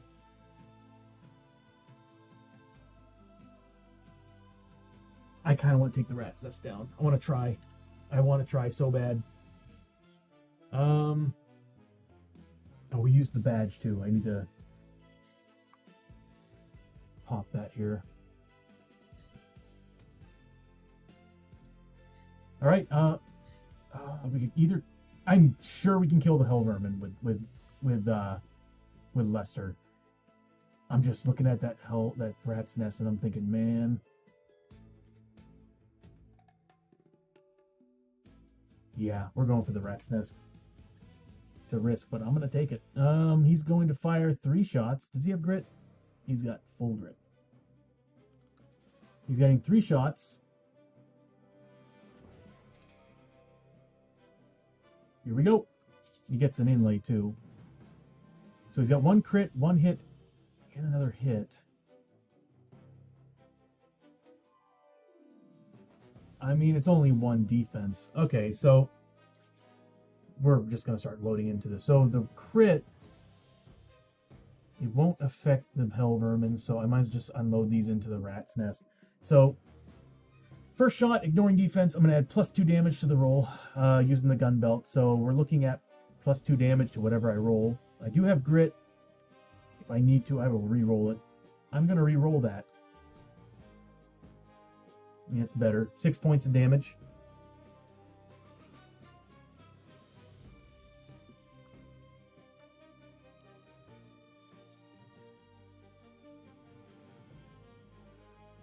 Doesn't have anything on there, right? Good. Good. No armor saves or anything. The Hell Vermin's going to heal 2 points. That's what's going to suck here. So 6 points. We'll do the experience here in a second.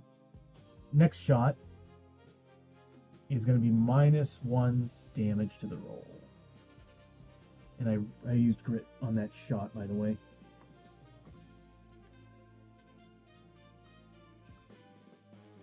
All right, here we go.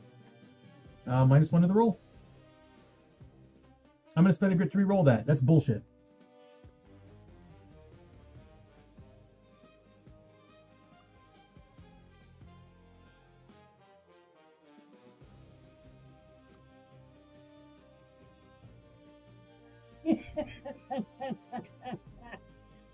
Fuck this game.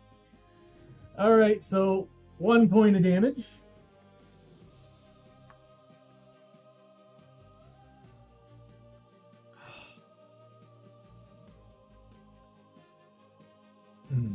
Let me do this here for a second.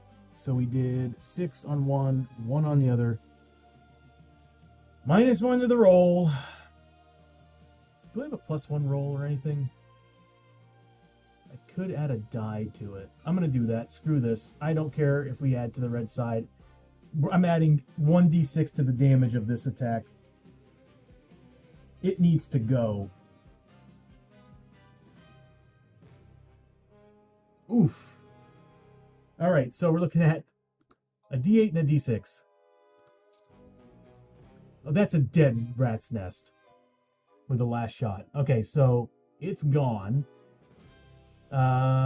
let's see, we did 6 on the first one, 1 on the second, and it had how much? 5 left? So then 5. So what we're looking at is 30, 40, and then 15, so 55.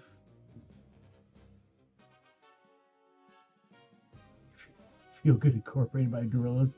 I haven't heard Gorillas in forever. And then we got another 25 plus 10, so 35. So we're looking at 60, 70, 80, 90 points. 90 points of experience.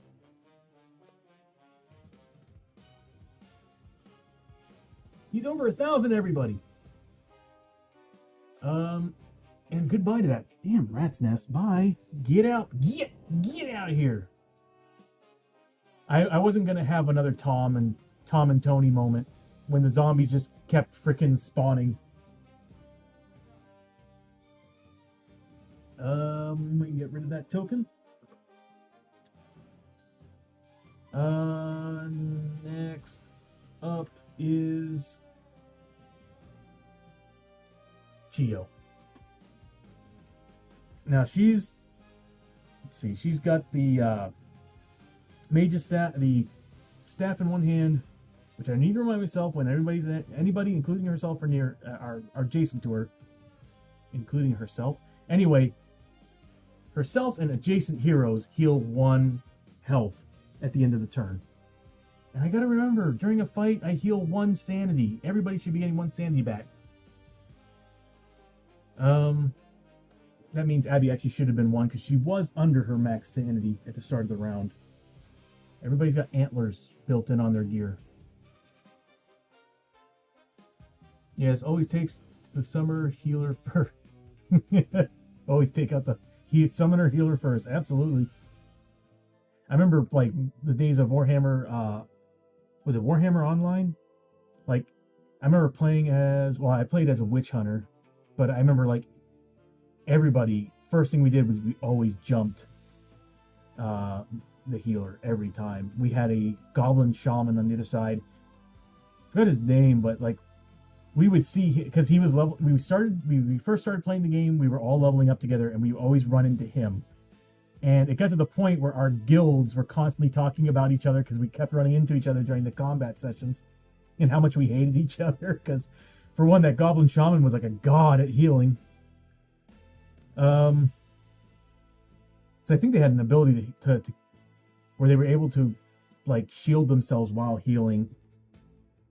It was insane.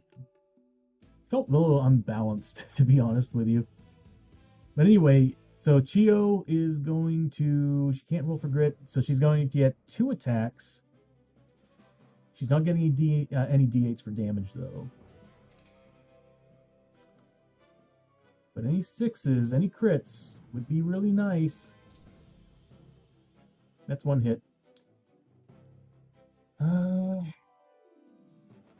Oh, she needs to take 4 hits too. So let's do the horror hits. She's a 3+. Fails 1. She's got spirit armor of 6+. So she does take 1 point of sanity.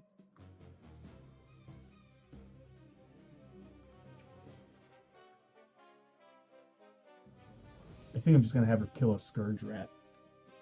Because there's no way we're taking down the vermin right now. Especially with its bonuses. I'm not getting any bonuses, so it's whatever I roll for damage. I'm better off going after one of those regular scourge rats. Okay, well, that's out of the picture right now. Yeah, she's better off going after one of these guys. So she's going to attack the one that's adjacent to her. So she's going to be getting -1 to the roll. I'm beginning to think I'm going to go back to the two-handing that damn staff. Anyway, here we go, -1.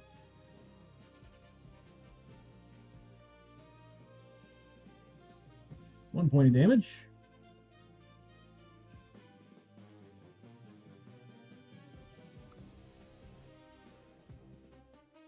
Probably move the camera over a little bit since it's been like one fight after another. Good God. All right, here we go.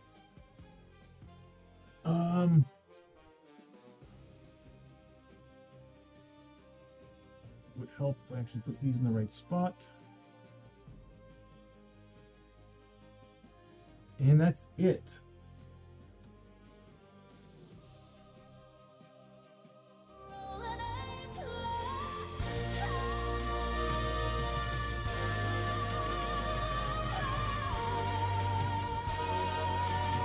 We sure love rolling that 4 and 1. I don't know how many times we've rolled that frickin' set.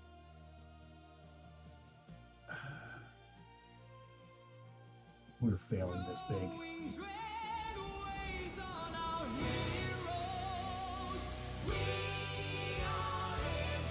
We're in trouble the moment we are one step away from failing this mission because the frickin' dice rolls kept giving us double 3s. We are so doomed. Okay,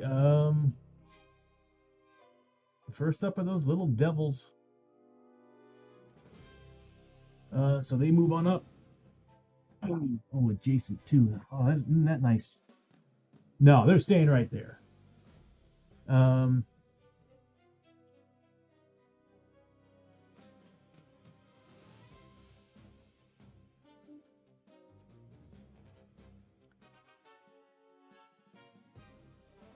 I don't know, Bishop. I don't know if we do. So that guy, Chiyo, is getting 2 of those guys are getting an additional combats. So, who's he going after, by the way? 1 through 3 is Chiyo. 4 through 6 is okay. So Chiyo. So he's facing Chiyo. Nobody seems to be interested in Abbie. Okay. Everybody wants Chiyo. So we're looking at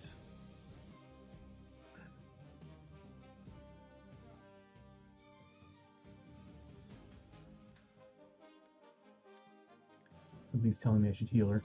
I'm going to heal her before they attack. So she's going to spend. I don't care if it's a waste of a bandage. I'm not taking any chances here. She's going to spend a bandage. She's down to 2. We've been eating these up now. And it's going to fully heal her. It doesn't matter what I roll. It's going to be +3. I'm not going to use the healer's glove. The +3 from the dock is going to be enough. But I have the hunch I'm going to need this. Okay, so here we go. Positive orc energy. It's time for some wars. Or wrong. So what we're looking at is 2 combat from that guy, 2 combat from that guy, because they're adjacent to other scourge rats. That's so crazy. You would think it'd be like adjacent rats rats that are adjacent to the target. That would make more sense.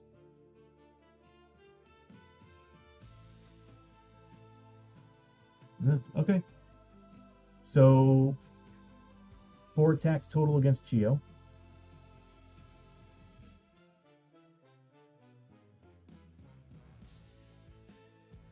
Uh, 4 attacks total against Chiyo at 3+. Is it? Yeah. Well, only 2 get through. So she gets her defense save of 4+. 1 fails, doing 3 points of damage. Armor saves of 4+. 1 point of damage. Okay, so I guess I didn't really need to do that. Then the other one. There's 2 that are adjacent to 2 scourge rats. Janice! While I walk back home, should be back in 15. Okay, Janice. I'm actually going to try my hardest to get this over and done with within the next 30 minutes. I was hoping to go hit the gym a second time today, but I think I'm just going to switch over and go to a gaming stream, a video game stream after this. Just got to take a short break. Okay, so what we're looking at here is he's got 2 rats on him that are getting bonuses, 2 bonuses each. So that's going to be 3 attacks apiece, so 6 attacks total.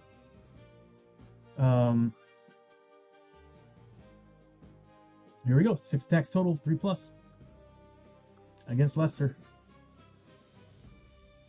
That's 4 hits. He's got a 3+ defense. To get through, dealing 6 points of damage. He gets a 6+ armor save against these, unless they ignore armor, they do not. 6 points of damage. Ouch. Luckily, he's got some good wounds on him.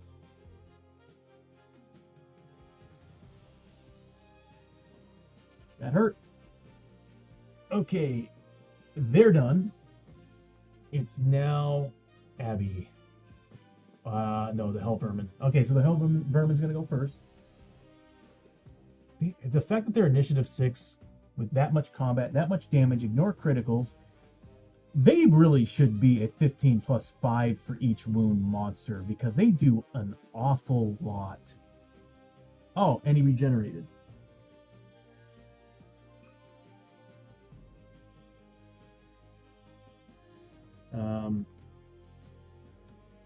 Learn the math, Tony. All right, there we go. So he's getting 3 combat against poor Chiyo. 6s do corruption hits.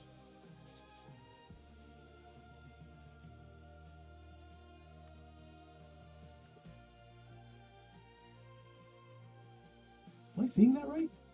He failed all 3. Okay, so he failed all 3 attacks. Yay.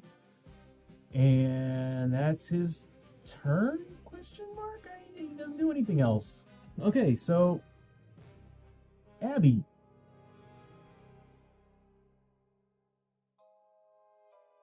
Abbie is probably gonna pump some more rounds into this dude, but we'll take a look here.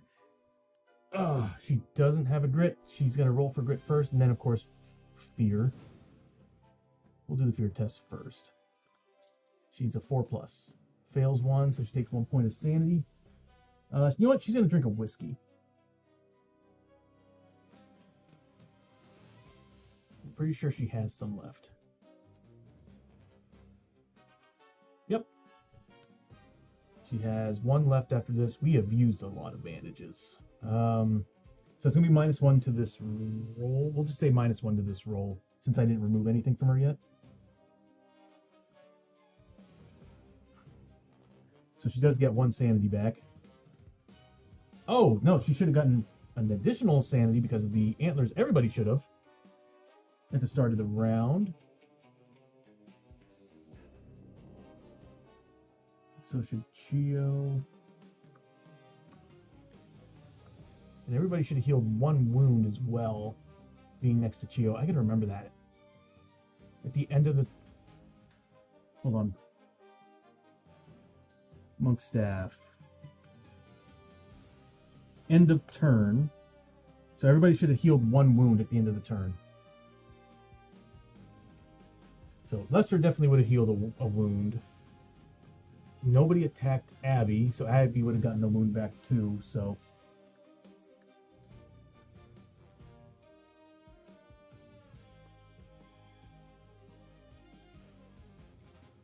Okay, so we're looking at Abbie making some shots. She's gonna roll for grit after those fear checks. Double 1s. Well, at least we got that out of the way, because we don't need another ambush. She's going to fire 8 rounds into this guy, 4 of which are 3+, 4 of which are 4+.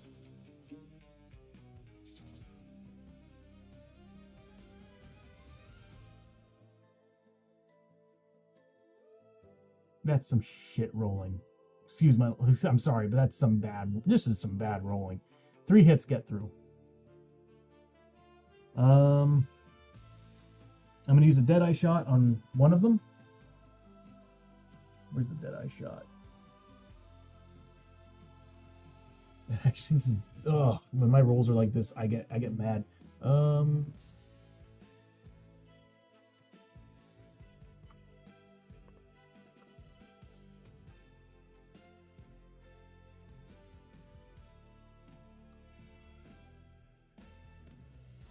What in the hell is going on here?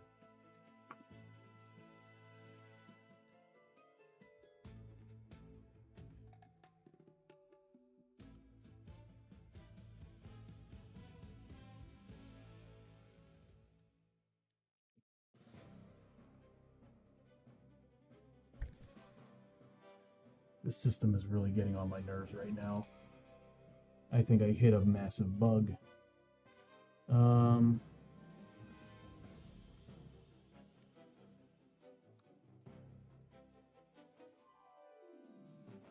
for Motorhead. It's been a while since are you talking about the God, I don't remember if it was the movie. Wasn't there a movie that they did? Or are you talking about the band?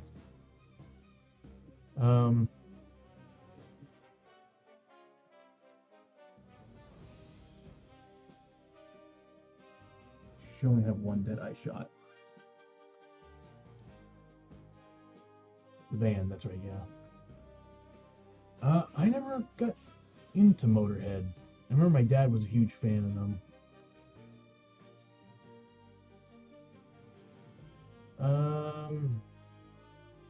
3 shots, really.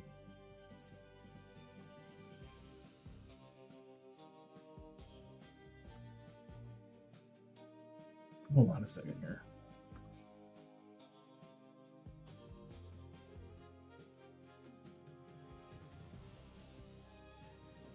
It is so weird that it's doing that. I gotta see if there's another big bug.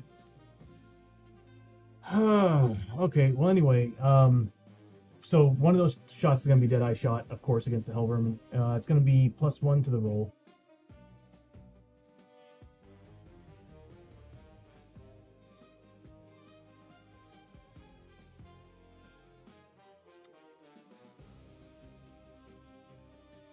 Yeah.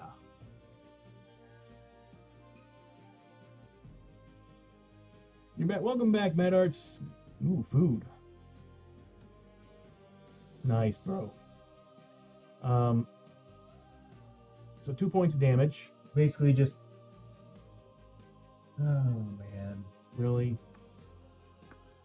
Basically, we just redid the damage that he regenerated. That sucks. Poor rolling. Right at this moment, poor rolling is what's happening, Mad Arts.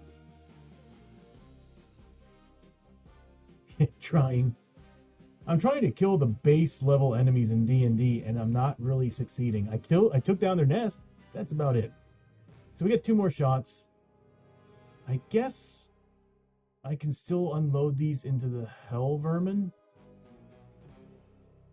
But I'm thinking these scourge rats are just really pissing me off.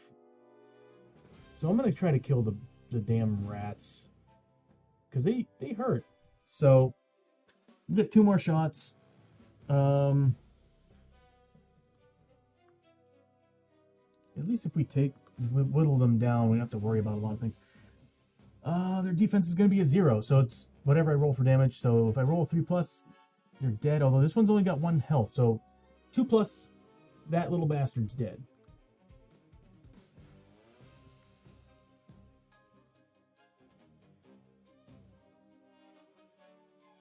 You know what I need on this stream?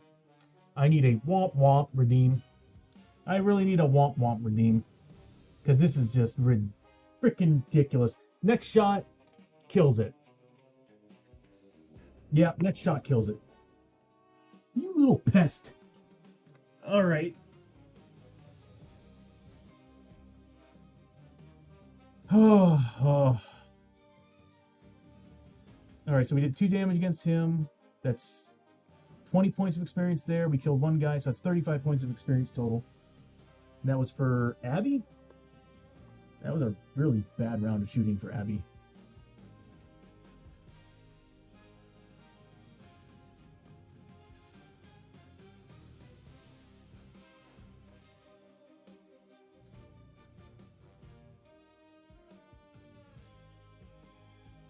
A sad trombone. Yeah, I definitely need to add a womp womp or something. A plasma wouldn't be bad.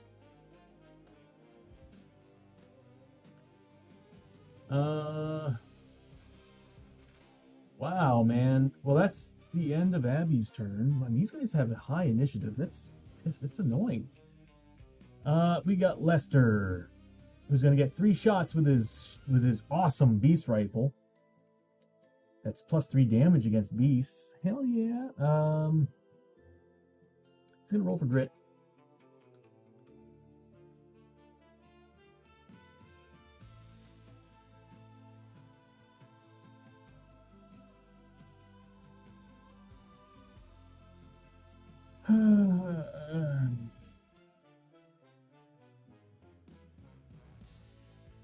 Okay, so he's going to take 3 shots.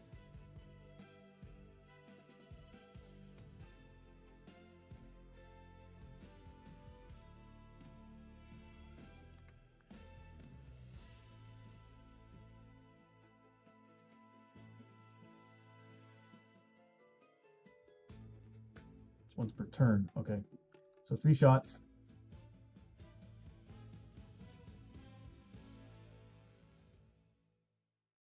He gets 1. He actually shouldn't. I don't think he should have that grit. If I remember correctly, we used all of them to re-roll our damage. Oh, I get a re-roll. Oh, no, wait, I get 2 re-rolls. Those are 2 ones? Hold on. Okay, one of them was a... Hold on. 3 and a 4. Those are passes. The 1 I get to re-roll using... what is it called? The Flag of Conquest? Flag of the Lion. Once per attack, soldiers, he's a soldier, re-roll A1 to hit roll. Oh, if darkness is about to escape, discard the card and stop the darkness from advancing. Oh, I'm gonna lose the card. So I'm re-rolling that.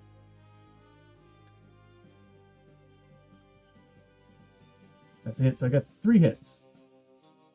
I'm getting 3 damage. So if I put it on him, if I put it on them, they're dead. I can kill 3 Scourge Rats right now. Or I think killing 3 Scourge Rats is the way to go. Oh, actually, I got an idea. One of those is going to hit a Scourge Rat. So it's 3 damage on a beast.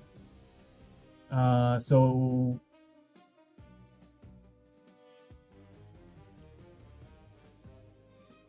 if I roll a 1, he's dead. So I'll kill 1. I get to roll to see if I get a grit back. I didn't roll to see if I can get a grit back on the nest too. I need to roll that. So I need a 4+. Here's the first one. Nope. Here's the one rat for killing that rat. I get a grit back. We'll say that's the grit that's on him right now because he should have actually had been at 0. All right, I get an additional shot on top of that. So let's see what we get. I need a 3+.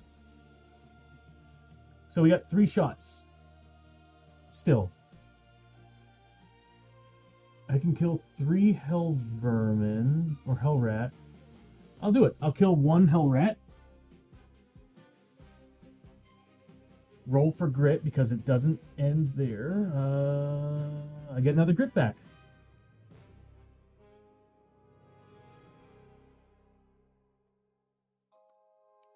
Yep, it's whenever I kill a enemy.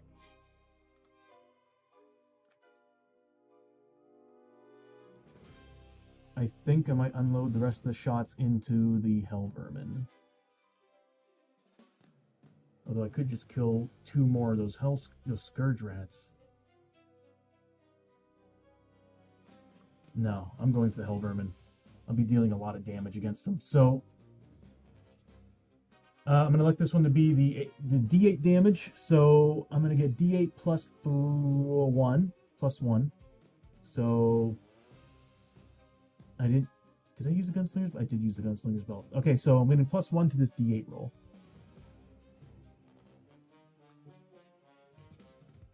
Five points of damage, bringing him up to a 9.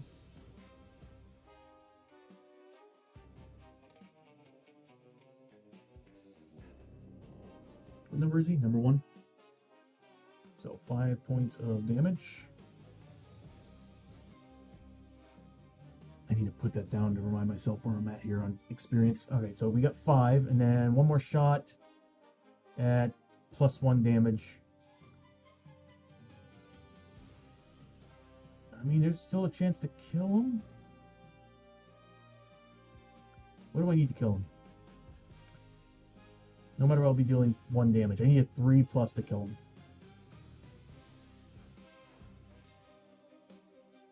Why do they always... Why? Why? Every time. There's always 1 flippin' health. I'm spending a grit. I'm spending a grit.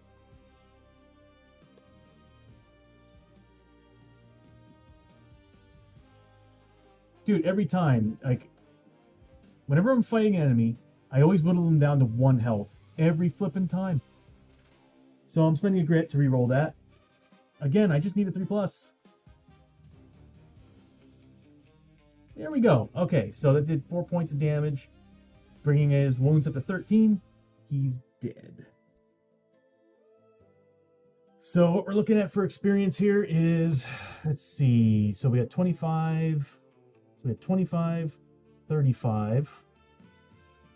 And then we did 4 wounds, so that is 20 plus that, so another 30 added to this, so 65 points of experience.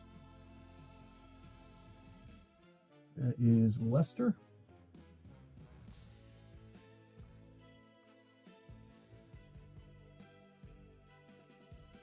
Okay, I gotta admit, with just the 3 characters without Hosho being here, we're doing pretty good. And we still have a revive token, it's just we haven't used it yet, and chances are we're probably about to lose here soon. Awesome, Janice. Welcome back.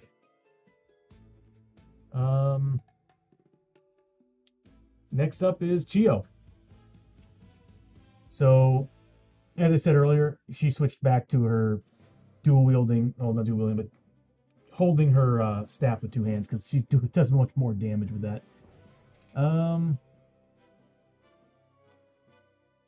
That's right, he's dead. Which gets rid of this, and I get to roll a d6 and see if I can get myself a grit back. Need a 4+. He gets a grit.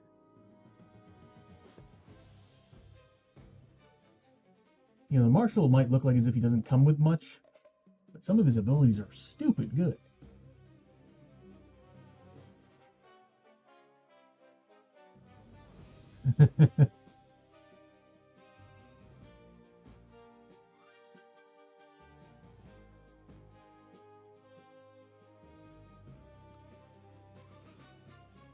Alright, so Chiyo's next. She's at max grit. She's just going to go ahead and move up. How much grit do we have on the team? We need Abbie to get a grit back. 1 move up and attack with 2 combat.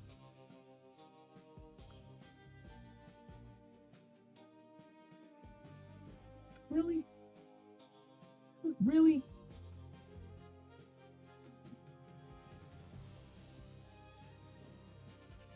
All right.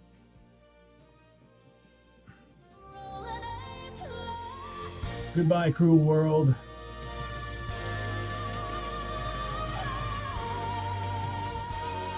It doesn't advance, but what happens is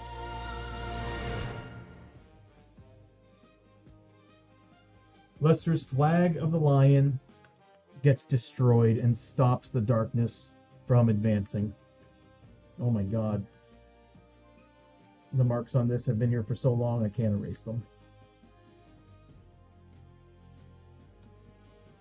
That sucks. I really liked having that thing. So we get 1 more round of getting screwed over, and then that's it.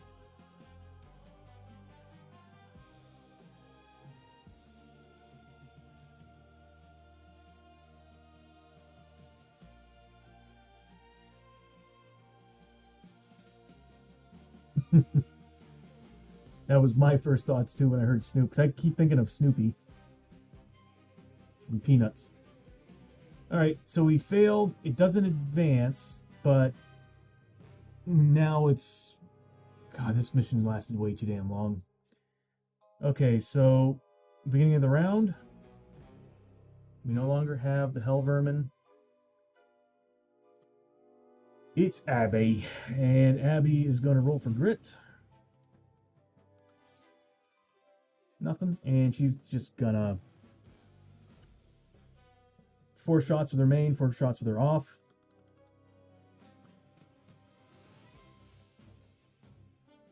She has like a really good chance of getting grip back, and it's just not happening. And I'm rolling poorly. 1, 2, 3, 4, 5 hits. Alright, so we got 5 hits at +1 damage. So it's whatever I roll for damage. 3 pluses will kill them. So first guy, we'll put it on the one that's on Lester. Well, Chiyo. We'll go after the ones on Chiyo. Chiyo has a better way of ignoring I know Lester does. So we'll go after the ones on Chiyo first. So 3s will kill him. So here's the first one in front of Chiyo. Next shot. Kills it. I don't even have to roll it. So it's dead. I got 3 more shots. So here's the next one on the one next to Chiyo. Hold on, do they go first? They go first. I forgot. I thought it was the other guy. We'll do that all here in a second. At least we know one's dead. Really, one. I rolled a 1. Go friggin' figure. I can tell it's getting late and I need to stop because I'm like losing it here. So we got 4 attacks on Chiyo.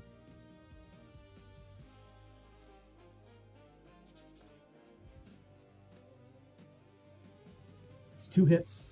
She needs to make 4 pluses for defense. She's taking 3 wounds, so she needs 4 pluses against these 3 wounds. Saves 2, takes 1 damage.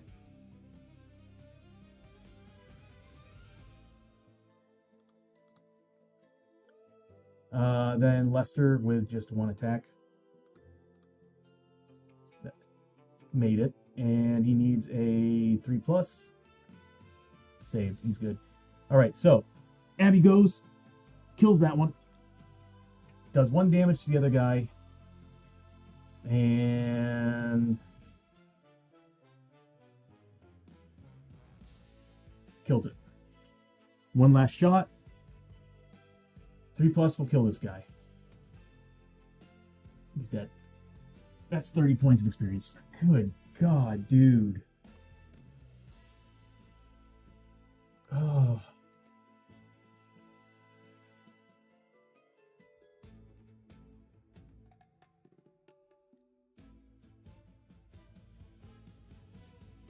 Well, we finished them. But I'm pretty sure we're well, we did again. Wow. Another group of 3 enemy types.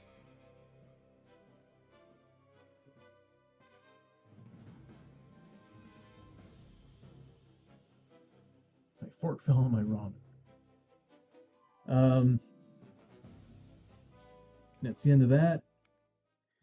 Victory! Yay! Although we all know the doom that's on its way to come during.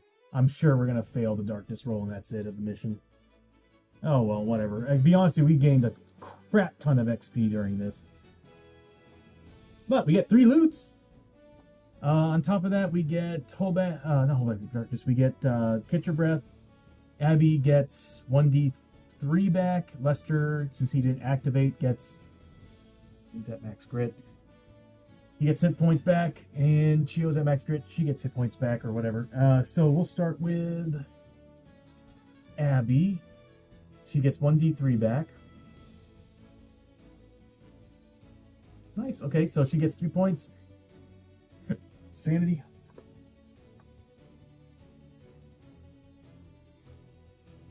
Next is Lester. He gets 1d6 back. It's really sucks because, like, honestly, this team's been doing really good. But it's just our rolls on the darkness have just been flipping freaking terrible. All right, so here's for Chiyo 2 points.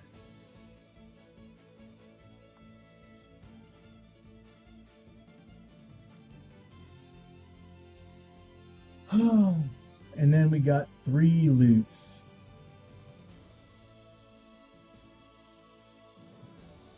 Yeah, I don't remember at this point. Oh, here we go. Here we go. We are in the mine, so we get mine loot artifacts. So 60 points of experience for Chiyo.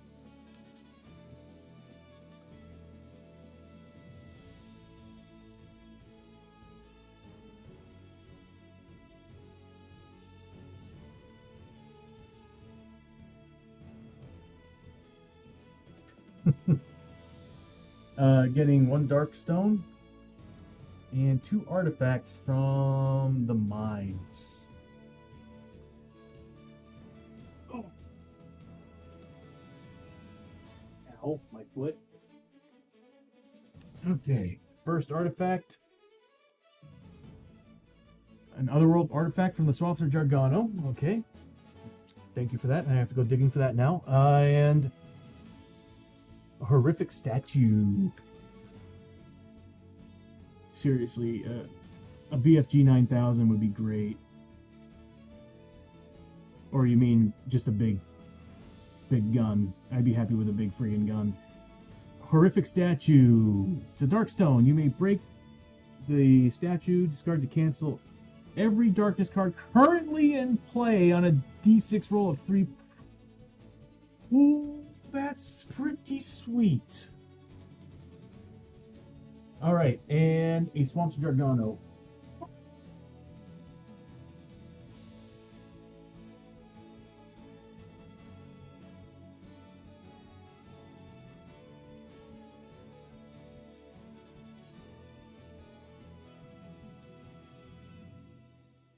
Do I have them out here already? I do. All right, so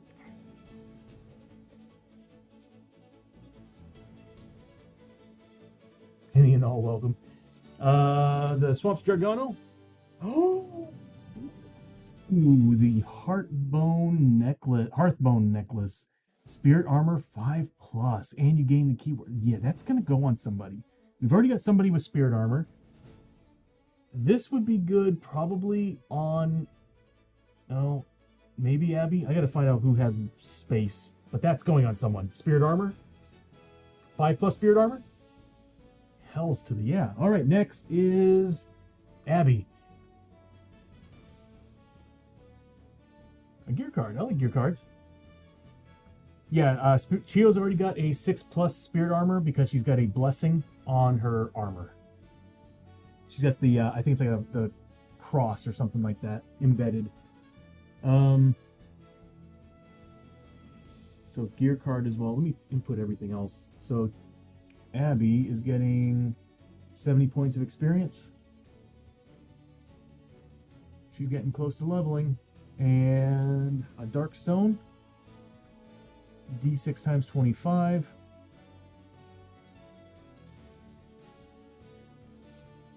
$50 gold.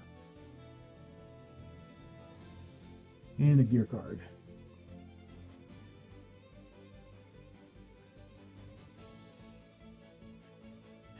I saw what it was and I was like, oh, did I get it back? No, it's still.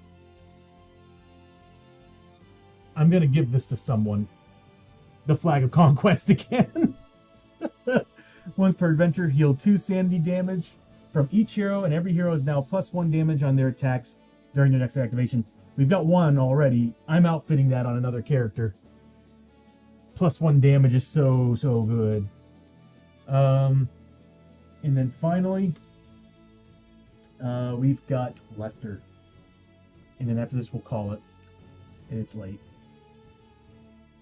2 gear cards. Okay, all right. So we got another 70 experience. 1 Darkstone. And 2 gear cards.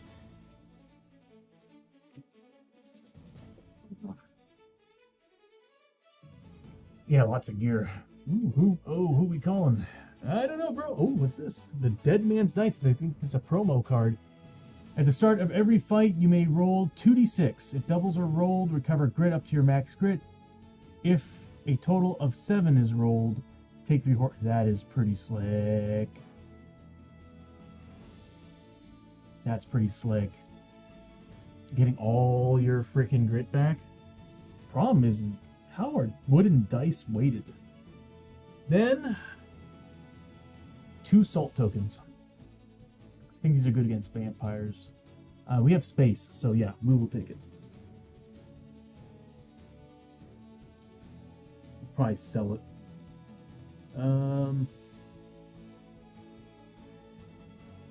Yeah. So we got two bits of salt. Is it just salt? Yep, salt. Okay, good. We'll take a look and see what it does, but I'm pretty sure it's like a vampire thing. The Dead Man's Ice is pretty sweet.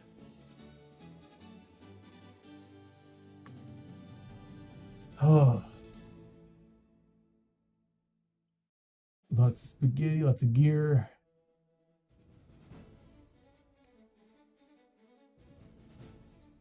Yeah, right.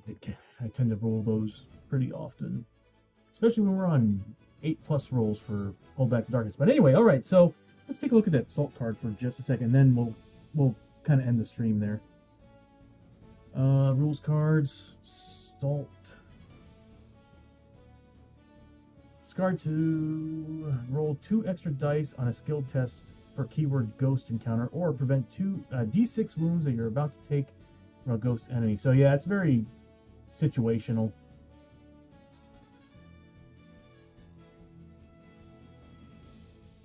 I'm probably gonna sell it. I mean, that's not bad on the wounds part.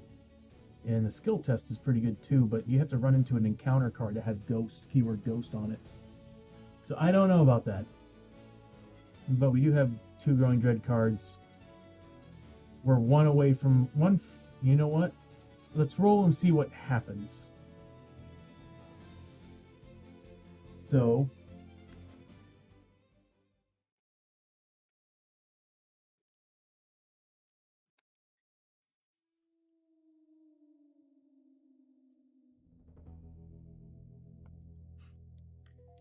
it's the end of all that.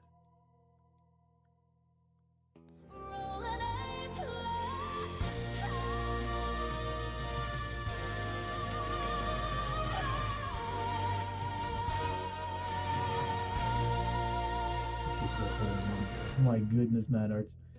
Alright, so actually I think we should be 1 extra in. Alright, here we go. This will determine an awful lot. Oh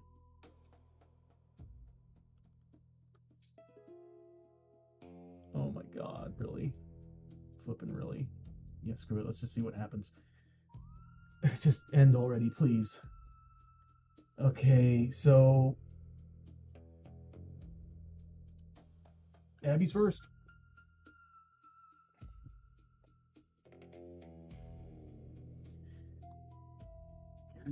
B rolls for grit. She gets one.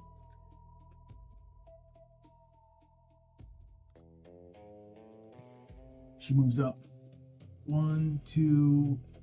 They're both doorways, so 3, 4, 5. She's gonna roll paranoia.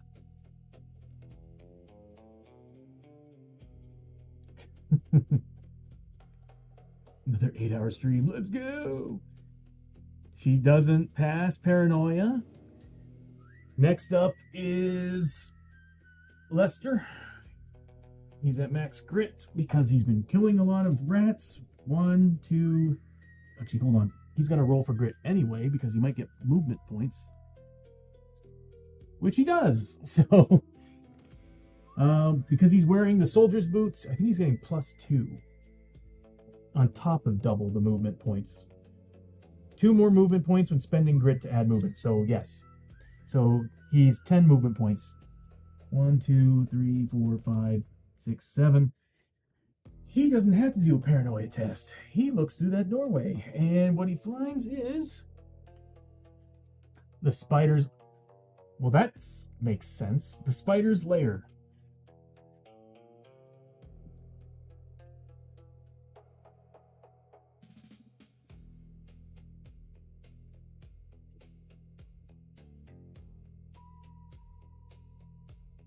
Where is it? Two caverns of cinder, right? Is this caverns of cinder? No, it's not. Shadera. Spider's lair.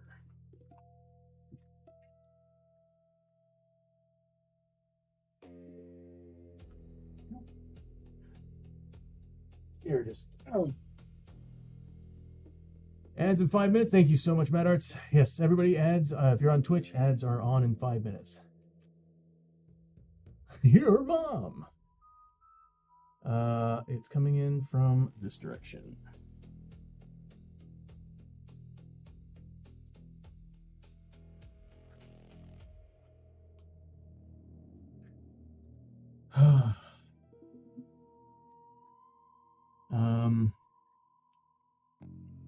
This should definitely, oh God, if it's not a clue token, I don't care. It doesn't matter. It doesn't matter.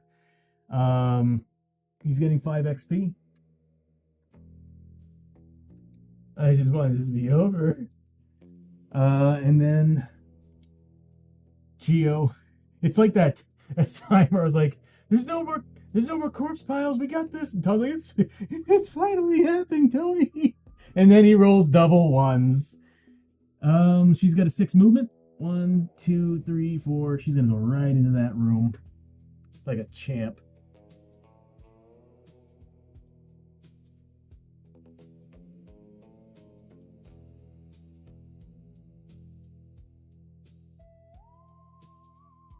This is actually a pretty cool map. All right.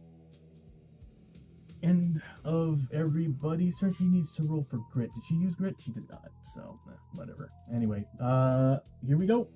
Let's see what we get for exploration token.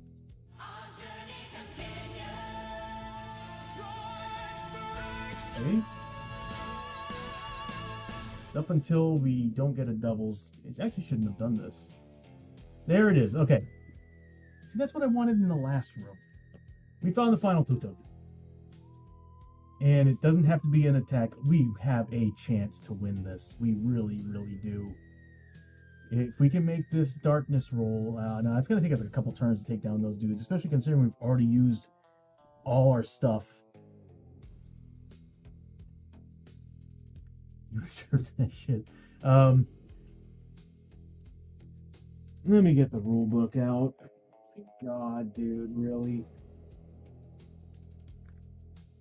Okay. If I remember correctly, we're just taking on peril dice number of the Ghost Warriors. Yep. Alright, let's see what we're fighting. Oh my god, dude. There's a chance. There's a chance to win this mission. There's a chance.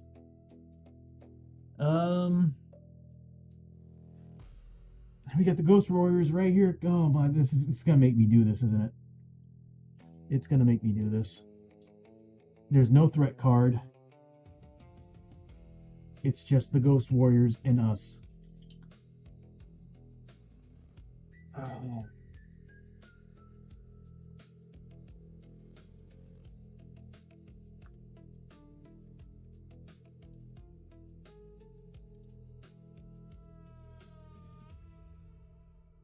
No ambush either. Oh, they always come out in ambush. That's right. Well, I get to go first on the first turn. Well, this is the room. This is it. This is the final room. This is what we're looking for. Give me 1 second. I'm gonna be right back. I need to hit the bathroom. I'll be right back, and I'll give you time to decide what I want to do here.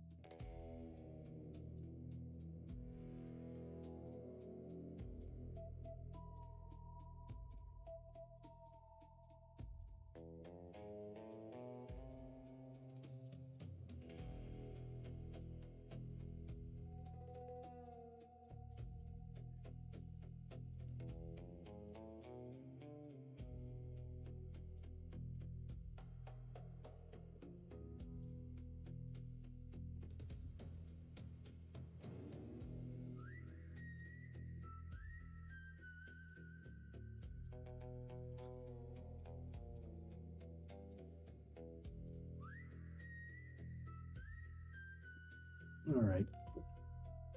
Oh, I'm back. Yeah. Yeah, let's see what happens.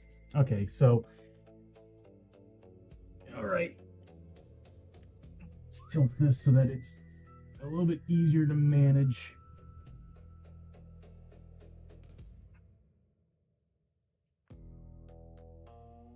This is nuts. At least it's not an ambush. Well, part of me would almost rather have an ambush because they'd be right on us. It also depends if we pass the the roll. We do have a +1 roll. I'll use the +1 roll for it. Why not? All right. So, hold on.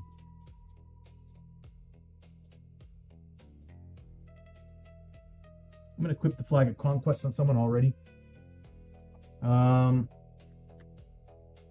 Before we start the round. Actually, I can do that when we start the round. That's okay. Bishop with the +1 roll. I'm probably gonna use it on both die. I'm gonna use it on both die. Oh my god. Now I'm seeing, like, at first I was like, you know, these +1, -1 dice rolls. I was like, I don't know about these. When, you know, they're just for fun. Now I'm like, yeah, they make a difference in moments like this. Oh, hell yeah. We got +1 spirit too. Nice. We actually could use that. We have poor spirit on the team, if you can't tell. All right, let's set them up. So we got 4 dudes. They go in. Actually, they are in ambush. That's right. So I guess let's see who. They always come out in ambush. So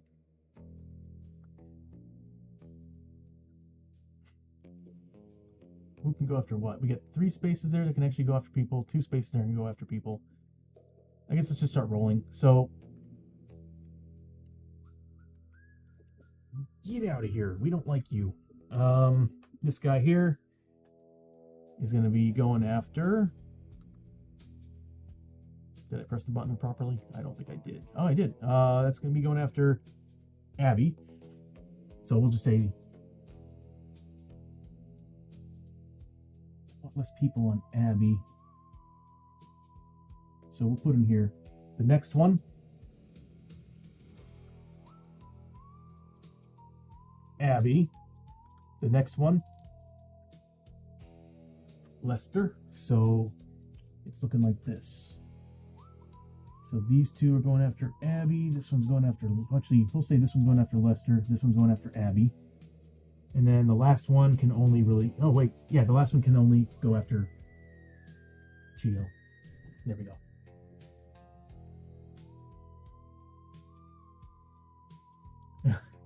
We're trying.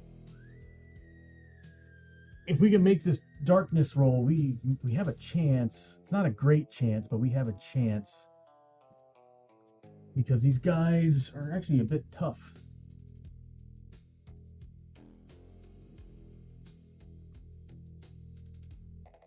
So I think they ignore criticals, don't they? Ghost Warriors always ambush and are +2 combat in the first turn of ambush. Oh, God. Ghost Warriors are immune to critical hits. There it is. And hero ranged attacks will only hit them on 5 pluses.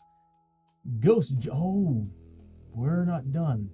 We're spending a grit each to get rid of the Growing Dread cards, too. Or at least one of them. We got a lot to do. Haven't found them yet. They're still singing about you. Talk about the Ghost Warriors. Yeah, we're gonna have to spend grit, and then we're gonna have to take 1 Growing Dread card. Okay, so okay. Trying to think of what to do. Oh, we have to do the encounter too. That's right. We do the encounter as well. We're in the mines. That's the map deck. All right, here we go with the mines. We actually have to do this. Oh, look at that. We have spirit. Hold on.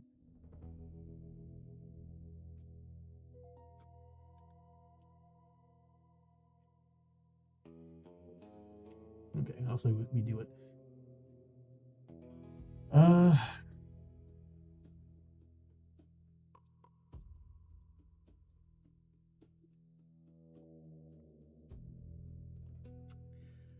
Taunting message. Scrolled on the wall ahead in what looks like blood is a message, and it's clearly meant for you. You're too late, Tin Star. You're too late, Tin Star. You've lost again. Slip through your fingers like we did back in Lestina. Send our regards to the fiends, the friends of yours we shot. I can barely read it because of the damn glare. Your blood boils at the taunting words. I guess that would make sense for Lester. All law heroes, Lester, must do a following, Spirit 6+. I think he's actually good at Spirit. He is. He's a 4, but now he's a 5. Thank you, Bishop. So 5d6, we need a 6+. Oh yeah, we got it. If successful, recover grit up to max grit. We are at max grit. If failed, blah blah blah, all that crap. If there are no law heroes in this party, move the darkness. G3's play. Yeah, we're good.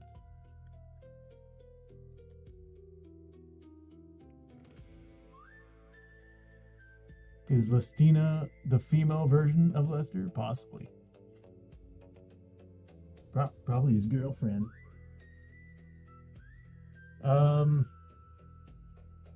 Okay, we're done with that.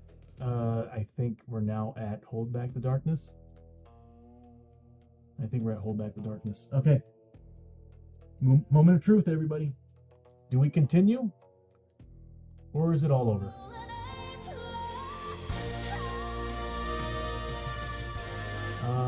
+1 roll. +1 roll. It's super close to that next one.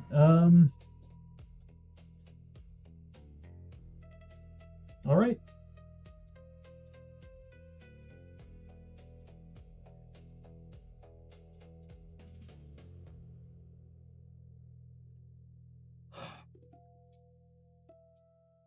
Oh, that's a big yes. We passed. Okay. We do have a round of combat here. I guess we continue. This is the final battle. So we'll use the epic battle music. Everybody's got... Oh, we need to do Growing Dread. So we're going to spend... Everybody's going to spend a grit to get rid of a Growing Dread card. Although I really want to hold on to it. So, one from Chiyo.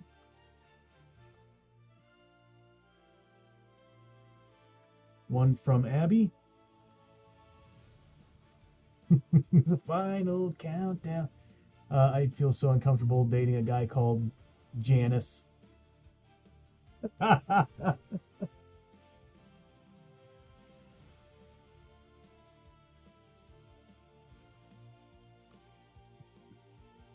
So we got rid of one Growing Dread card. So we'll go ahead and flip one of them.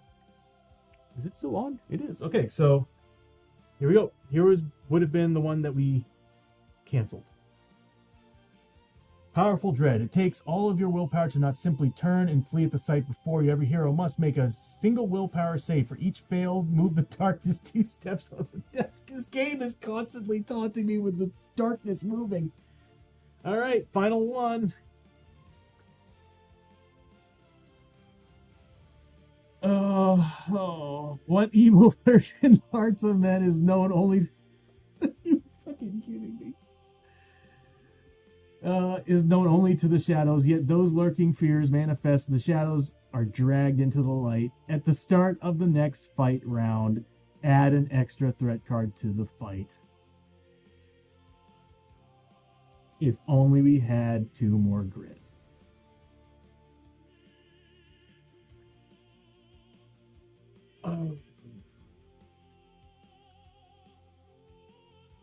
What bullshit are we gonna be fighting now?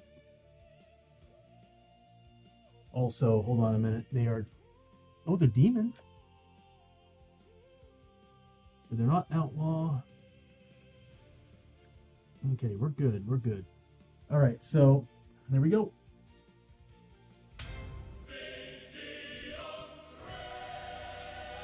No. No. No, that's bad. Oh. Alright, how many do we fight? Oh, 4 succubi.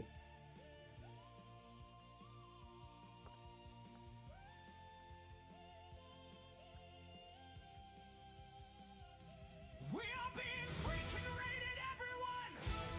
Welcome you sexy raiders to TNT. Bonds, how you doing? Raid with Bonds. How to feed yourself when you're depressed. All right, someone else Google this. Someone else Google this. I can't look at my phone anymore. I'm gonna capture those chickens.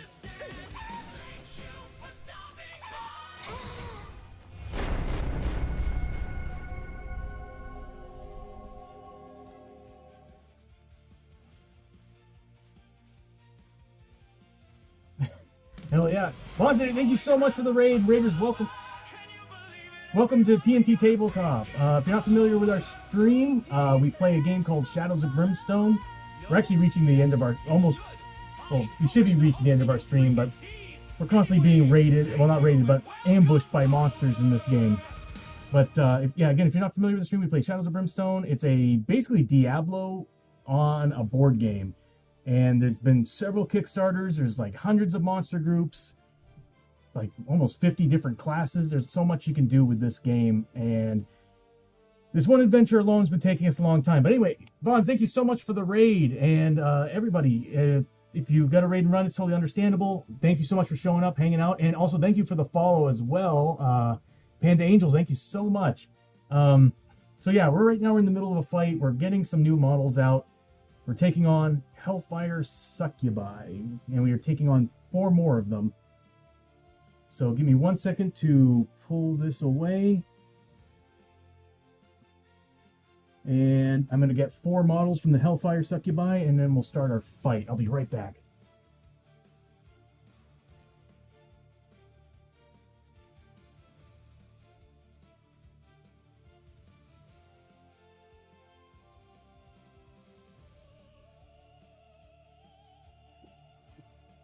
Alrighty.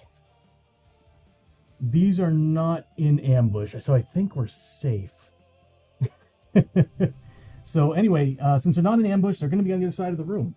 So we actually going to have to zoom out here a little bit. There we go. And we're taking on 1. Actually, it's going to be right here. So 1, 2, 3, and 4. And what do we have? We need to read their card. We already got the other guy out. That's the Ghost Warriors. So we still have them in, the game +2 combat for their first turn. Luckily, we do have somebody who gets to go first. They got Phase Jitter. Ghost Warriors immune to critical hits. We have to get 5 pluses on them with using range. Ghost Jump. Ghost Warriors move through other models and possess. Ghost Warriors are +2 damage. Cosmic! Ghost Warriors are +2 damage on all hits from and against heroes with Spirit 3+ or higher. Uh-oh. Everybody's a 3 or higher, but that does mean we get +2 damage. Okay. That's not bad. That's actually really good. Okay, so unfortunately we did spend all of our grit.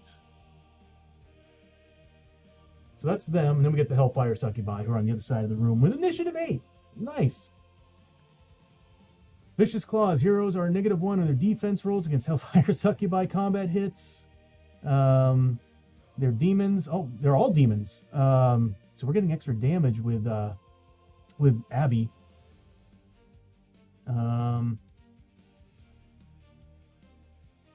They're immune to Hellfire and Burning Markers. Hellfire Succubi are immune to critical hits. Oh, everybody is immune to critical hits right now. From male heroes. Okay, and are +1 combat when targeting female heroes. So we got 2 female heroes, which is Chiyo and Abbie. Huh. Okay, it's going to be interesting to fight these. What's their health? 7 and with 3 defense. Okay, so for everybody new, we're starting our initially our combat.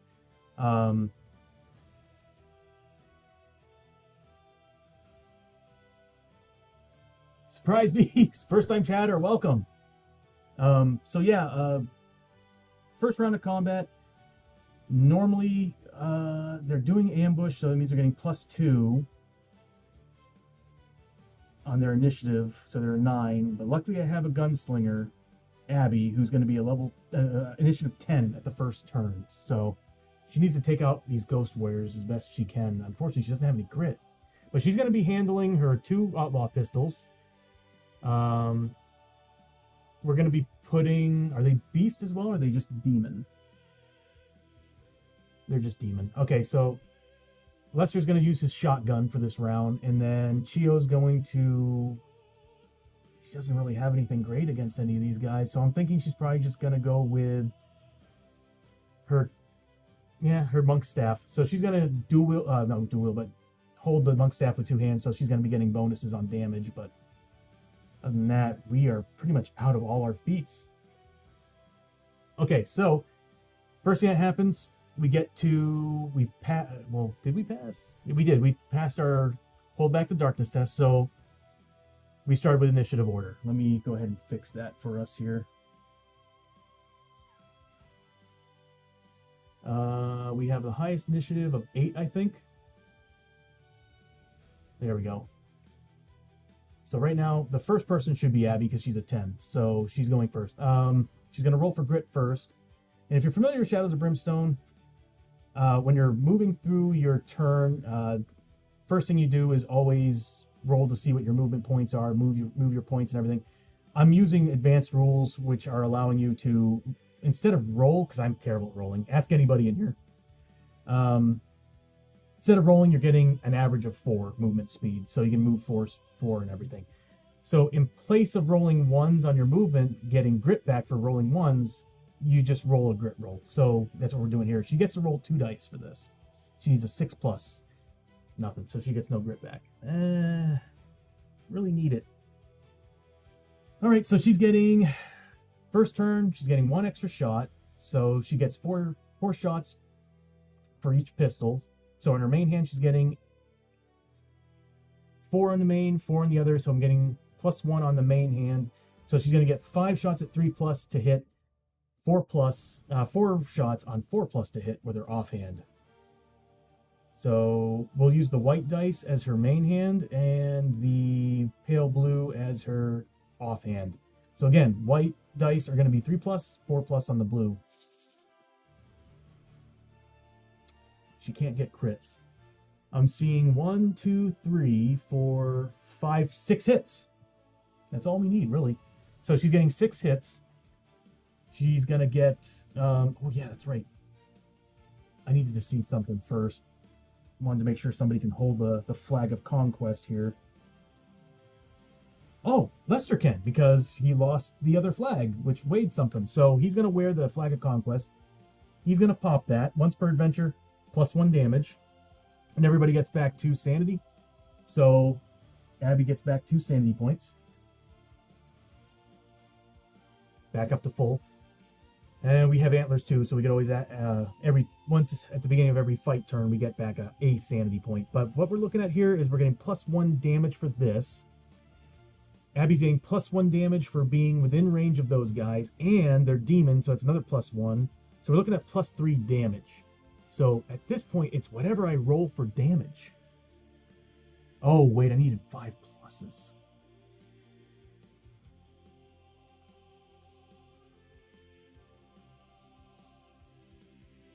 Well, I guess I can choose the 5 pluses on him, but I don't remember where they were. I wish the dice roll would actually keep a better log than what it's got.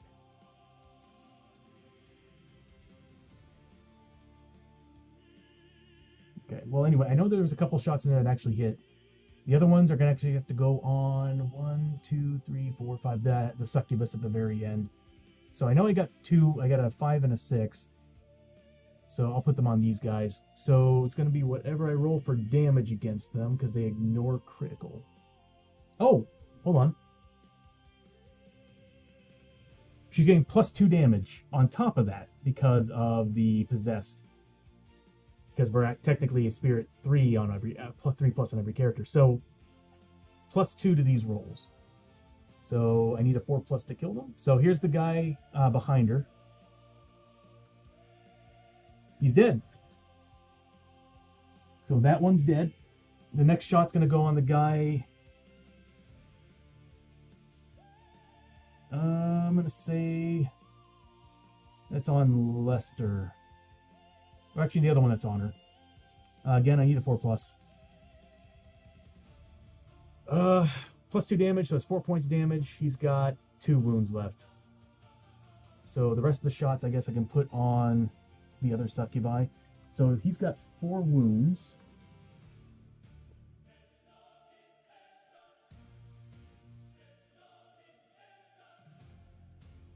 And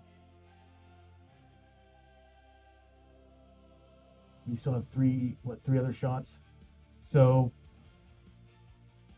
I can't wait to see the stack of minis you fought during this adventure. Honestly, we've been kind of reusing a lot of them, Bishop. But I mean, it's a big group right here. Although I think we're still missing some from the stream prior, because we had we still had 2 other fights before today's stream. So all right, so he still has 4 wounds. Oh my god, I had no way of adding damage to that. No deadeye shots.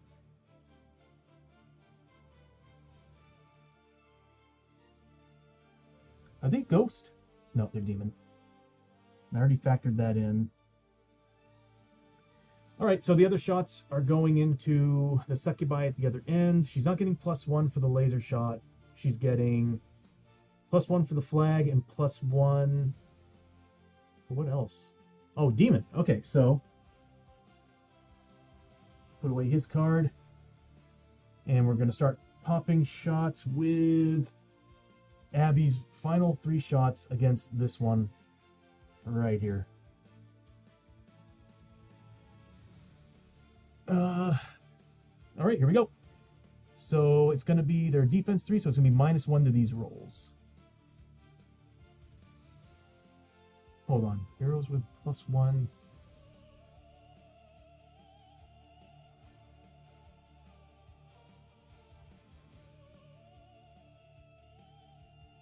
Okay. So here we go. It's going to be, like I said earlier, -1 to these rolls.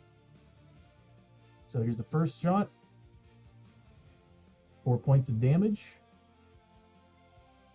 I'll go ahead and use a token. Why not? So we're looking at 4 points of damage on her. We still got 2 shots left. -1 to the second shot that we're doing out of 3. Nothing. And then the final shot. 2 points of damage. Every time, they always have 1 health left. They're about to come in and wreck us at initiative 8. Yeah, that's all that Abbie can do. If I had a grit, I would have been able to re-roll some of those misses. Thank you for the alert, Janice. Now we move on to the Hellfire Succubi. They are a 7 movement. Can they get on us? Hold on. Let me take a look here. 1, 2. They can get here and attack. Here is covered, so they won't be able to attack anybody there, but this spot they can. So 2 of them will actually be able to do something. So 1, 2, 3, 4, 5. Can they move through models? They cannot.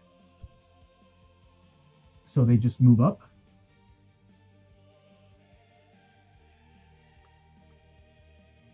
And that one attacks, the only target she can get is Chiyo. So she starts attacking Chiyo. She gets 3 combat. +1 combat against female characters, so she's going against Chiyo, so she's getting +1, so 4 combat at 2 damage a pop. So here we go. 4 combat at 2 damage a pop. They are 3 pluses. That's 3 ones. Wow, 1 hit. Okay, so 1 hit. And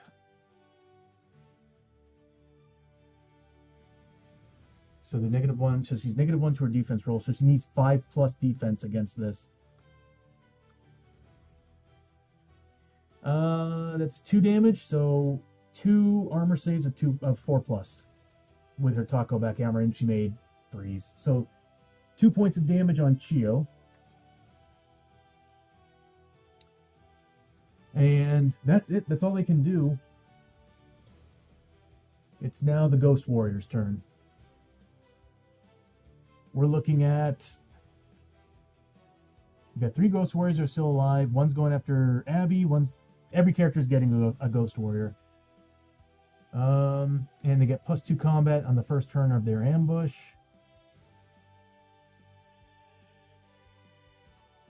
It's insane. You need 5 pluses to hit them. And they're getting +2 damage. So they're 5 damage with 3 combat? 4 combat. Okay. I think we need to heal some characters up here. Before we do any combat, let's go ahead and start healing. Abbie's good. I think Chiyo's alright. Lester does need some healing. So we'll have Chiyo do some healing for the team. She's got 1 bandage. Well, she's down to 1 bandage now. She spent 1. She's going to heal Lester. She's going to use her healing glove that's attached to her. And she's a medic, so she's getting +3 to this roll. So it's what I roll +4. 7 points of health. So we're looking at Lester getting an additional 7 points back. He's at 18 out of 20. That's going to give 35 points of experience to Chiyo. So like whenever you heal wounds from another character, you're getting 5 points per wound back in experience. Okay, so here we go. Ghost Warriors are attacking. We'll start with Chiyo and work our way to the right. So Chiyo's getting 4 combat with 4+ melee. Do they have any additional rules on damage? Nope, you just do a lot. All right, so they need 4 pluses.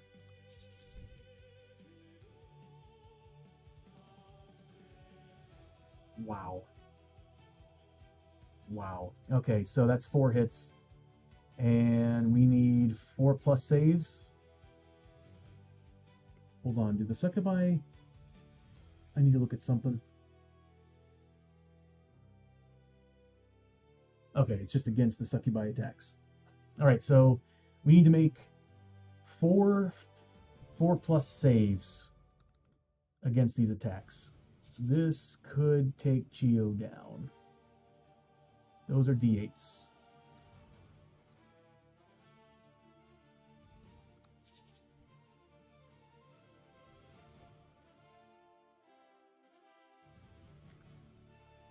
One save, 3 managed to get through. So that is 15 points of damage. I'm going to... Well, we need armor saves. So we'll do these separately because that's how the armor works. Is it from source? Hold on one second. I just need to make sure I'm doing this right with the armor.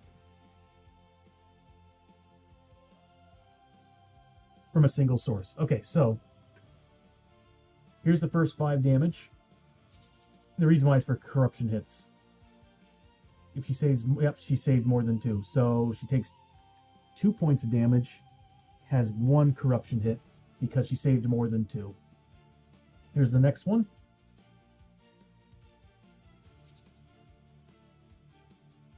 Only saved 2, so she's taking an additional 3. She's at 5 damage.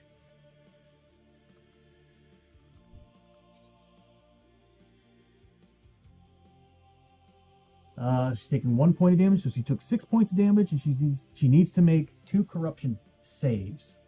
So So again, 6 points of damage. This is Chiyo, right? So Chiyo just took 6 points of damage.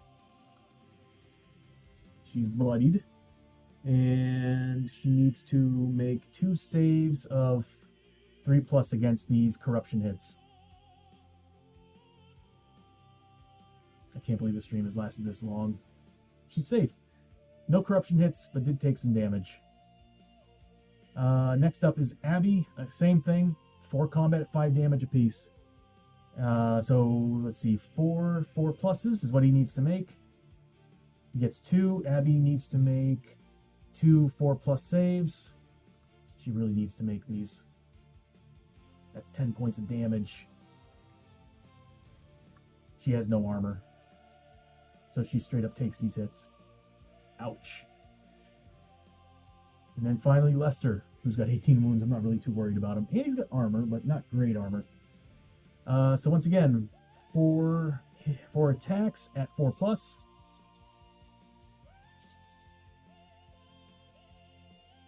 Waiting on the dice roller to roll it out here. 2 hits.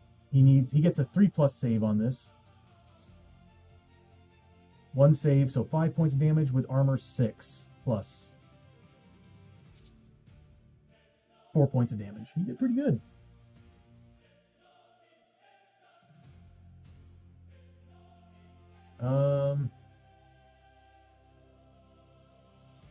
That's it for their turn.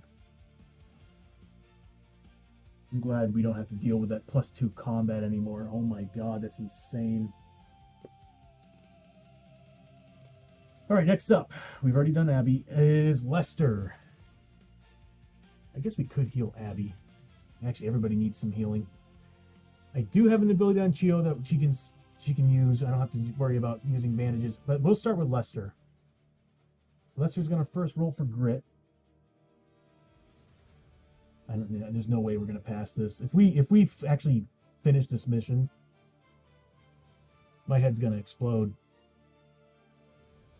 So he doesn't get a grit back. That's right, he's using the shotgun, so he's getting 2 shots. He does have grit, so I can reroll. He's getting +1 damage for the flag. He's rolling d8s for attack and damage with the shotgun. No crits. I'll take the 2 hits. So he's getting +1 damage for the flag. That's going to drop there. Do I want to go after them or the succubi? Which reminds me, that needs to be there. Let's look at the succubi for a second. She's got 1 wound. If I kill her, I get an extra shot. But it's a ranged attack, so I would have needed 5 pluses. Which I did not get. So I'm going to have to go after the other guys. Or did these guys? No, these guys need the 5+. So no, I'm going after the succubi. All right, so here we go. 1 shot's going after this into the succubi with 1 health. I'm getting +1 damage, so it's going to be -2 to this roll.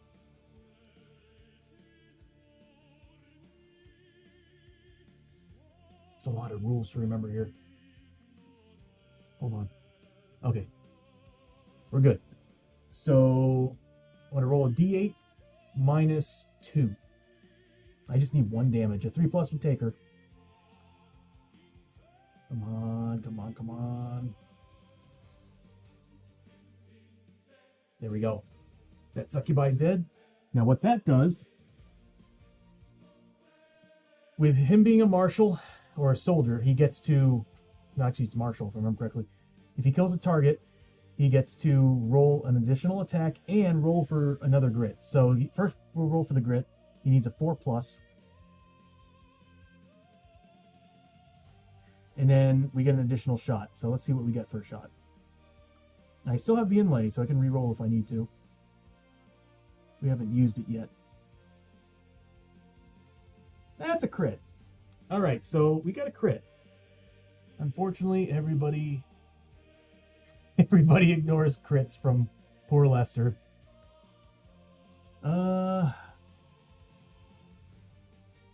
Oh, I got the Gunslinger's gun belt. But it's a hit, so I'm going to put it on the guy who's got four wounds on him. So we'll bring his card back. He's got 2 wounds left. Ultrasonic color, thank you so much for the hydrate. I actually really desperately needed it. Thank you. Oh, I tend to lose myself playing this game, if you've noticed. Okay, so I'm going to use this crit because it actually hits this guy, because you need a 5+ to hit. It's going to be, I'm going to use the Gunslinger's gun belt, so it's going to be whatever I roll for damage, because that's going to add 2 damage to this shot, bringing it up to 3 damage, removing that from the defense. So whatever I roll for damage, which happens to be 2, which kills it. So there we go. That was just enough needed. It's going to give 50 experience. I don't think I gave Abbie her experience for taking that. She didn't kill anybody though, did she?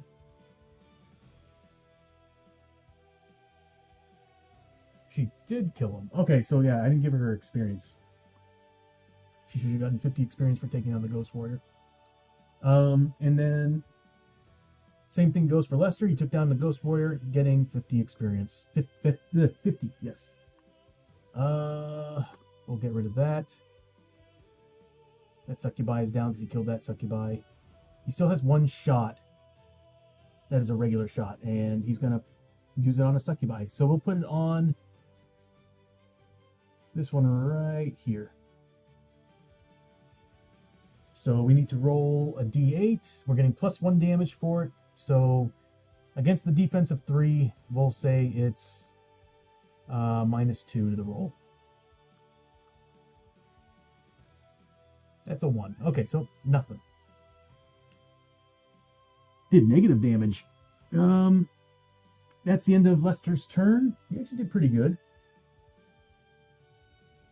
Now we got Chiyo, who's not really great at combat right now. But what she's going to do is she does have an ability. She's got the Healing Stone. She's going to pop it, giving herself 2d6 back in Wound Sanity, any mix. Oh, actually, from any hero. Who needs it the most?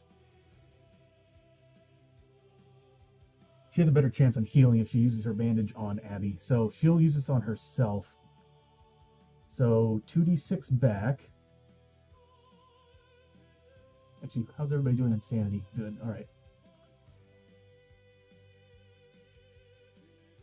11 points. That's going to bring her back to full. All right, so that's going to give her, what, 8 points of health? She doesn't get experience for it, though. And she's going to heal Abbie with her remaining bandage.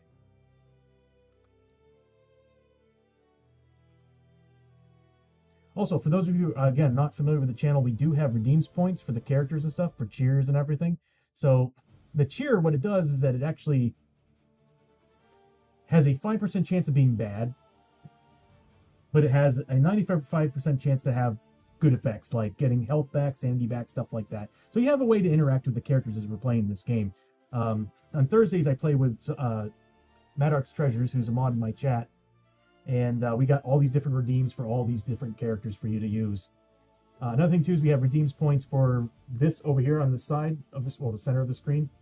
It's for negative rolls and bonus rolls. So what it is that you're giving us these bonus dice that we can use during the game, and it's been super helpful, whether it's the negative ones or the positive ones, because we get like all these remain and play bonuses as we play through the game. Kind of just an interesting way for you all to interact with us as we're playing. All right, so we got Chiyo with no grit. She's going to roll for grit. She needs a 6 on a d6 roll. That's a bummer. All right, so she's getting 2 combat with two-handing her weapon. Oh, I was going to heal Abbie too. Oh, yeah, that's right. So she spent the bandage. She's healing Abbie for...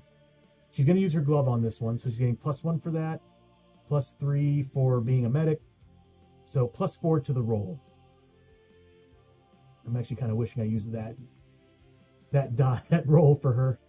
Yeah, so that's 4 points of health, which is good.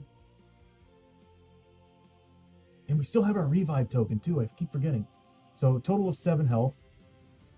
She's no longer bloodied, thank God. I don't think anybody has any more bandages. I'll have to take a look.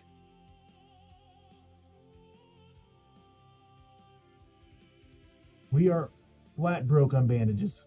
We got plenty of whiskey though. All right, so Chiyo's up.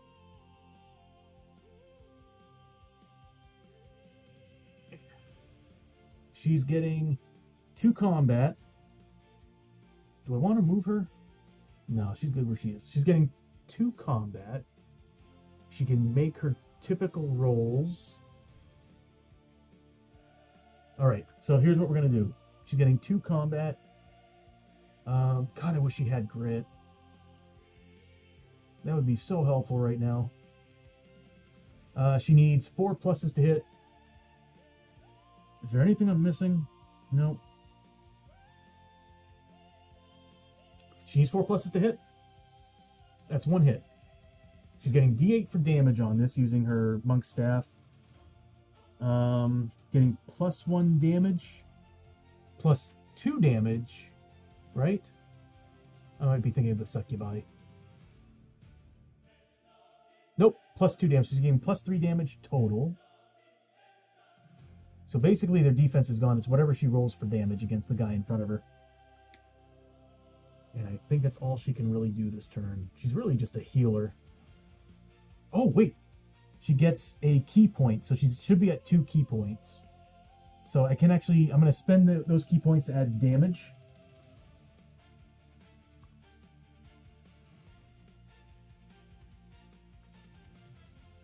Yep, beginning of all of her activations, she gets 1 key point back, so she should be at 2. So I'm spending that. It's going to give her an additional key point, +1 damage to the roll, since she's at 4 damage right now. Come on, come on, come on. 3 points of damage. Wish there was a way to re-roll that.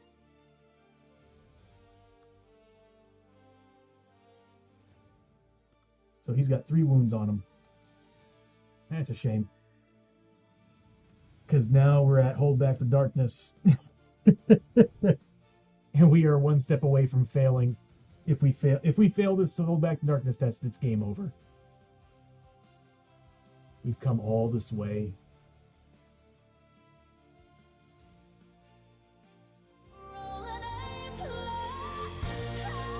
Alright, here we go. Wish us luck. That's a fail. Let me just make sure. Do we have any way to stop it?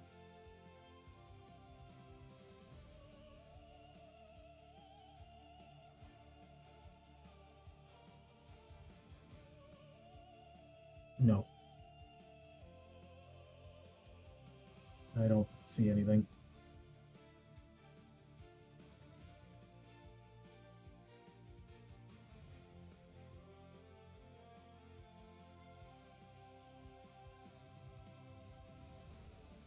Nope. That's it. It's over.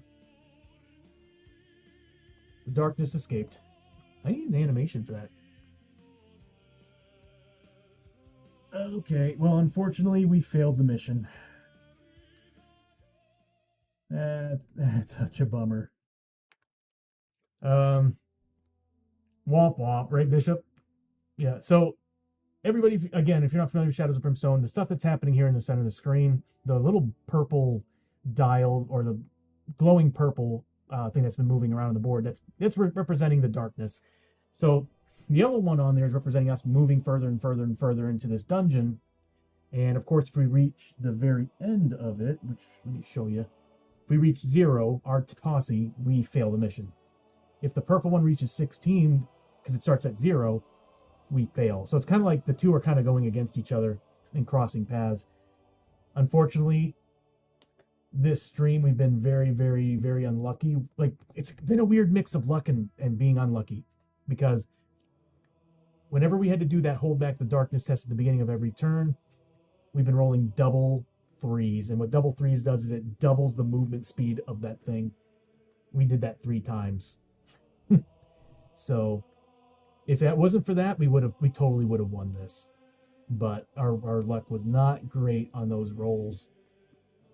But anyway, that's what that represents. The yellow represents us moving in further into the dungeon.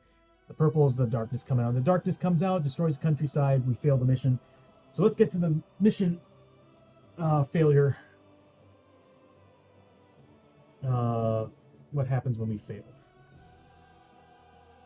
So we're looking at Ghosts in the Dark. If we fail the mission, that sucks.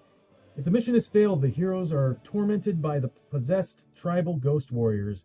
Each hero must roll a number of dice equal to their spirit, which we're now a +1. Equal to their spirit. For every roll of 1, 2, or 3, that hero loses 1 sanity permanently. Grit may be used for this roll as normal. Also, D3 buildings in town are destroyed by the raiding ghost warriors. Ouch. So, that's not good for Lester. That makes Lester... Let's take a look and see what everybody's at. Lester's a 5 spirit.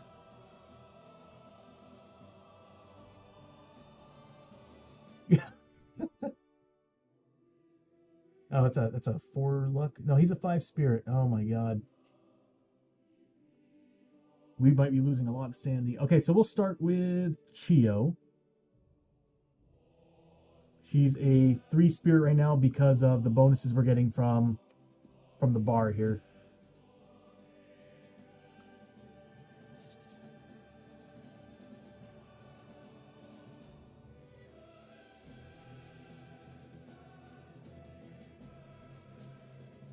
We use all her canteen stuff too. We have no tonics. Chiyo is just dropped 3 sanity permanently.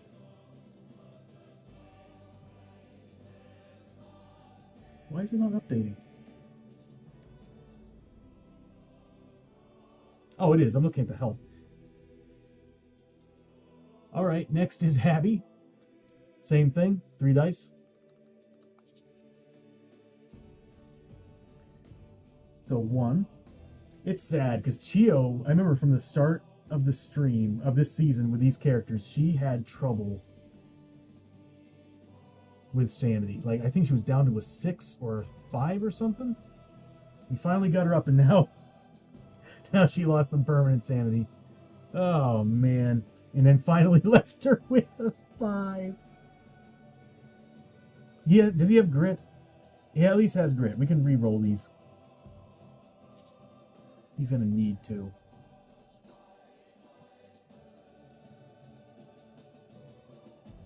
Why not? We'll spend a grit to re-roll those 2 3s. Nothing. Alright, so he's good. So everybody's pretty much got 10. We just can't. We're not doing well in sanity on this team. So we failed the mission.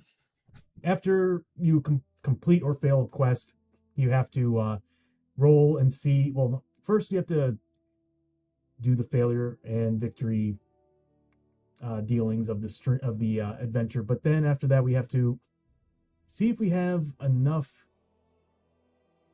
We have to do darkness rolls for all the darkstone and darkstone items that we're wearing. So darkstone in this game is basically the gear upgrading stone that you use. So you find these darkstone pieces, and you can actually imbue your weapons with additional combats, ranged attacks, damage. You can do all these cool things with darkstone. And we've got quite a bit on our characters.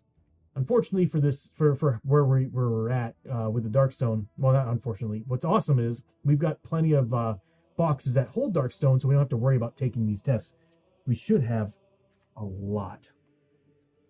So Chiyo's holding 1 darkstone box. That's already 8 pieces we can hold. I need to add that to the stream. Darkstone tally. Lester, I think he's got 1 or 2. He's got 2 Tansu boxes, so that's already 16. We got plenty. Because between, we got 9, 10, 11, 12 Darkstone. That's what the purple spot on the player plates represents, how many Darkstone pieces they have. So we got 9, 10, 11, 12. They're holding a grand total of Darkstone upgraded gear. They've got... That's Hosho. He's dead. He's the one with the skull and crossbones on his plate. He died last stream. So the only way your characters can really die in this game, I'll just get into it right here. Whenever you lose your health completely, you're down to 0. You get an injury on your character. If your sanity goes to 0, you get a madness on your character.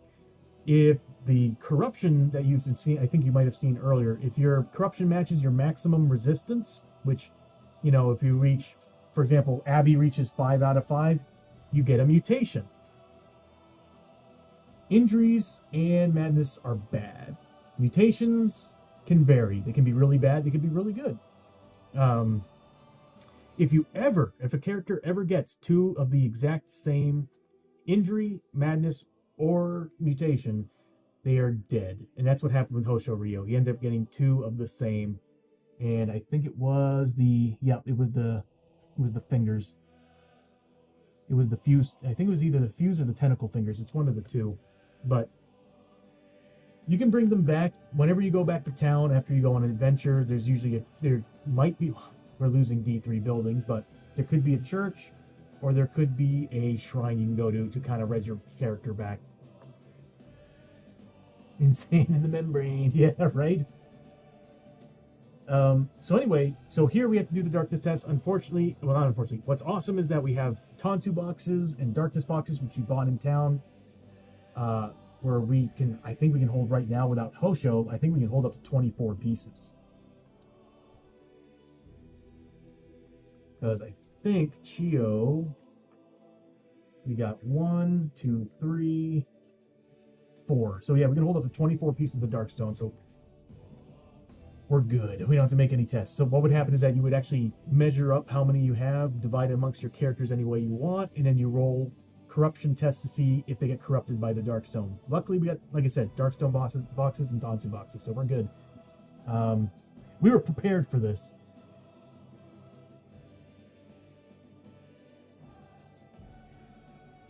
I was gonna say, Bishop, we were down Hosho Ryo, and that's a big crutch to have, because Hosho is the man. But the fact that these 3 characters were able to hold their own this entire time shows you how great Chiyo is as a healer, how amazing Abbie is with nickeling and diming characters, and Lester getting some decent shots in. This team did surprisingly good.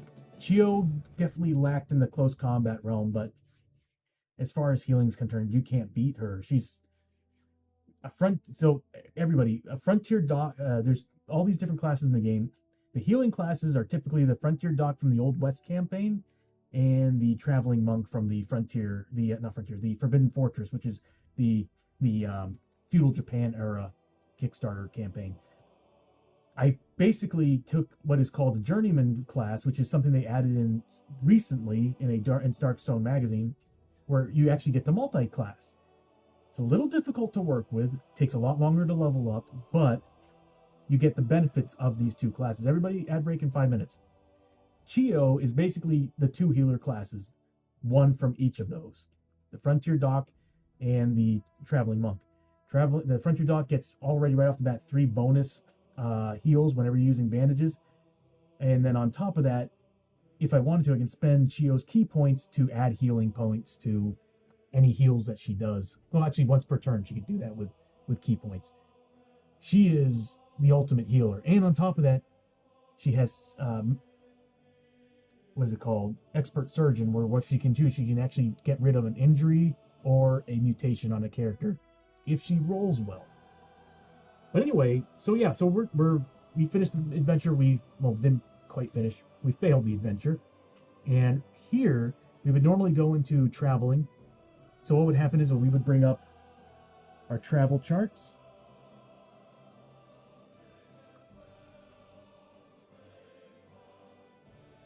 and we would be in the Old West. So we would bring this up, we would roll to see how big the town is, then we would roll to see what type of town we go to.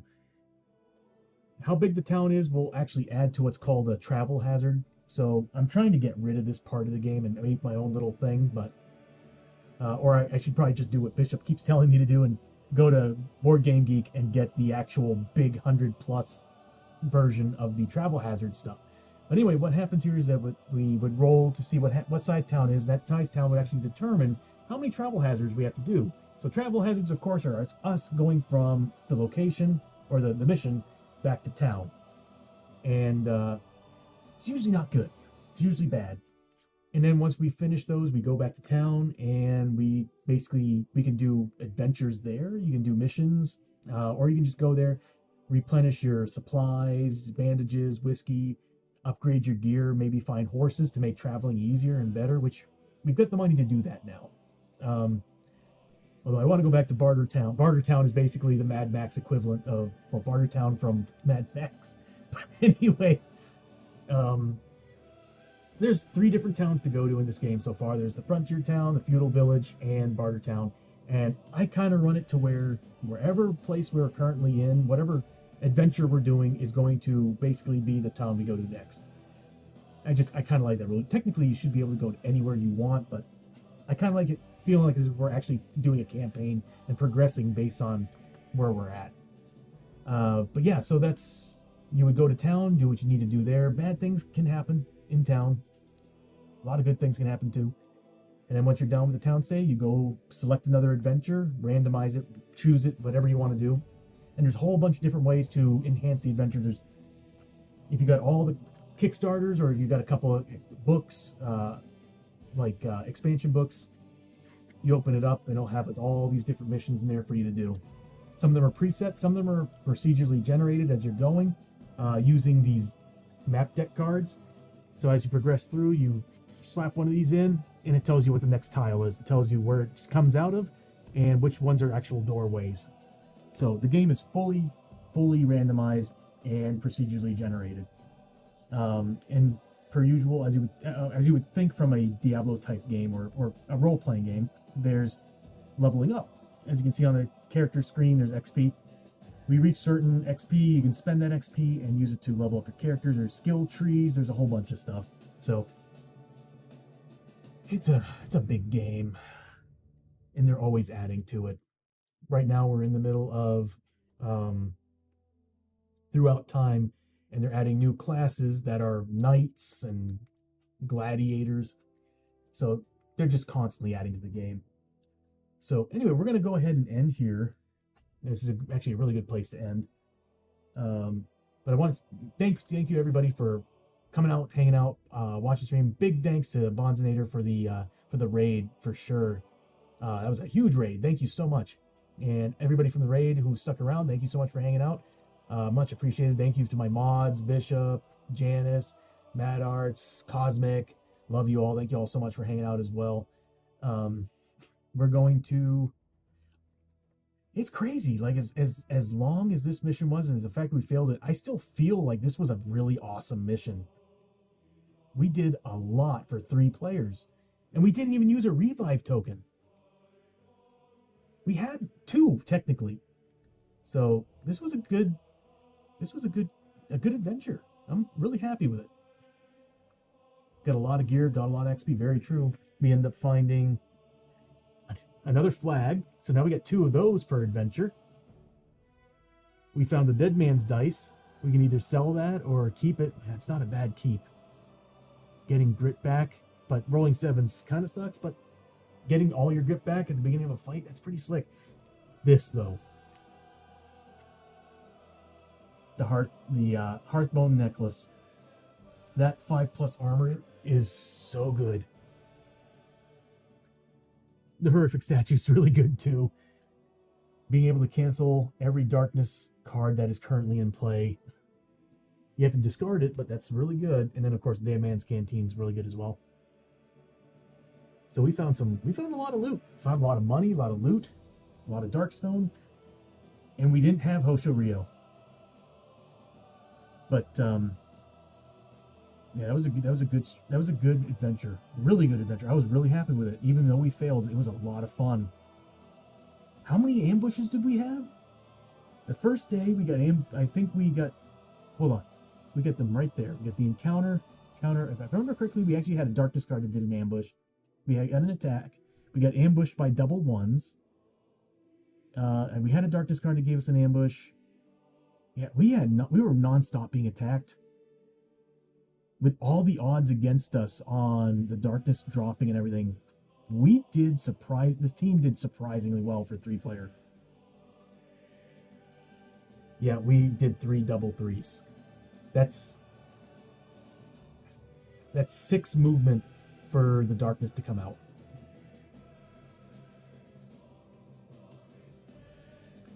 I'm going to have to start saving our +1 rolls specifically for that. Yeah, I'm going to have to do that. There's a couple other things I noticed that I need to actually fix on the stream. Yeah, it was a crazy adventure. Really fun though. I was pleasantly surprised with how daunting it was to get attacked all the time. Got lots of XP. Abbie's already like under 500 XP away from leveling. And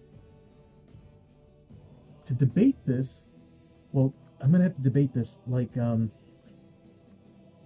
if we look at her upgrade chart, she is Old West and Outlaw. There's 2 things I'm looking at. So I could go Prestige Fighter, which would give me a Tier 4 upgrade.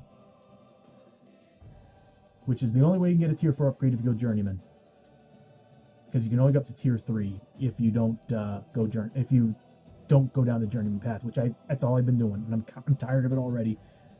But I'm looking at shooting big guns. When firing with outlaw pistols, you may treat 6s rolled 2 hits as 2 hits for each.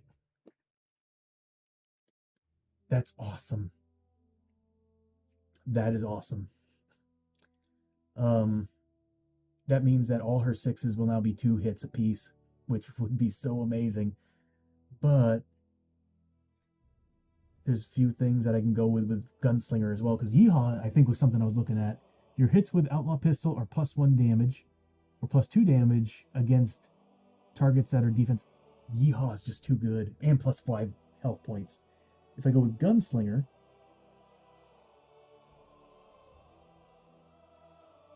if I can find it, do I not have Gunslinger in here? Okay, I'm missing some character classes in this thing. I've got Bandito, Cowboy, Darkstone Shaman, Drifter, Frontier Doc, Gambler. Yeah, I'm missing the Gunslinger. I think I'm missing that in the Indian Scout. Yep, I need to add them to this. Whoops. Okay, so I don't have that in here. I need to add that to the stream. Let me add that to my notes.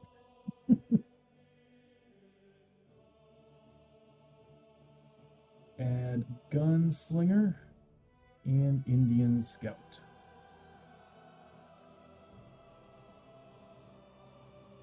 To upgrade to character sheets. I knew I forgot something. I didn't know I was missing the Gunslinger though. But either way, the Gunslinger, if I upgrade Gunslinger to Tier 4, I can get 2+ to hits. 2+ to hits. Just don't roll once. And you all know how good I am at rolling 2s.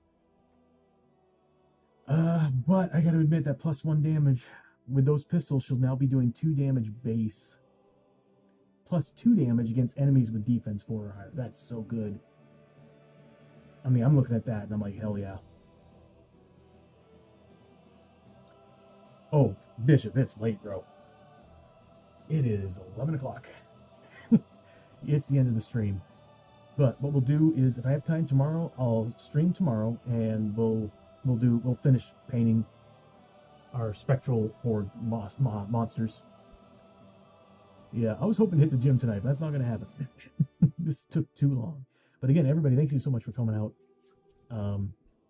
And again, big thanks to Bonzinator for the raid, and to my mods and everybody for coming out. This was quite a fun stream. Even though we lost, it was a lot of fun. I bet, man. For me, I'm probably gonna take a small break, and I might. They just released. I got too many games I want to play. Vampire. What was it called? Vampire. Not Survivors. Crawlers. Vampire Crawlers came out today, and I have to play that. Have to play that. But anyway, so yeah, we'll end it here. Let's go ahead and take a look at every model that we fought in today's stream. So let me go ahead and just get rid of all this. So these are, they're not fully painted. One of these days I'm going to fix them. I'll fix her. You're succubi. So anyway, so we fought 4 succubi. We fought more than this for these guys. We fought another 6. So there's 10 of these ghost warriors that we technically have fought. Pretend these are all spiders. These are all spiders. These are our heroes, by the way. I'll zoom out on them here in a second. We fought 2 of these bad boys, the Hell Vermin. We fought all of these. These are the Scourge Rats. This is their nest. We took on these 4 guys. These are the, what are they called? The Takobake Riflemen. They had armor saves. That's always fun. We fought a whole squad of the Dread Inquisitors. Oh, that's Hoshirio. He's dead.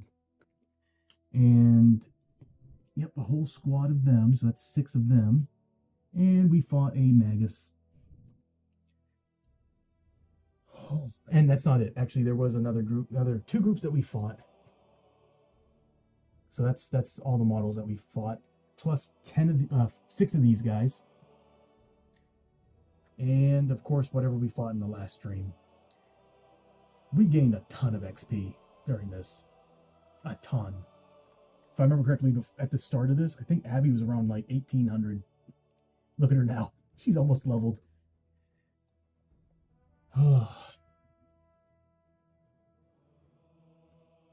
That's true. We did fight the rifleman twice. I think that's what it was. I think you were right. So yeah. So let's go ahead and raid.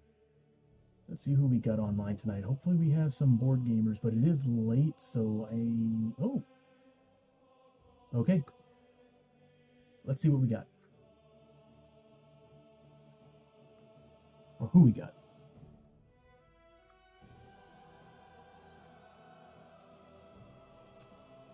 Board gamers.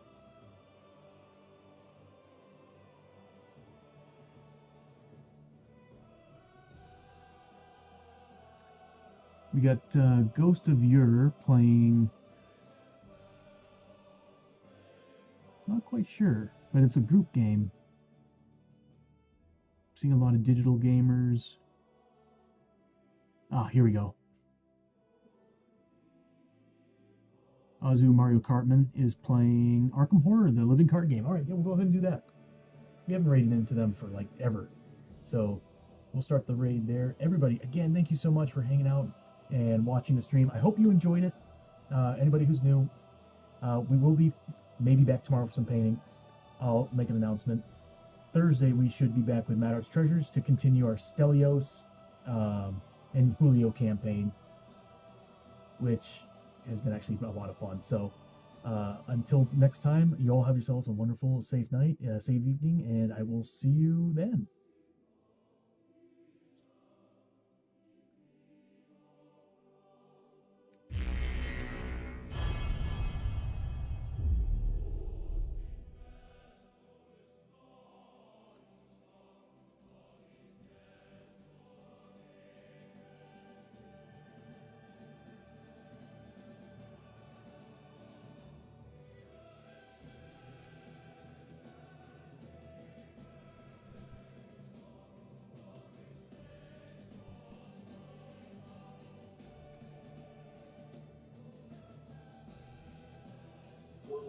Congratulations. How was the stream?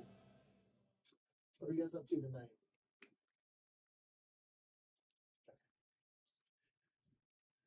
Okay. So we're gonna parlay this together. Yeah, that's okay. Yeah.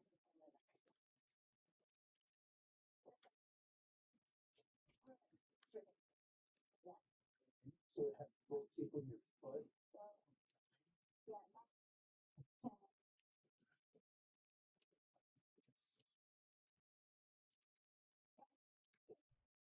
Yeah, a lot.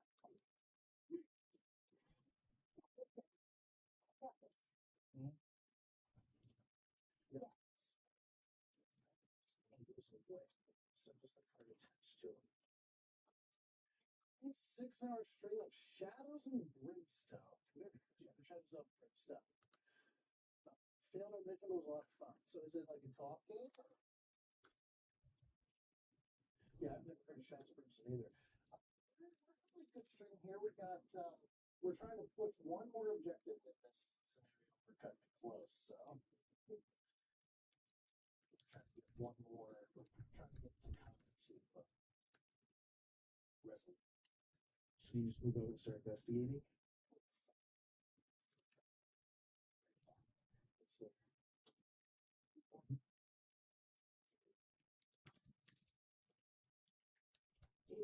Here.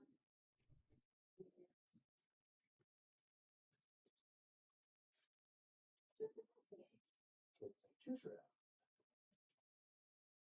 Dungeon Crawler Bold Quest, Feudal Japan, Viking, Spanish conquistadors taking on Lovecraftian horrors. Sounds interesting. Cool.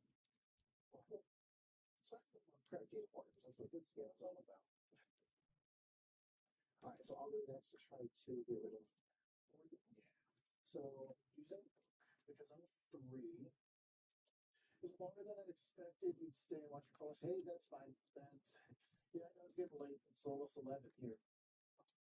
It's pretty much a Diablo. Gotcha. Okay, so let's see. I have 3. I think you could do better to go 9. 3. And we get this 3 aces to go 10 because I already have an ace in race for 9. So 10 on a 3. We're getting rid of action, so I won't be able to do it again unless I heal my refrigerator. So you might be screwed if I unfail. I can try. So, yeah. I just want to sure so you take damage. Oh, other side. I get to bring these back to life.